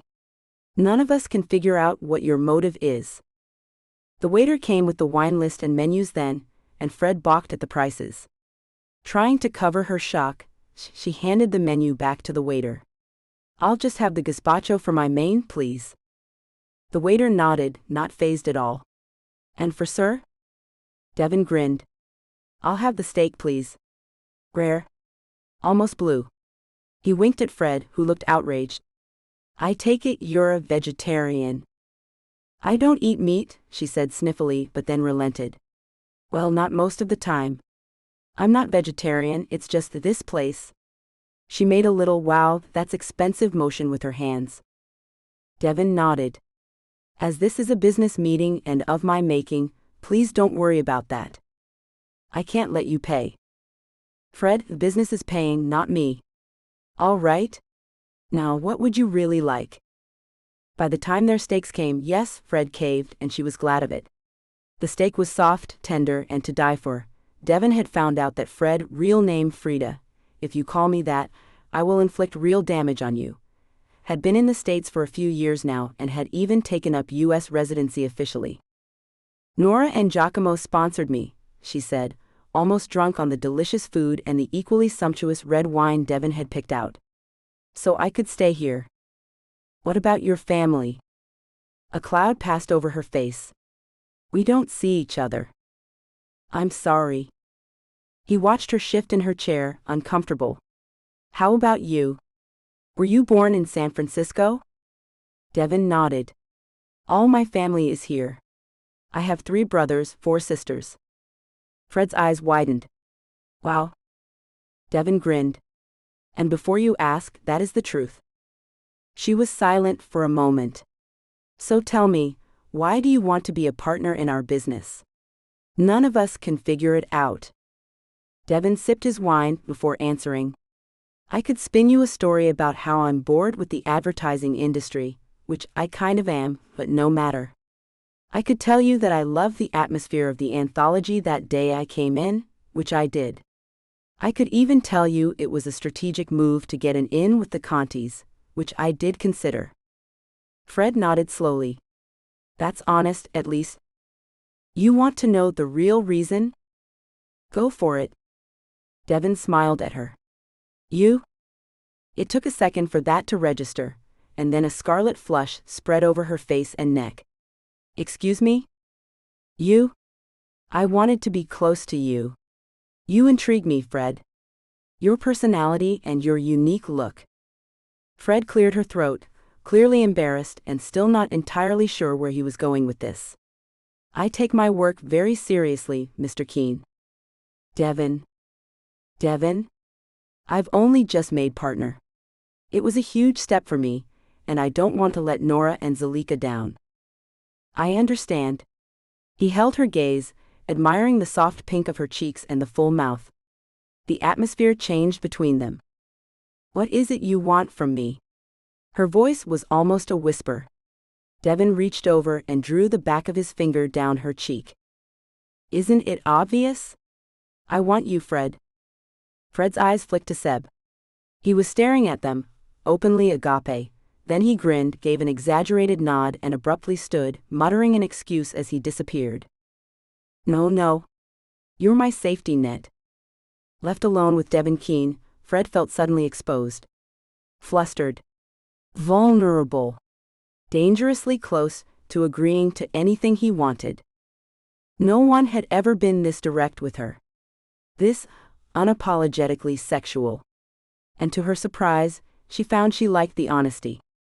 Devin Keene was, quite frankly, one of the most attractive men she had ever seen, and her reaction to him was immediate, undeniable. What is it you want from me? She asked again. Devin took her hand and lifted it to his lips. A ridiculous old-fashioned gesture, she thought, until the warmth of his mouth sent a shiver straight through her. Fred, may I call you Freddie? His eyes never left hers. Freddie, I want you in my bed. In my arms. The reasons I wanted to partner with you are many, but this? He gave a small, unapologetic smile. This is what I really want. And I'm not holding you hostage, if that's what you're thinking. It does feel a little like that, she said honestly. He nodded. I know. But I swear, wanting you like this, I didn't realize it until we sat down together. The bluntness of his words made her stomach flip. Heat coiled low and tight as she imagined touching him, climbing over that broad body, surrendering to the confidence he wore so easily. Still, doubt crept in. Her work life and personal life were already tangled enough. Devin, she said steadily, I have one condition. Tonight is tonight. Work stays separate. We'll deal with that later. Something triumphant flickered in his gaze. Understood. What was she doing? He was too confident. Too sure of himself. And yet the wanting was undeniable, her whole body trembling with it, images already forming that made her breath catch. Devin signaled for the check. Fred excused herself to the bathroom, gripping the sink as she stared at her flushed reflection, her eyes bright with anticipation. Is this really happening? Devin's apartment was above the retail space they'd discussed, but Fred barely registered any of it. The moment the door closed behind them, he was there, his mouth claiming hers with a hunger that stole her breath. Her fingers slid into his hair as if pulled by instinct, and he lifted her with effortless strength, carrying her to the bed. He laid her back gently, his body covering hers, all warmth and intention, making it impossible to think of anything else. His mouth traced a slow path down her throat as he worked open her shirt, his touch unhurried, deliberate. When his lips brushed her skin, Fred gasped, sensation rolling through her in waves that left her light-headed, pliant beneath him. She tugged at his shirt, needing closeness, needing him. They undressed each other quickly, and Fred couldn't help but marvel at him. The breadth of his shoulders, the strength in his arms, the way his presence seemed to fill the room entirely. But it was the way he looked at her that undid her. He kissed every inch of exposed skin, murmuring softly, and something inside Fred, something she'd always sensed but never quite trusted, settled into place, warm and sure. When he was bare before her, her body curved instinctively into his, as if it had always known where it belonged. "I want you," she whispered. Devon smiled and moved lower, drawing pleasure from her until she was trembling, breathless, balanced on the edge of something overwhelming. He kept her there just long enough for need to sharpen, then pulled her close, the intensity of it stealing the cry from her lips. He stayed with her, eyes locked on hers, grounding her as sensation washed through her. Her body responded without hesitation, urging him closer, deeper, until the tension finally shattered and pleasure swept through her in a shuddering release. Devon followed soon after, his control giving way as he took her again, slower now, deeper, until the moment claimed them both. When it was over, he turned her onto her back, smiling down at her with unmistakable satisfaction. "Hey." She laughed softly, still breathless. "Hey yourself." "Devon, that was?" He kissed her, gentle now, lingering. "Yes. And you know what?" "What?" He gathered her against him, holding her close. "That was just the beginning." Fred woke smiling. Devon lay beside her, his lips pressed to her shoulder, his arm heavy and warm around her waist. She'd braced herself for distance, for awkwardness, but instead she felt safe. She shifted closer and kissed his forehead. "Hey, beauty," he murmured sleepily, opening his eyes with a smile that caught her off guard. "How did you sleep?" "Really good." "You?" "More than." He kissed her. "Though I do have morning breath." She laughed. "Well, that makes two of us." "Nah," he said softly. "You taste amazing." "Sweet talker," she teased. "Got a spare toothbrush?" They brushed their teeth together, naked and easy, and Fred was struck by how natural it felt.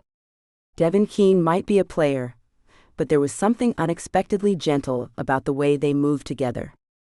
The shower turned heated again under the spray of water, his strength undeniable, his attention making her feel cherished rather than claimed.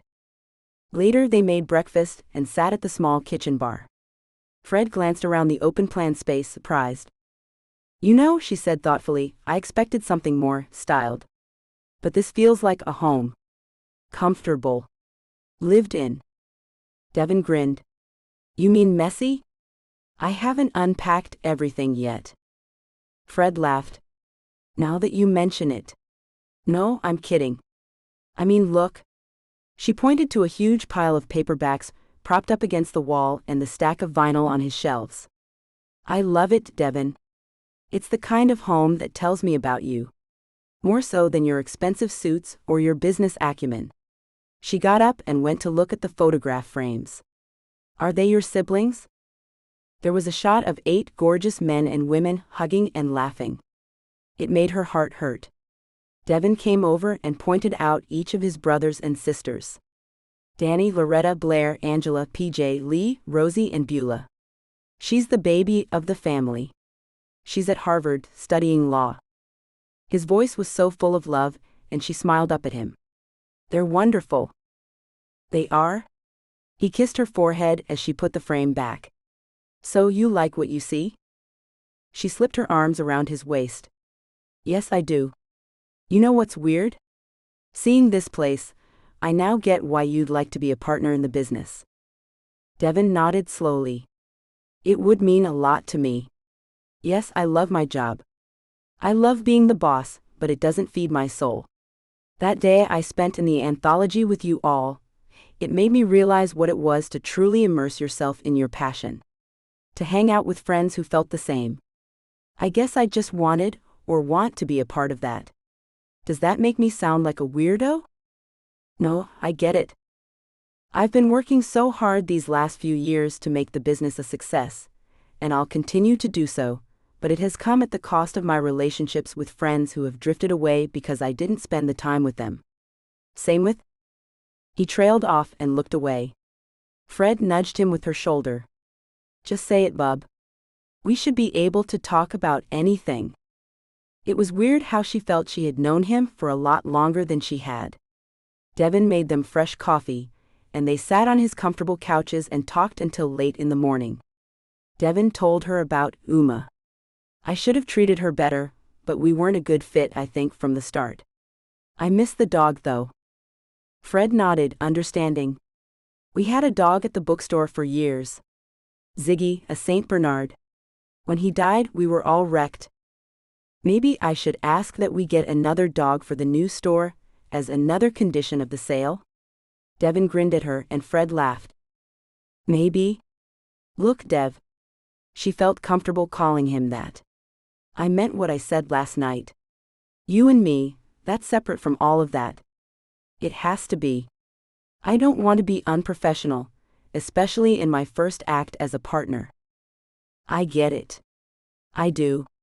Look, as I said, I would love to be a part owner, a silent partner, and if you think I'm a good fit, recommend me. If not, no harm, no foul, and I'll still lower the asking price by 25%. But yeah, this, he indicated Fred and himself. This is between us. Fred nodded, her eyes soft. I'd like that.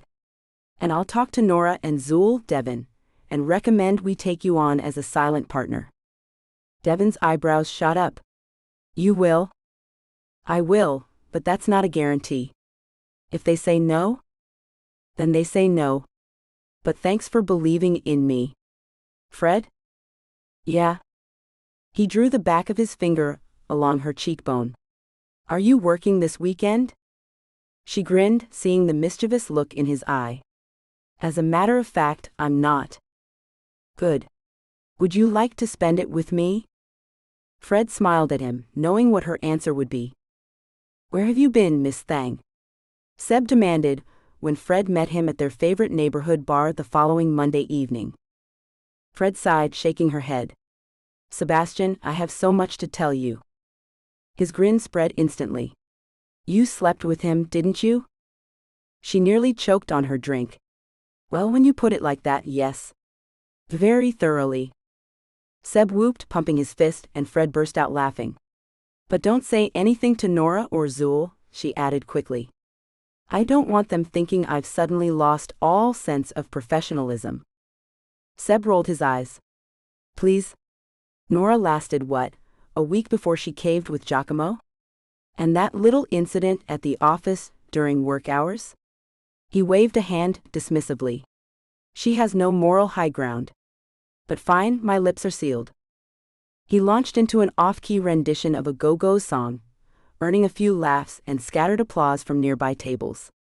Fred watched patiently, shaking her head until he finally slid back into the booth, breathless and triumphant. Right, he said. Questions. How many times? How was it? And is he ridiculously well endowed? Fred smirked. A lot. Incredible. And yes, absolutely. Seb leaned back, satisfied. This is why we're friends. You never skimp on the details. I spent the entire weekend with him, she admitted, suddenly eager to say it out loud. We stayed at his place, went to Alcatraz for a tour. Thrilling, Seb deadpanned. She ignored him. And then we went to the pound and adopted a dog. His eyebrows shot up. You did? Completely on a whim. Seb, you should see it. It's adorable. What kind?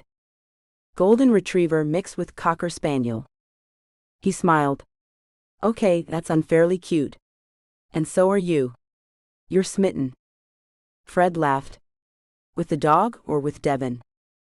Both. Tell me, has my punk girl disappeared, or have you gone all soft on me? She clinked her glass against his. She's still here. Just with a touch of mush now. Seb nodded approvingly. Good. Thank God for that. To Fred's relief, Nora and Zalika heard her out about her recommendation. I know it might mean a change in how we do things, but I honestly think Mr. Keene, gets our aesthetic. Nora nodded, but Zalika chewed her lip. I'm just a little concerned about the whole Jim thing. Why didn't he tell us who he was from the beginning? Zul, he probably had to think on his feet. Nora rubbed her bump, and Fred noticed how tired she looked. You okay, Nora? Nora nodded, giving her a wan smile. Morning sickness is a killer this time around, I tell you. Last one. I made Giacomo promise. She laughed a little, then swayed. Whoa. Zalika caught her friend and maneuvered her into a chair. Nora looked gray and sweaty. Thank you. Sorry, I just feel rough around the edges today. Look, do you mind if I skip out early? Our nanny is being run ragged by the boys, and I think Sophia needs a hug from her mommy. Of course not. Look, I'll call you a cab. Fred was shaken back to reality now, her concern for her friend all she could think about. Thanks, Fred. And for what it's worth, Devin Keene sounds like a good guy. I'm in if Zalika is. In the end, Zalika decided to go with Fred's decision, and it was with excitement that she drove to his apartment that evening. Her smile faded, however, when he let her in. Uma's here, he said in a low voice. She just turned up, I swear. She's upset about something.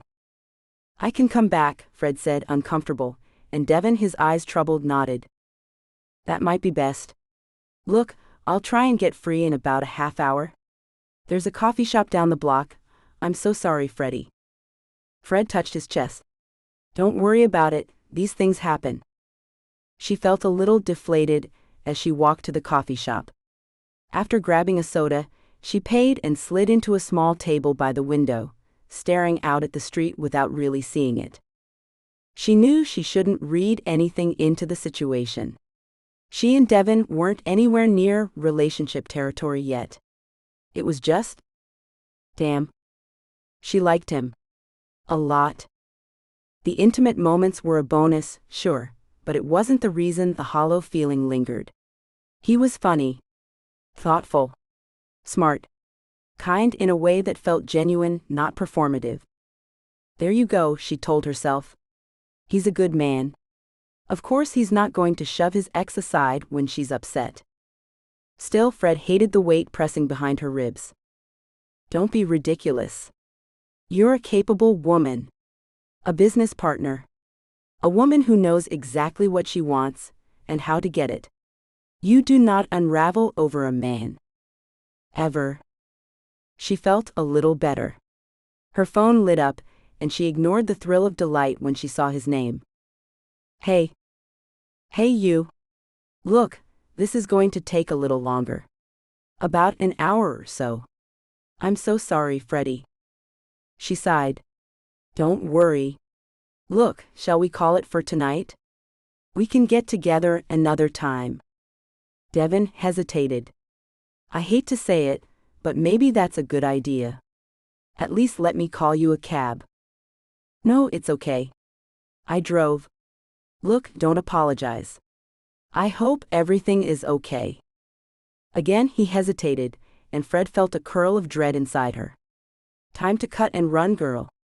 Look, Devin, it's okay, we don't know each other. If you have issues with your ex, maybe you should settle them one way or another. No, wait. Bye. Fred ended the call before she could change her mind. She got up and walked out into the evening air. It had started to rain, but Fred barely noticed. Stupid, stupid woman. She was talking to herself, of course, but she felt a little irked at Devin's ex. Don't be unfair. She's known him a lot longer than you. She got into her car and locked the doors. Screw it. She leaned her hot forehead against the window and closed her eyes, trying not to cry. Had she been too hasty? Her phone rang again, and she was about to send it to voicemail when she saw it was Seb. Thank God, she breathed. I just might have blown it with Devin. I need you. When he didn't say anything, Fred stopped. What? What is it, Seb? When he spoke, she was shocked to hear the break in his voice. It's Nora. The cab she was in was involved in a minor car accident. She told the paramedics she was fine, but when Giacomo came home tonight, the kids were going crazy and Nora was unconscious on the bathroom floor bleeding. They think she's having a miscarriage. Fred drew in a sharp intake of breath. Oh gosh, Seb, which hospital? Seb told her. That's down the block from where I am, Fred said. I'll be there in a couple of minutes. Are you already there? Yeah, we all are. Gosh, I can't handle this. Fred took a deep breath in. Seb, hold it together. I'll be right there. She decided it was easier to run the 2 blocks to the hospital than finding another parking spot. As she emerged out onto the street lights were just coming on. She sprinted down 1 block and had just turned the corner when she ran into Devin. He looked a little wild-eyed. Oh my. Thank God. Man, I thought I missed you. Fred shook her head. Devin, I can't stop, Nora's been taken into hospital. Geez, I'm sorry, I'm coming with you. She wanted to argue, but the need to get to the hospital made her nod quickly, and he took her hand, pulling them through the people crowding the sidewalks. Fred's mind was racing with questions, but at the moment, the fear for her friend was overriding everything else. The receptionist told them where the OBGYN floor was, and they took an elevator up, both breathing hard from running. Devin's hand held hers, and for now, Fred knew it was the right thing to just go with it. She was shocked by the torment on Giacomo Conti's handsome face as she pushed into the relative's room. Zalika and her husband Orlando were there too, as was Seb. Giacomo, now in his late 40s, was a devastatingly handsome man with dark hair and green eyes, but right then he looked like he was in mourning. Fred felt her heart clench with fear. Oh no, please. Giacomo shook his head. Nora's in surgery. We lost the baby. They're trying to stop the bleeding now. He didn't need to add that it was touch and go if Nora would survive. The desolation in his expression told Fred all she needed to know. Oh gosh. This couldn't be happening. Not to Nora and Giacomo. They had been through so much together and survived so much. Fred saw Zalika, tears streaking down her face as she reached for her hand. Thanks for coming, Fred. Who's this? Fred introduced Devin quickly. If there is anything I can do, he said gently, looking at them. I don't want to intrude. Giacomo got up and shook his hand. You're not. He looked at Fred with a question in his eyes, and Fred nodded a little. Giacomo kissed her cheek.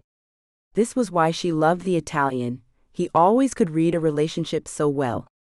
Unlike me, she thought, glancing at Devin. Was he really here out of pity, or because he wanted to be with her? Devin steered her into a seat and locked his arms around her. A subdued Seb sat with them and Fred held his hand. He looked so upset, Fred felt like crying.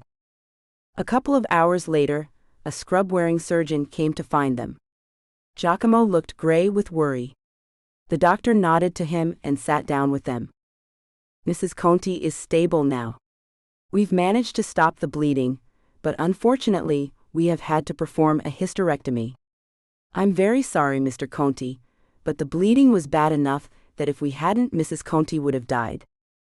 Giacomo nodded slowly. Some color had returned to his face, now that he knew Nora would be okay. Can I see her?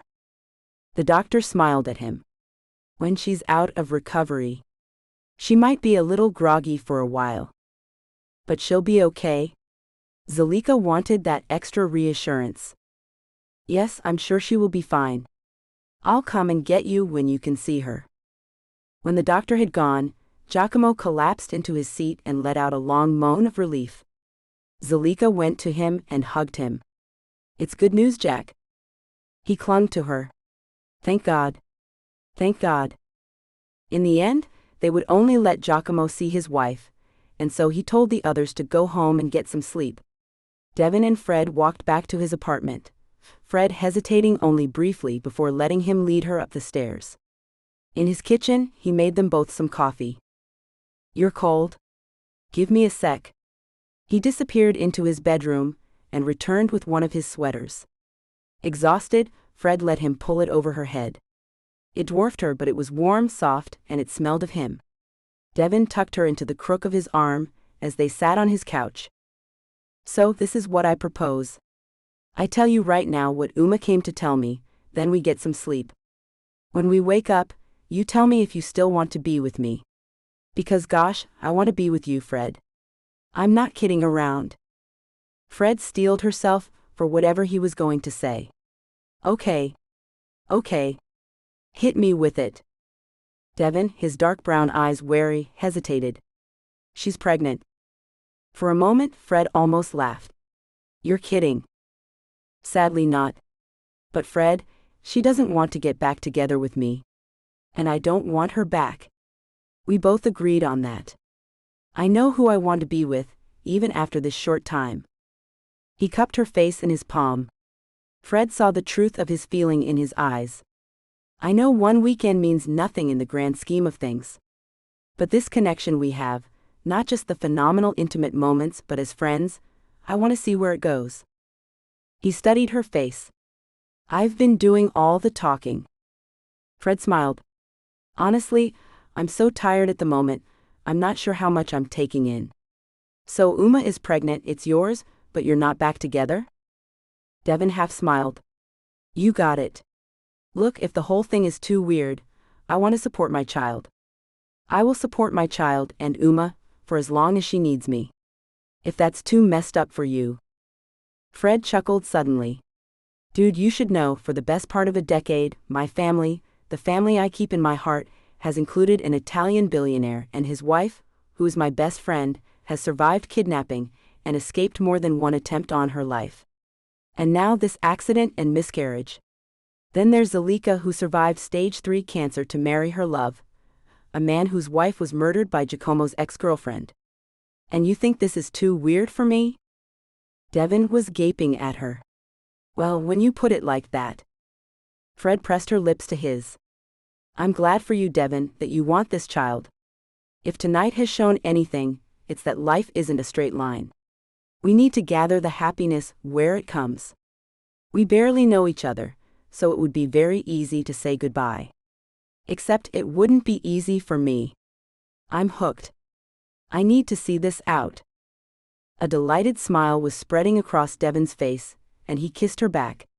Can I remind you that you said all of this when you're more awake? You can remind me in every way you want to, Fred said softly. But right now, big guy, take me to bed and let's sleep before I pass out. They slept late into the morning, Fred cocooned in Devin's arms. When they finally woke, there was no rush, just quiet touches, lingering kisses, the slow unraveling of sheets and skin, until they came together again. It wasn't the playful urgency of the weekend before, but something deeper. Slower. Devin moved with an unhurried rhythm, drawing the moment out, their mouths meeting again and again as they held each other's gaze. The connection between them built steadily, tension winding tight until Fred shuddered, gasping his name, as her body arched instinctively into his. Devin murmured her name like a promise, his voice low and reverent. Afterward they sank into the warmth of his tub, Fred resting back against his solid chest, his arm wrapped around her, his lips brushing her temple as the water steamed around them. Did you make a decision? He asked gently, his fingers tracing slow, absent patterns over her stomach. Fred smiled and looked up at him. I'm in, she said simply, and his answering smile was everything. It might be a mountain to climb, she added, but yes. I'm in. She shifted in the bath, turning so she could straddle him, drawn by the warmth of his body and the way his hands immediately found her, steady and sure. His palms skimmed her skin as she settled closer, a soft sigh leaving her as they fit together naturally, the water lapping quietly around them. They moved in an easy rhythm, unhurried, the intimacy of the moment wrapping around her just as much as his arms did. Devin looked up at her, his expression open, certain. We're going to make it, he said softly. You know that, right? Fred leaned down and kissed him, slow and sure, and for the first time she didn't question his confidence. Yes. We are going to make it. 2 years later. Is he annoying you? Uma squinted as Fred struggled with the young boy in her arms. Fred grinned at the woman who had become her good friend over the past 2 years, then made a face at her toddler stepson. Atticus, I will open a can of whoop-ass on you if you don't stop wriggling. Atticus, his bright blue eyes startling against his café au lait skin, stopped and looked so alarmed that both women burst into laughter. Uma rescued Fred by taking her son back into her arms.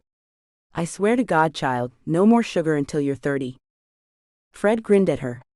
In the 2 years since Atticus had been born, Fred and Devon had married quietly, well, as quietly as someone with 7 siblings could get married, and Uma had moved in with a pediatric surgeon, Susan. Uma had shrugged when Devon expressed his surprise at her new love. Hey, I didn't know either, she had said with a good-natured grin. Fred had taken to Uma immediately, again to her surprise, and the 2 women enjoyed each other's company, Fred even helping out with Atticus in a way she never knew she was capable of. At work, the anthology's second store had been a huge success, and now they were opening a third, in Nora and Giacomo's hometown of Florence. The couple, shaken by the miscarriage, had rallied. It had brought them even closer together, something Fred hadn't thought was possible. When Giacomo had turned 50 a few months back, he had flown them all, including Uma, Susan and Atticus, to Florence, and at the party thrown in his honor had surprised his wife by arranging to renew their vows in front of their friends. It had been a wonderful night. Zalika and Orlando had added to their brood, not kids but a horse for Firma. The 15-year-old was obsessed with schoolwork, and as she was already being offered places at the best colleges in the country, Zalika and Orlando, concerned she was becoming all work and no play, had bought her the horse she had always wanted. Firma had also, to everyone's surprise and admiration, declared herself to be bisexual, and Uma had talked to the young girl about what that meant for her. Zalika was grateful to the other woman for her guidance. As for Fred and Devon, kids weren't on the menu yet. They had decided to travel when they could afford to, which was often thanks to the anthology's success and Devon's business, and spent weeks hiking in South America, trekking in Australia, and falling in love with India, much to Nora's delight. They had bought another apartment above the second anthology store and knocked through to make a huge space, required, Devon said, mostly for their vast joint book and vinyl collections. Fred loved her life. From the lonely girl who had come over from England, to a successful businesswoman, and a partner to the man she loved with all her heart. Devon had proven himself to her over and over, and when Atticus had been born, the love and the joy he had felt and shown for his son just made Fred fall for him even more.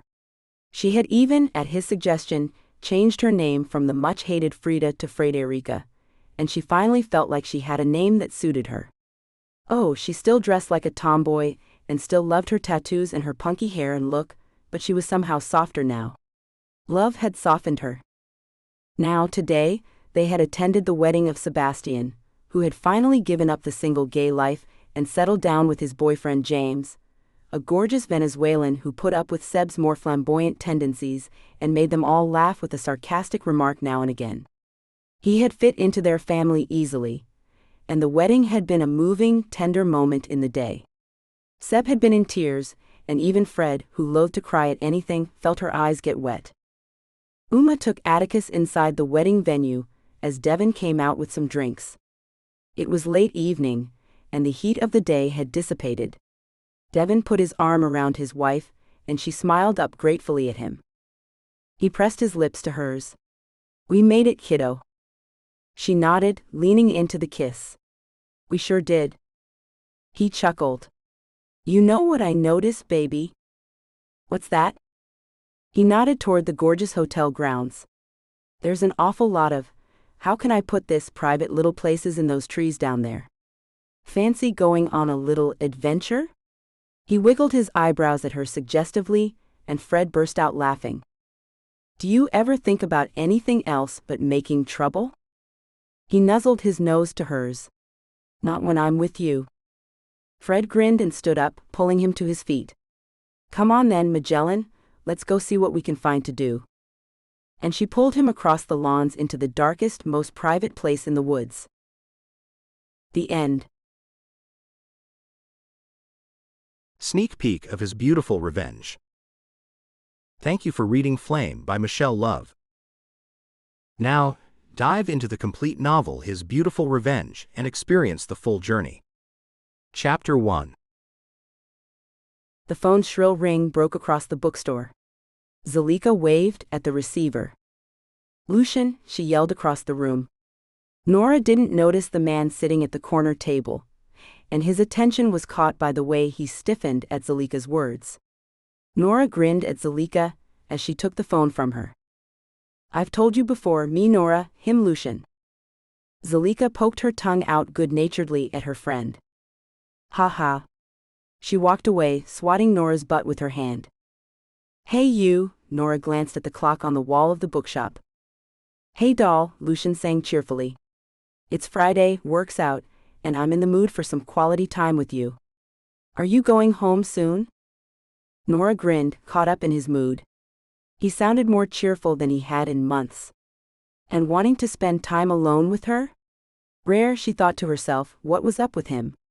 But she didn't want to waste his good humor. "Yeah, very soon. Just gotta clear up some stuff, then I'm all yours." "You cooking?" They both laughed. "Pizza it is then," Nora said. "I'll pick it up on the way home. Do we have beer?"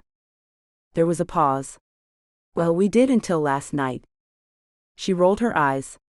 "Okay. Hey, did Ziggy eat his breakfast?" Ziggy was their ancient St. Bernard crossed with a barrel on its legs. Lately he had stopped eating so much. "Yep, all of it." Lucian sounded like a proud daddy. "Oh good. Oh okay, be home soon." "Love you." She hesitated, then smiled. "Love you too." Nora went back up to her little office above the bookshop.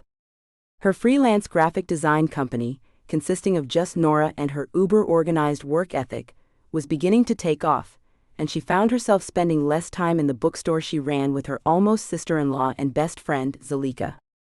It was a blessing and a curse, she thought now as she glanced through the endless emails she'd received. As much as her first love was art and design, she loved the laid-back pace and friendly atmosphere of their San Francisco store. Now that Russian Hill was an up-and-coming, hip area, their clientele had tripled in the 3 years they had been open. The store, all dark wood bookshelves and large comfortable couches, had added a coffee machine in the last year, which had drawn many people in, and they had recently expanded into the empty storefront next door, adding tables where writers could sit and work. Ziggy also took up residence, making friends with the customers and their dogs. Nora, at 28, was completing her PhD in graphic design part-time as well as working, and sometimes the work seemed overwhelming. She wondered if she had missed the signs that her relationship of 5 years with Lucian Hargitay was beginning to unravel, and whether it was her fault for working too hard. She'd even said as much to Zalika, Lucian's stepsister, but Zalika had merely rolled her eyes. "If my brother can't handle a successful woman, that's on him, not you." Zalika and Lucian were not close, but Nora and Zalika were, and so Zalika put up with her brother. Her mother married Lucian's father after both were widowed, but the marriage was a disaster and lasted less than 5 years. It had cost Zalika's mother her health, and when she died, Zalika went to her best friend for comfort, Nora. The two had met in college and become as close as sisters. They'd earned the name the twins because they were always together. Looks-wise, the only thing they shared was their long dark hair. Nora, with her dark beauty inherited from her Indian mother, dark brown eyes and soft warm smile, was tall and curvaceous, whereas Zalika, her sapphire blue eyes large behind black-rimmed spectacles, was athletic and slender. They shared a silly sense of humor as well as sharp intelligence and street smarts. Despite never being apart for long, they enjoyed each other's company. Nora considered Zalika her family, and when she met her stepbrother, Lucian, it seemed the orphaned Nora had found her family. It was only later that she discovered that Zalika had been dismayed at the relationship between her best friend and stepbrother. It had bugged her ever since, but to Zalika's credit, she had never bad-mouthed Lucian to Nora or interfered in their relationship. 5 years later, Nora felt as if something major, something bad, was about to happen. Lucian had been distant, distracted, and even cold. They rarely made love anymore, both exhausted from work. Lucian worked for a major PR company in the Bay Area, and his work often took him to Los Angeles or New York. Yes, that was it, Nora told herself. It was work, except she knew from Zalika that Lucian was relatively junior in his role.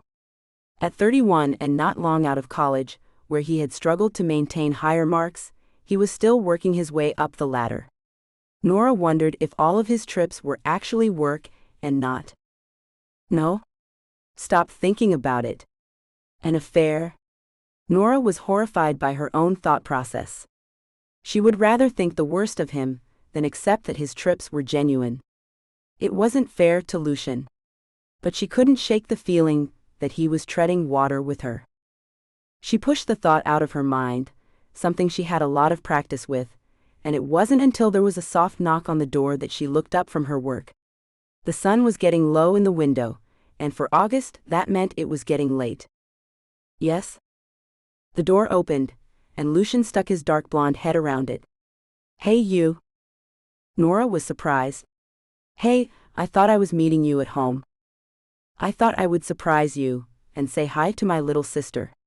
She's serving a customer, so I thought I'd come up. The store's still open, sorry. I mean hi, she chuckled and kissed him. Lucian was a typical preppy archetype, handsome, well-maintained, bland. What had attracted her to him in the first place? Nora was ashamed that she couldn't remember, but she knew she had loved him once. Now? Didn't all relationships turn into this? Friends with benefits? If you could describe their stale, intimate life as a benefit.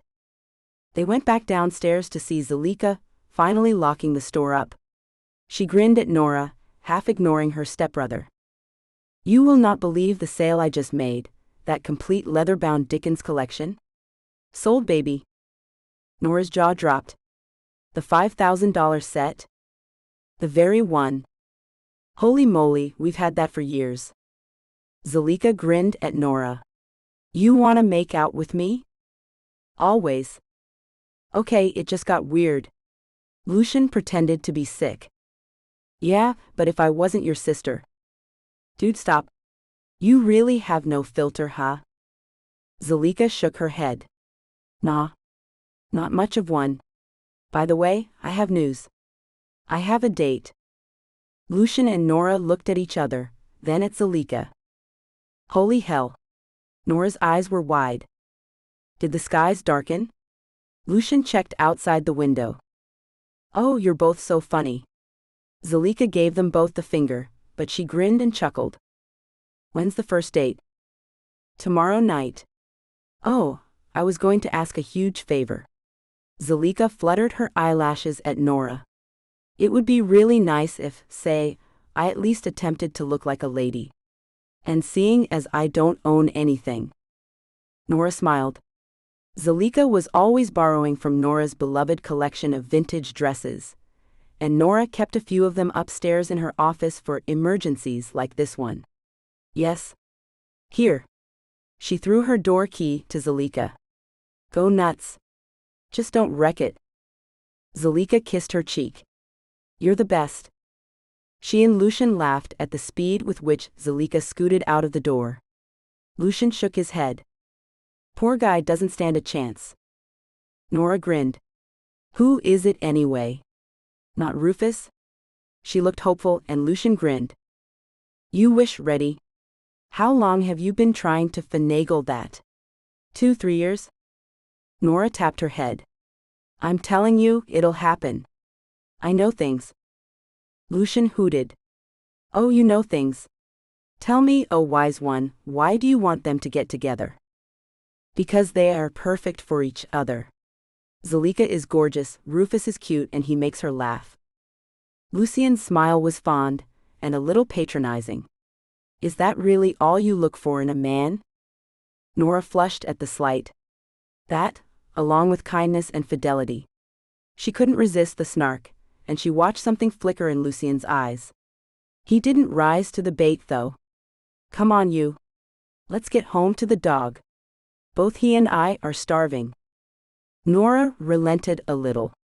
I can rustle up dog food pizza for both of you? Lucian laughed. Yum? Now I'm really hungry. Gross. That made him laugh even harder. Let's see, do I fancy beef chunks in gravy? Chicken in jelly? Nora made a gagging face. Stop, please. He laughed, caught her by the waist, and pulled her into his arms, kissing her tenderly. It was a sweet, loving kiss, but Nora felt herself tense up. Lucian noticed, and his smile faded. Let's go. I'm bushed. He walked out of the door in front of her, and got into his own car, not waiting for her to follow him on the way back to their Palo Alto home. For a brief second, Nora considered not going home, staying there, pulling out the little temporary cot they kept upstairs for emergencies and sleeping there. If it wasn't for Ziggy. Nora sighed and, starting her car, followed Lucian out of the city. Giacomo Conti was bored. Yet another cocktail party with people he had nothing in common with, yet another evening wasted when he could be working, reading, or hanging out with his own, more sedate friends. But then again, he reasoned, Tara was willing to appear with him for public events whenever he needed her, so it was only fair. He looked across at her now, seeing her blonde hair falling to her shoulders, her petite doll-like features, and her long legs. Tara Hubert was the world's highest-paid supermodel, and she was with him. Giacomo Conti was a self-made billionaire, an Italian geek whose brilliance within the technology field had sent his career into the stratosphere when he was just 19. Almost half a lifetime, and now he was bored. His company, Conti Tech, was competing with Google and Facebook in the world, and was on target to become a trillion-dollar company any day now. Yet Giacomo found himself envious of the lives his friends led, more sedate and less shallow. As teachers, writers, artists, and lawyers, they didn't work any less hard for what they had. It was just their fields didn't pay as much, apart from the lucky few. Giacomo's best friend and his brother-in-arms, Orlando Price, was a school teacher in one of the city's poorest schools, and yet the results he had with his kids, the hope and inspiration he imparted, were priceless. Giacomo's evenings with Orlando, his wife Carmel, and their 7-year-old daughter Firma were his absolute favorite times. Tara never joined them. She had little time for the little people, and she and Carmel had no time for each other whatsoever. Tara's beauty was icy and cold, whereas Carmel's dark good looks were sensual and exciting. Tara was jealous, so when Giacomo insisted on spending time with his friends, Tara always cried off, to everyone's relief. And now? Giacomo realized he hadn't been listening to the man talking to him, but there was a good reason. Tara was cheating on him. Giacomo had suspected it for months, and now he had a name to go with his suspicions, Lucian Hargitay. Giacomo had had his private detectives follow Tara for the last 3 months, document and photograph every time she met with the man, and build a portfolio that, when Giacomo confronted her, Tara would not be able to deny. It had been Carmel who had started him thinking.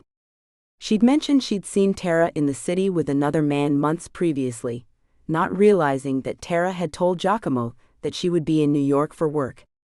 Carmel had been horrified to think she had casually blurted out the evidence of Tara's cheating, but Giacomo had reassured her it had been for the best. Carmel had shaken her head angrily. Giacomo, I know it shouldn't be my business, but don't ever bring that woman here again. I don't take her cheating on you lightly. There had been a nasty incident a few weeks later, when the two women had come face to face. Carmel had to be restrained by her husband as Tara complained at her about Giacomo's immersion in work, and she couldn't help blurting out that at least Giacomo knew about loyalty. Tara had asked her what she meant by that, and Carmel snarled at her. You know. Giacomo feigned innocence when Tara asked him about it, and Carmel apologized to Giacomo for her mouth. It gets away from me sometimes, she said ruefully, hugging him. I just can't stand the fact that she had the nerve to cheat on you. Giacomo had hugged her tightly. Don't worry, Bella. I'll handle it. Since then, he had bided his time, burying himself in work as his detectives gathered the evidence. Only today, he had been at a meeting, completely disengaged, that afterward, he had decided to go to the workplace of Hargitay's girlfriend and sister. He had donned a baseball cap over his dark curls, and stuck some wayfarers on his face to cover his distinctive green eyes. At 37, Giacomo Conti was considered one of the world's most handsome, most eligible, said the women's magazines, choosing to forget his relationship with Tara, bachelors. His tall, darkly handsome face was saved from being generic by the brooding, almost dangerous set of his green eyes rimmed by thick black lashes, his chin dimple and his strong jaw. His black hair was left to grow in wild curls, and he was a man who could make both a Savile Row suit and an Abercrombie & Fitch sweater look good. His broad shoulders, slim hips, and long legs contributed to his demeanor, and on the rare occasion that he smiled, it lit up the room. Giacomo knew he was good-looking, and did not believe in false modesty. When he was younger, he had screwed his way across Italy, then Europe, and finally the world. His physical prowess was legendary. Giacomo deliberately let the world think he was a playboy, and as deep as a puddle. It suited him to know that the real Giacomo was still that little geek, playing with computers in his small house in Trani. His small circle of real friends knew him as Jack, and knew the fun-loving, loyal, big-hearted man beneath the image. He trusted few people with the truth, especially not women. So when Tara's infidelity came to light, he hadn't been that shocked. And today, when he'd gone to the little bookshop, Anthology, in the Russian Hill district, he had been pleasantly surprised at the laid-back feel and the friendliness. The giant St. Bernard had taken a shine to him, and sat with him as he drank the superb coffee, and watched the two women who ran the shop. Giacomo could barely take his eyes off the taller woman, Tara's romantic partner's girlfriend. Her sweet smile, her easy, infectious laughter, her patient way with customers, and her literary knowledge spoke to Giacomo in a way he'd never felt. "He's cheating on you, lovely girl?" "Idiot," he thought in disbelief. When the phone had rung, and the younger woman had yelled out the creep's name, Giacomo had felt immediately on edge, almost jealous, almost wanting to yell at her to ignore it and that the figlio di puttana wasn't good enough for her. He'd watched her face break into a smile, and couldn't do it. He couldn't break this lovely girl's heart. He'd left soon after, unable to stand it. At home, he hadn't been able to resist Googling her. Nora Reddy, part owner of the Anthology bookstore and also a freelance graphic designer. He looked through her online portfolio and was impressed. He called Sebastian, his longtime personal assistant, and asked him to set up a meeting with her. "I think we might find her useful for some of the campaigns we have coming up," he told Seb. "Also, she's gorgeous, and I want to see her again." He grinned to himself as he hung up. Two birds with one stone. Suppose he could harness the woman's obvious talent and get that beautiful body into his bed. Opportunity and revenge in one go. He smiled to himself again now, as the cocktail party droned on. Watching Tara network and flirt with the men in the room, Giacomo knew Tara barely registered the other women, knowing she was the most beautiful woman there. He wondered how he had ever gotten involved with her. She was so totally opposite of what he was attracted to, but then again, 5 years ago, he'd been reeling from the death of his grandparents, cancer, within weeks of each other. And he dealt with it by drinking and numbing the pain by screwing around. Tara had seen his sadness and moved in, telling him she was what he needed. He felt a pang of sadness now. Yes, he had needed her then, and he couldn't help but know that he was partially responsible for the fracture in their relationship now. He was obsessed with his work, and passionate about what he could achieve. He had neglected her, and Tara wasn't a woman to neglect. He'd seen the disgust in her eyes when she looked at him. Maybe he should just cut her free. His phone beeped, a message from Orlando. "Dinner with Carmel and me on Friday?" Giacomo smiled. "Yes, gosh, please. Hell yes. Send Black Ops to get me out of this party." "Ha ha. Grit your teeth. See you Friday, buddy." Giacomo sighed. What he wouldn't give to have a time machine now. Still, he had no meetings tomorrow as yet. So he could always go spend some time in that little bookshop. He pushed the thought away and went to get his drink refilled. Chapter 2. Carmel gently took the headphones off her sleeping husband's head. Orlando was stretched lengthways on their couch, his breath coming out in tiny snores. She kissed his forehead and smoothed a finger down his face. His arm, solid and muscular, slipped from his chest and hit the floor. He stirred, grumbled softly, and turned onto his side, still muttering. Carmel suppressed a laugh. She moved around the living room, picking up empty bottles, cups, sheet music, and student papers. It was a wonder if any students got the correct papers back from their favorite music teacher.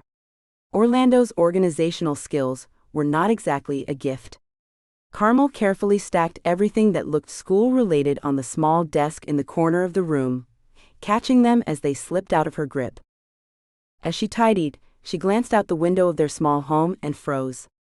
A movement caught her eye, someone moving away from the window. Their neighborhood was safe, and it shook her to see that. Not least because, for the last few weeks, she had had a creeping feeling that she was being followed or watched.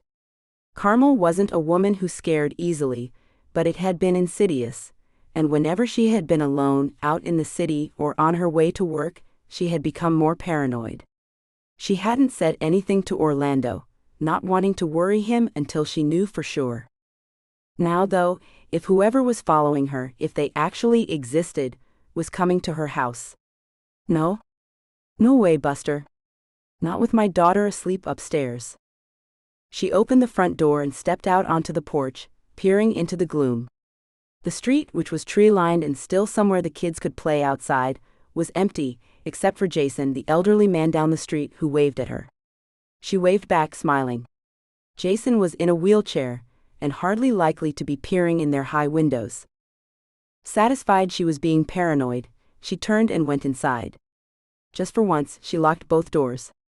She heard footsteps and turned. Orlando shuffled sleepily from the living room. He ran a hand through his short hair and grinned at her. "Sup, babe, what you," he yawned expansively, "doing out there?" He took in her face. She was frowning slightly. "What's the matter?" He stepped toward her and slid his arms around her waist. Carmel blinked and her face cleared. "Ah, nothing," she said, not convincing him for a second. "Well, I just thought I saw someone watching the house." But there wasn't. So. He grinned down at her, cheeky and boyish. "Shut up." She scowled at him, trying not to smile. "Watching the house?" "Shut up." She started to laugh. Orlando put a mock-serious look on his face. No, better to make sure. Want me to have a look?" No. Wouldn't hurt to look." He reached behind her and opened the door. For a second, they both looked out. Carmel secretly hoped they would see something. Orlando turned to look at her. Strange. She wiggled away from him, swiping at him. Laughing, he gathered her up in his arms and buried his face in her neck, pressing his lips against her warm skin. He felt her body relax and, raising his head, tipped her face up to his. He kissed her gently on the mouth. Carmel sighed with happiness. "Wanna go cuddle some?" he muttered, his lips moving against hers. She responded by kissing him harder. His right hand tangled in her hair as their kiss deepened, his left hand sliding down the curve of her back. She pressed her body into his, feeling the excitement build in both their bodies. She gasped for air as he broke away. His dark brown eyes burned with desire as he bore her up the stairs. He laid her on the bed when they heard it. "Ah," said Orlando, sighing. "The walking, talking contraceptive device." "Mommy?" Carmel chuckled and disengaged herself from her husband. "Take a load off. I'll go see what she wants." "There's a reason you don't have brothers or sisters," Orlando yelled grumpily to his daughter, and Carmel hushed him, giggling as she went to see what her daughter wanted. Firma was sitting up in bed, her hair in cornrows. "What is it, sweetie?" "Monster." Carmel sighed. "Where, darling?" "On my toes." "A monster on your toes. Okay." Carmel sat down, pretending to look under the comforter. "Now who would be so brave to go near your stinky feet, pumpkin?" She lifted the edge of the comforter, then pretended to hold her nose. "Pooh? No monster, darling. No cheesy feet-eating monster." Firma giggled and wiggled her toes. "My feet don't stink." "They don't? Okay, I'll check again. Pooh arg hh." Carmel pretended to choke on the stink. "Help, I can't breathe, the smell." "The smell?" Firma giggled uncontrollably, and Carmel tickled her daughter. Now look, kiddo, there are no monsters, okay? None that will get in here, not while I'm around, okay, Snugglepuss? Sleepy time now. She settled Firma back into her blankets, then went back to bed to find Orlando sprawled across the bed snoring. So much for love, she muttered, grinning, then crawled into bed next to him and was asleep almost as soon as she closed her eyes. Nora shut off the shower and dressed quickly. Lucian lay watching her, then as she passed him, hooked her legs and pulled her down onto the bed. Stay, he said, pinning her down. She wriggled out from underneath him, annoyed. Quit it. Too much to do. Get off. She struggled to her feet and swatted his head, smiling to soften the snub. Up. Time to do manly stuff. Lucian rolled into a sitting position, yawned and smiled at her. Manly stuff? She grinned. Yep. Chop wood, hunt bison, that kind of stuff. From downstairs they heard a pitiful whimper. Ziggy wanted his breakfast. Nora sighed. I gotta feed the kid. She left Lucian to shower and thumped downstairs. Ziggy was beside himself. She fought him off while reaching for his food, his nose seeking out the meaty chunks. As soon as she put his bowl on the floor, Ziggy fell on it with abandon. Nora switched on the coffee pot and surveyed the contents of the fridge. Eggs. Eggs sounded good. She snagged a mixing bowl from the cupboard, feeling the satisfying crack of the shell against her palm. She grimaced as the egg white stuck to her skin and flicked the food into the bowl. She was whisking the eggs, adding some paprika, when Lucian came down the stairs. Ziggy had finished his food and was now licking the empty bowl around the kitchen, the metal scraping against the floor tile. Lucian snatched up the bowl, and Ziggy looked up at him with hope. Now you've done it, Nora shook her head. He thinks he's getting extra. Lucian shrugged. No dice, dog, he addressed Ziggy, live with it? He threw the dish into the sink. Ziggy harumphed and wandered off. Lucian grinned and slid his hands around Nora's waist, pretending to bite her neck. She put the bowl of eggs into the microwave, fixed the time, and pressed start. She turned to face him. Booby check. Lucian pulled her shirt out and peered down her cleavage. Yep, still there.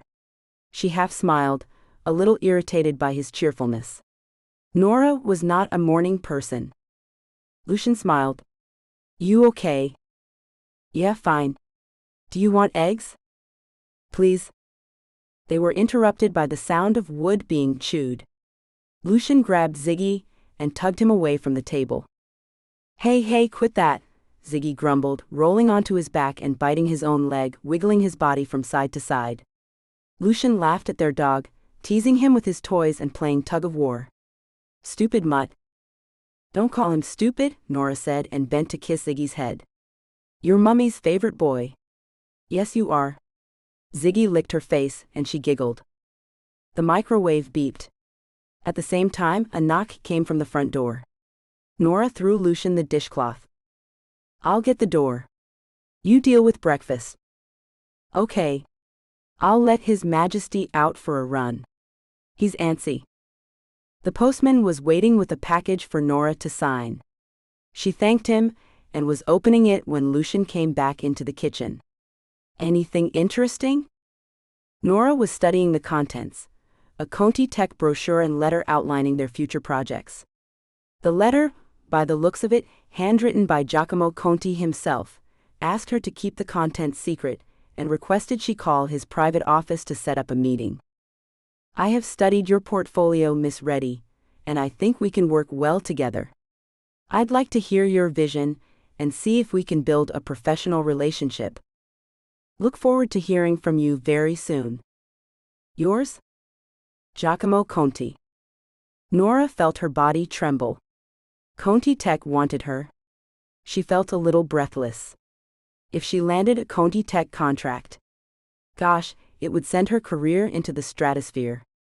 Just a possible future client, she said casually, stuffing the contents back into the envelope and slipping it into her bag. Nothing interesting. As they ate breakfast, Nora asked herself when she had stopped confiding in Lucian about the important things in her life. Then it struck her. Had she ever trusted him? She studied him now. How's work? Lucian shrugged. Busy.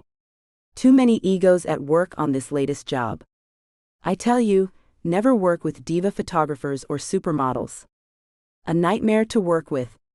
It doesn't matter what we've pitched, they always change their minds. You're lucky in your line of work.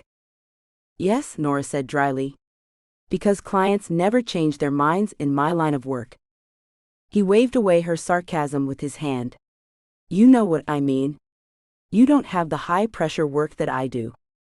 Nora gritted her teeth. This was more like it. The affable, fun-loving boyfriend of this morning was gone, and in his place, the egotistical douchebag who belittled her at every turn. Her eyes narrowed at him. Why do you do that? What? Put me down? Does it make you feel like more of a man? What the hell are you talking about? You don't have the high-pressure work I do. She mimicked him, knowing it annoyed him. I run my own business, Lucian, and you think I don't have pressure? Actually, I run 2 businesses. So don't give me that nonsense. Lucian looked astonished at her outburst. Finally, he started to smile. Are you menstruating? Wanting to pound the smirk off his face, Nora got up. I'm going to work. She looked around for her phone, and realizing she'd left it upstairs, she headed out of the door. Upstairs, she sat on the bed and took a deep breath in.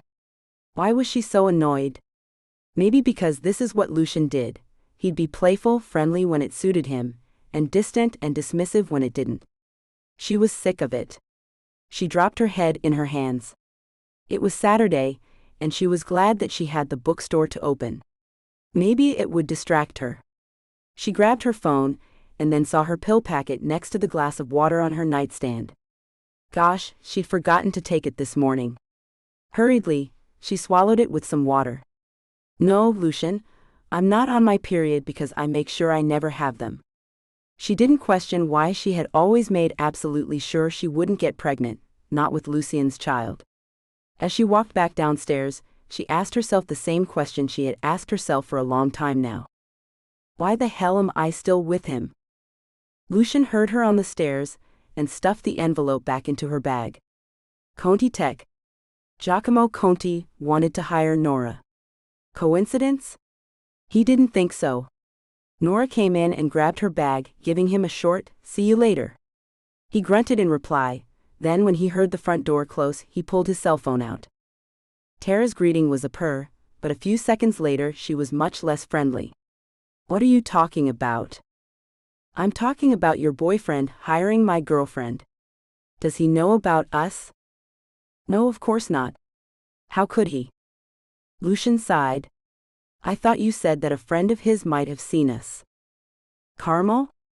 That situation is being dealt with. Put it out of your mind. How do you mean dealt with? Don't worry about it. I don't think this thing with Giacomo and your girlfriend is anything to worry about. Didn't you tell me she was an excellent graphic designer? Well, yes. Giacomo has a habit of nurturing new talent. He probably just sent out feelers to a whole slew of young up-and-comers. If we freak out about it, well, that's just going to confirm issues. Lucian rubbed his eyes. When can I see you? Soon? As soon as this other situation is over with. Tara's voice warmed again. I'll miss you. I'll miss everything about you, baby. She laughed softly. I'll be thinking about you. Chapter 3. Nora read and reread Giacomo Conti's letter. She showed it to an impressed Zalika, whose eyes bugged out of their sockets. Wow. Wow, Nora. I know, right? It was late afternoon, and the bookstore was quiet for once. Nora couldn't resist telling Zalika about the letter. Zalika read Giacomo's handwritten letter and sighed. Even his handwriting is attractive. He's attractive? Nora looked confused. She'd never seen the man himself. Zalika rolled her eyes. Just occasionally, she teased. Check out some gossip sites instead of your usual geeky ones. Here, she grabbed her iPad and quickly brought up some photos. She handed it to Nora, who did a double take. Holy moly! She looked into the intense green eyes and dark good looks of Giacomo Conti. I thought he was much older. Well? Nora nodded, grinning. That is one gorgeous man. And you could be working closely with him, Zalika teased. I can see it now, you're working one late night on an urgent presentation. You're both so absorbed in the work that you don't realize it's gotten dark outside.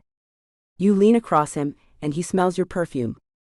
Nora was giggling.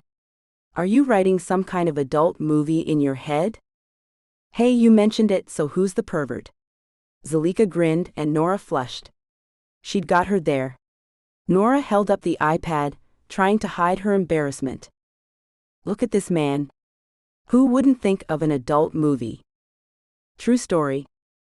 Grinning, Nora handed her back her tablet. Anyway, besides that, it could mean the business taking off. Which might mean you are not being free to work here as much. Zalika nodded. I get it. We always thought that might happen. Do you mind? Zalika shook her head. Putting aside the fact I'll miss your company, your business is the reason our business has been financed this long. I'm grateful. I'm more than that, I'm delighted for you. We need to celebrate. Good idea. Zalika studied her friend. Why don't you stay with me tonight? Call Luke, tell him you need a girls' night in. Nora nodded. I'd like that. What she didn't add was it would be a relief. The tension at home and Lucien's mood swings, she needed a break from it. What she also hadn't told anyone else was that she'd been looking at apartments in the city to rent. If Lucien was cheating, then she already knew her plan. In a weird way, she almost hoped he was cheating, because then she would have the final push to do what she had wanted to do for a long time. End it. Giacomo had now been to the anthology 3 times, and was feeling like something's of a stalker. Finally Seb had told him that Nora Reddy had called, and tomorrow was the day he would finally meet her. The few hours he had spent in her unknowing company, he had seen a woman who, above all else, was free. Free from vanity and free from expectations. He reminded himself that he did not really know her from those hours observing her, but he couldn't help feeling excited about the meeting. Tonight, however, Tara was sitting out on his balcony, smoking one cigarette after another and fretting about, what was it this time? Giacomo sighed and went outside, pinching a cigarette from her packet. What is wrong today? He said, lighting the cigarette and inhaling deeply. He studied her. Tara, her denim blue eyes large, was almost 30, but she looked a good 5 years older. Sun damage and smoking had weathered her face, but it didn't detract from her beauty. She gazed back at him steadily. Why have you never asked me to marry you? The question surprised Giacomo. They had never discussed marriage before. He leaned forward. Because marriage has never figured into my plans, he said honestly. And, rightly or wrongly, I thought you would prefer to have a career rather than be shackled to me. And why would I marry someone who would cheat on me? Or is that why you are cheating on me? Tara smirked. My career is steady.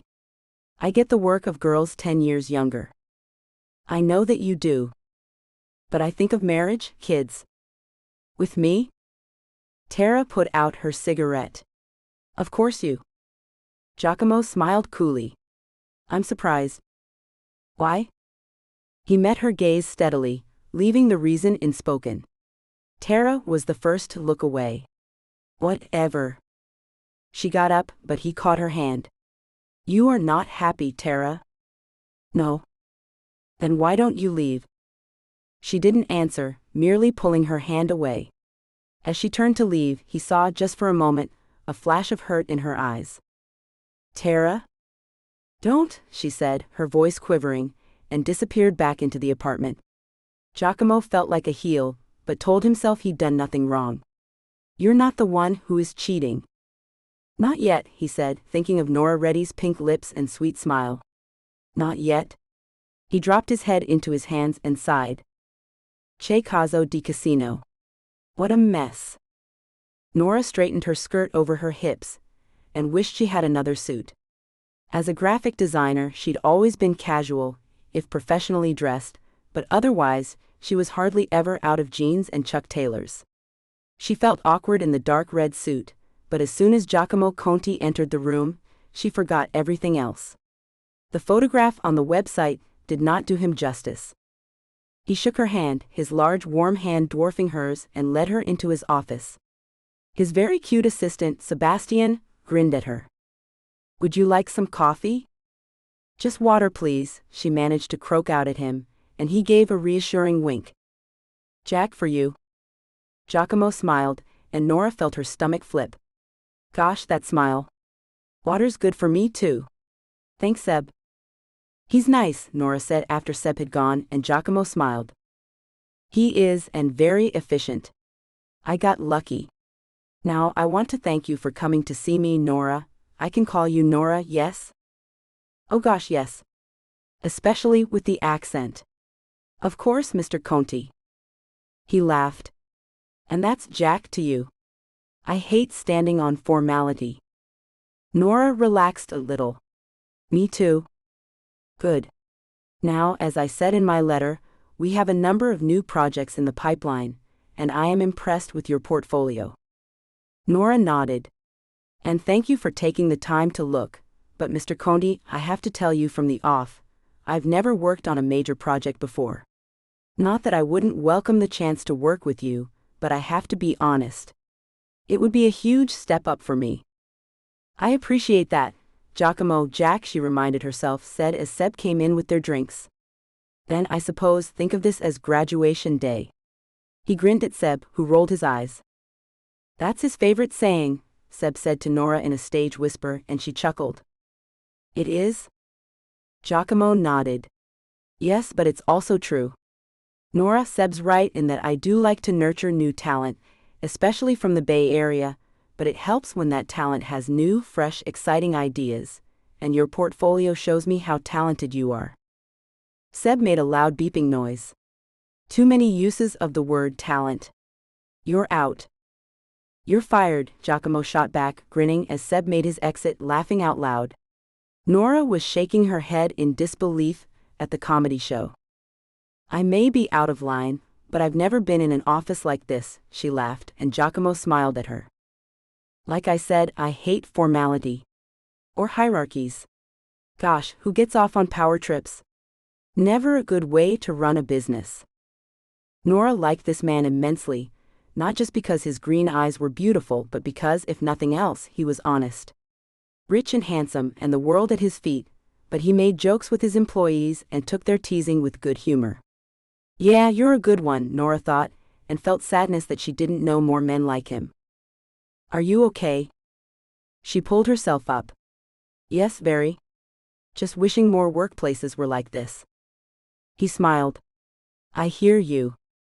Come and sit on the balcony, and we'll talk about the projects I have in mind." The afternoon flew by, and Nora left the Conti building feeling more energized by work than she had for a long time.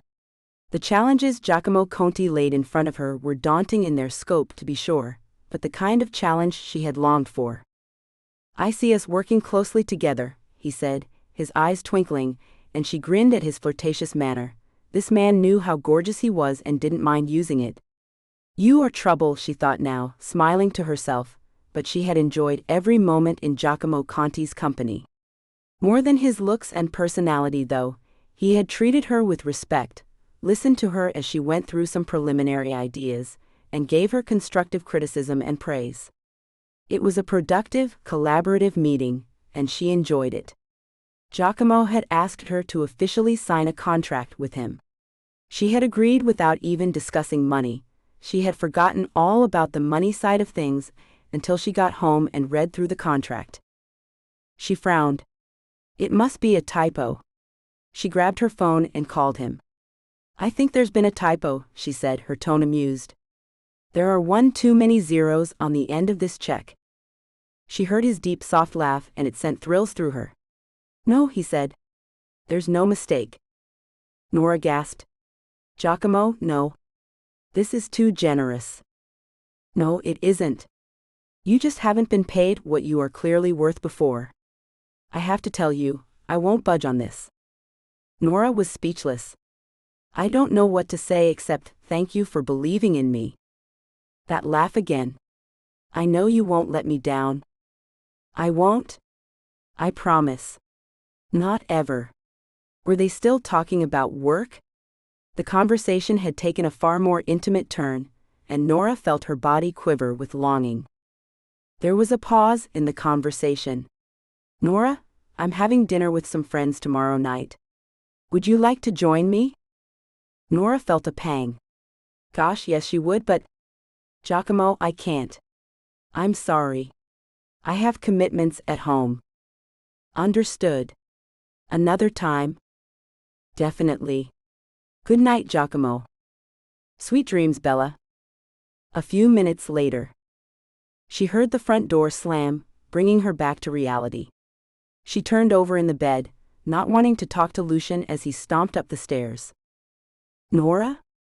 You awake? She kept her eyes shut, feeling irritated at his presence. Gosh, just leave him already, woman. She stiffened as he got into the bed.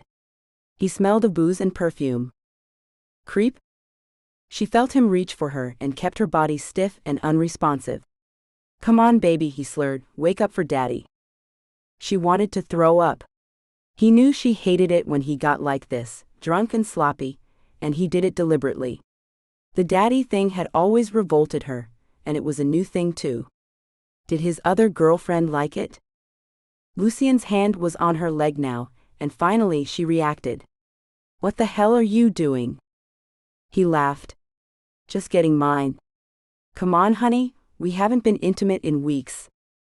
She edged away from him, but he grabbed hold of her arm. Let me go, Lucian. You know what? No?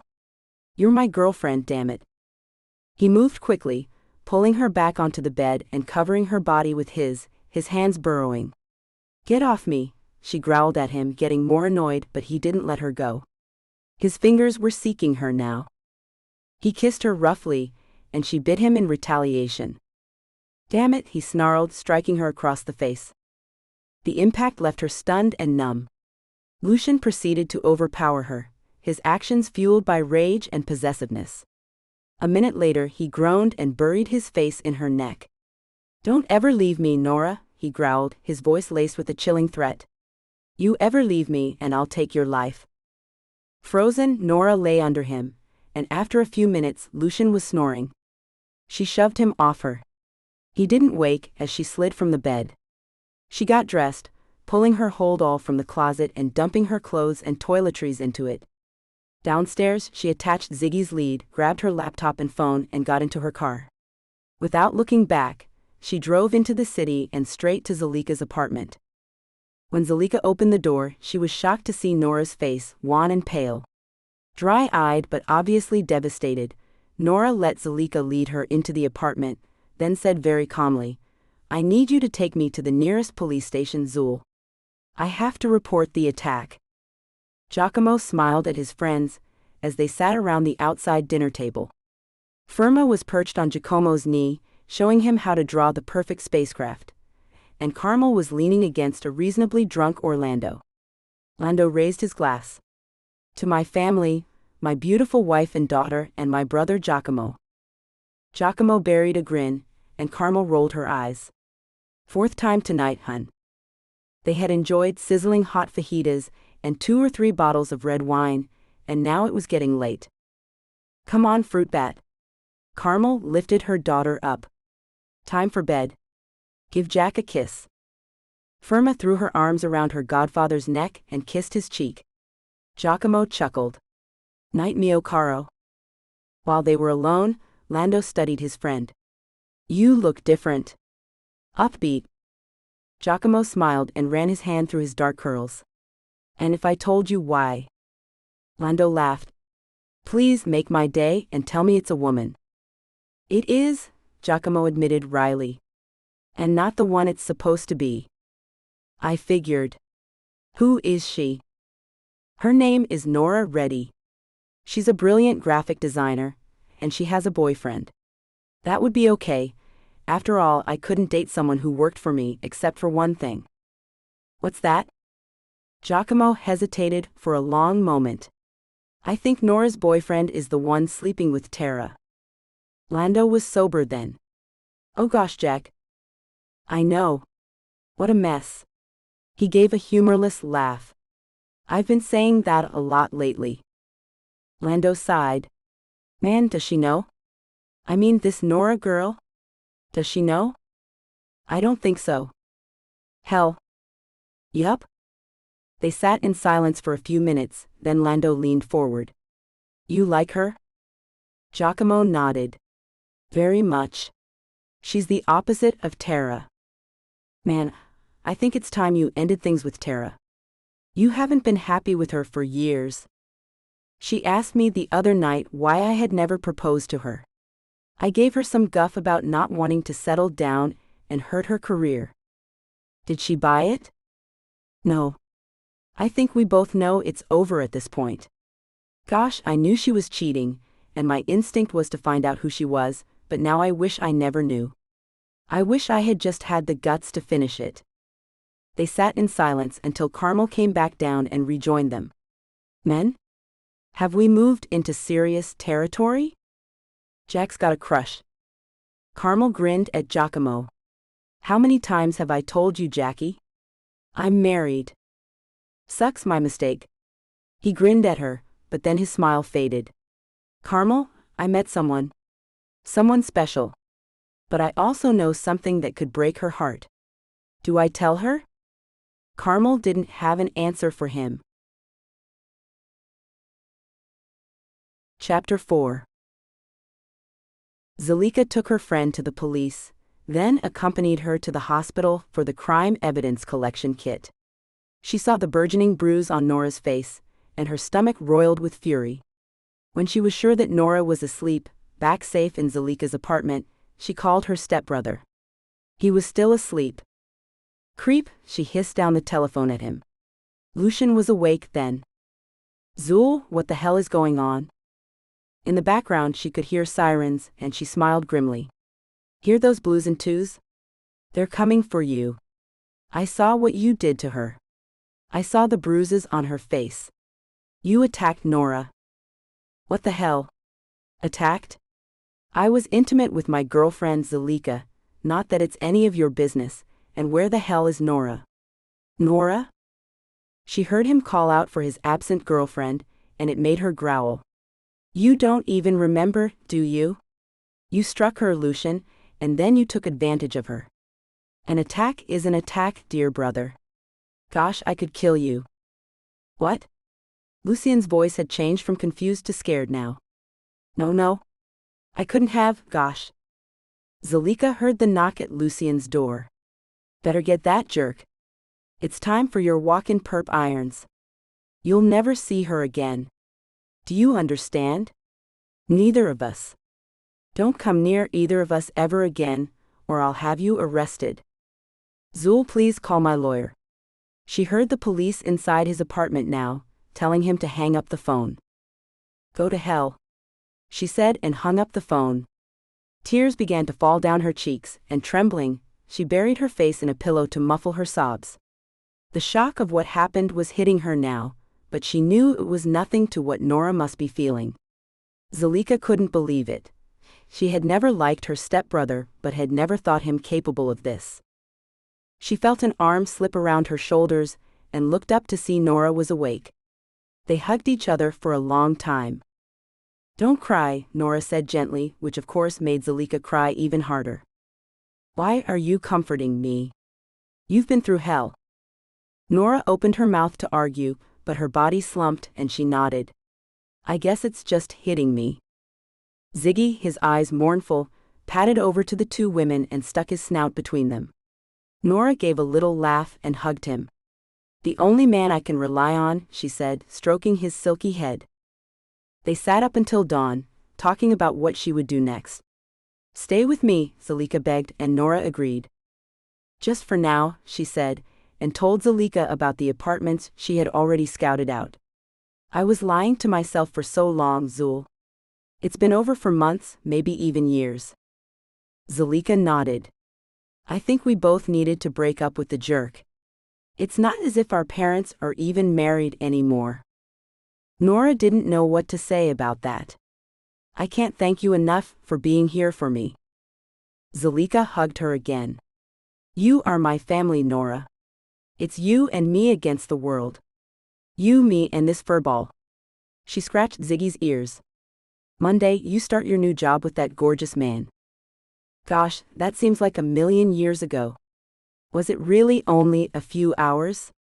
Nora's thoughts were muddled, she was so tired. Eventually, they fell asleep on Zul's bed, Ziggy between them, and slept until mid-afternoon. Lucian did not want his father finding out about his arrest, so he called the one person he knew had enough money to bail him out. Tara arrived, steaming angry, in heavy disguise at the station and posted bail. Lucian tried to kiss her and she stopped him. Not here, she growled and stalked off, leaving him to trail behind. In her car, speeding out of the city to a motel they often used, she railed against his calling her. Giacomo could have found out, she hissed at him. Or the paparazzi. What if they had taken you to the same station, as they do all the celebs? The press pays the police to tip them off. If someone recognized me. She ranted all the way to the motel. In the room, he realized she hadn't even asked him what he had done to be arrested. He waited until she had finished admonishing him. Baby, I'm sorry. It's a big mess anyway. What did you do? What they have accused me of, he corrected, an attack. What happened is very different. She folded her arms. So what happened? Who did you allegedly attack? Lucian sighed. Nora? We were intimate. I got a little rough and she cried foul. Tara stared at him. You told me you two weren't intimate anymore. We rarely are. I was drunk and missing you. So it's my fault, is it? I didn't say that. Anyway, we were intimate, and then she bit me, so I slapped her. Lightly. Playfully. Tara curled her nose up. She likes it rough? No? Lucian swallowed hard. Yes, he lied. Tara sat down beside him, and after a moment brushed her lips against his. Fine, you're forgiven. When is your court date? Lucian kissed her again. I don't know yet. Can we talk about something different? Or rather, now that we're here, do something different? Tara smiled. Yes, we can. Lie back and enjoy. Monday morning, Nora began to feel like herself again. Well, not really, but at least she had her new job to look forward to. She covered the nasty bruise on her cheek with a heavy foundation, which she hated, but made do otherwise with a light coating of mascara on her already thick eyelashes. She slipped into a yellow and orange sundress, which glowed against her dark caramel skin, and some flat pumps. She wanted to be comfortable, but she wanted to look good too. For a good first impression, she grinned to herself. Not for any other reason. You look gorgeous. Zulika was approving, and Nora flushed. Thank you, Zul. Gosh, I'm nervous. Is it natural to be this nervous? Well, when you're going to work for Adonis himself, Zulika grinned at her friend, whose blush deepened even further. Try not to get in bed with him on the first day.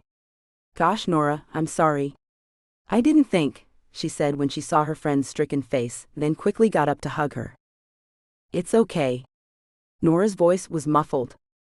We can't dance around it forever. I need to move past it.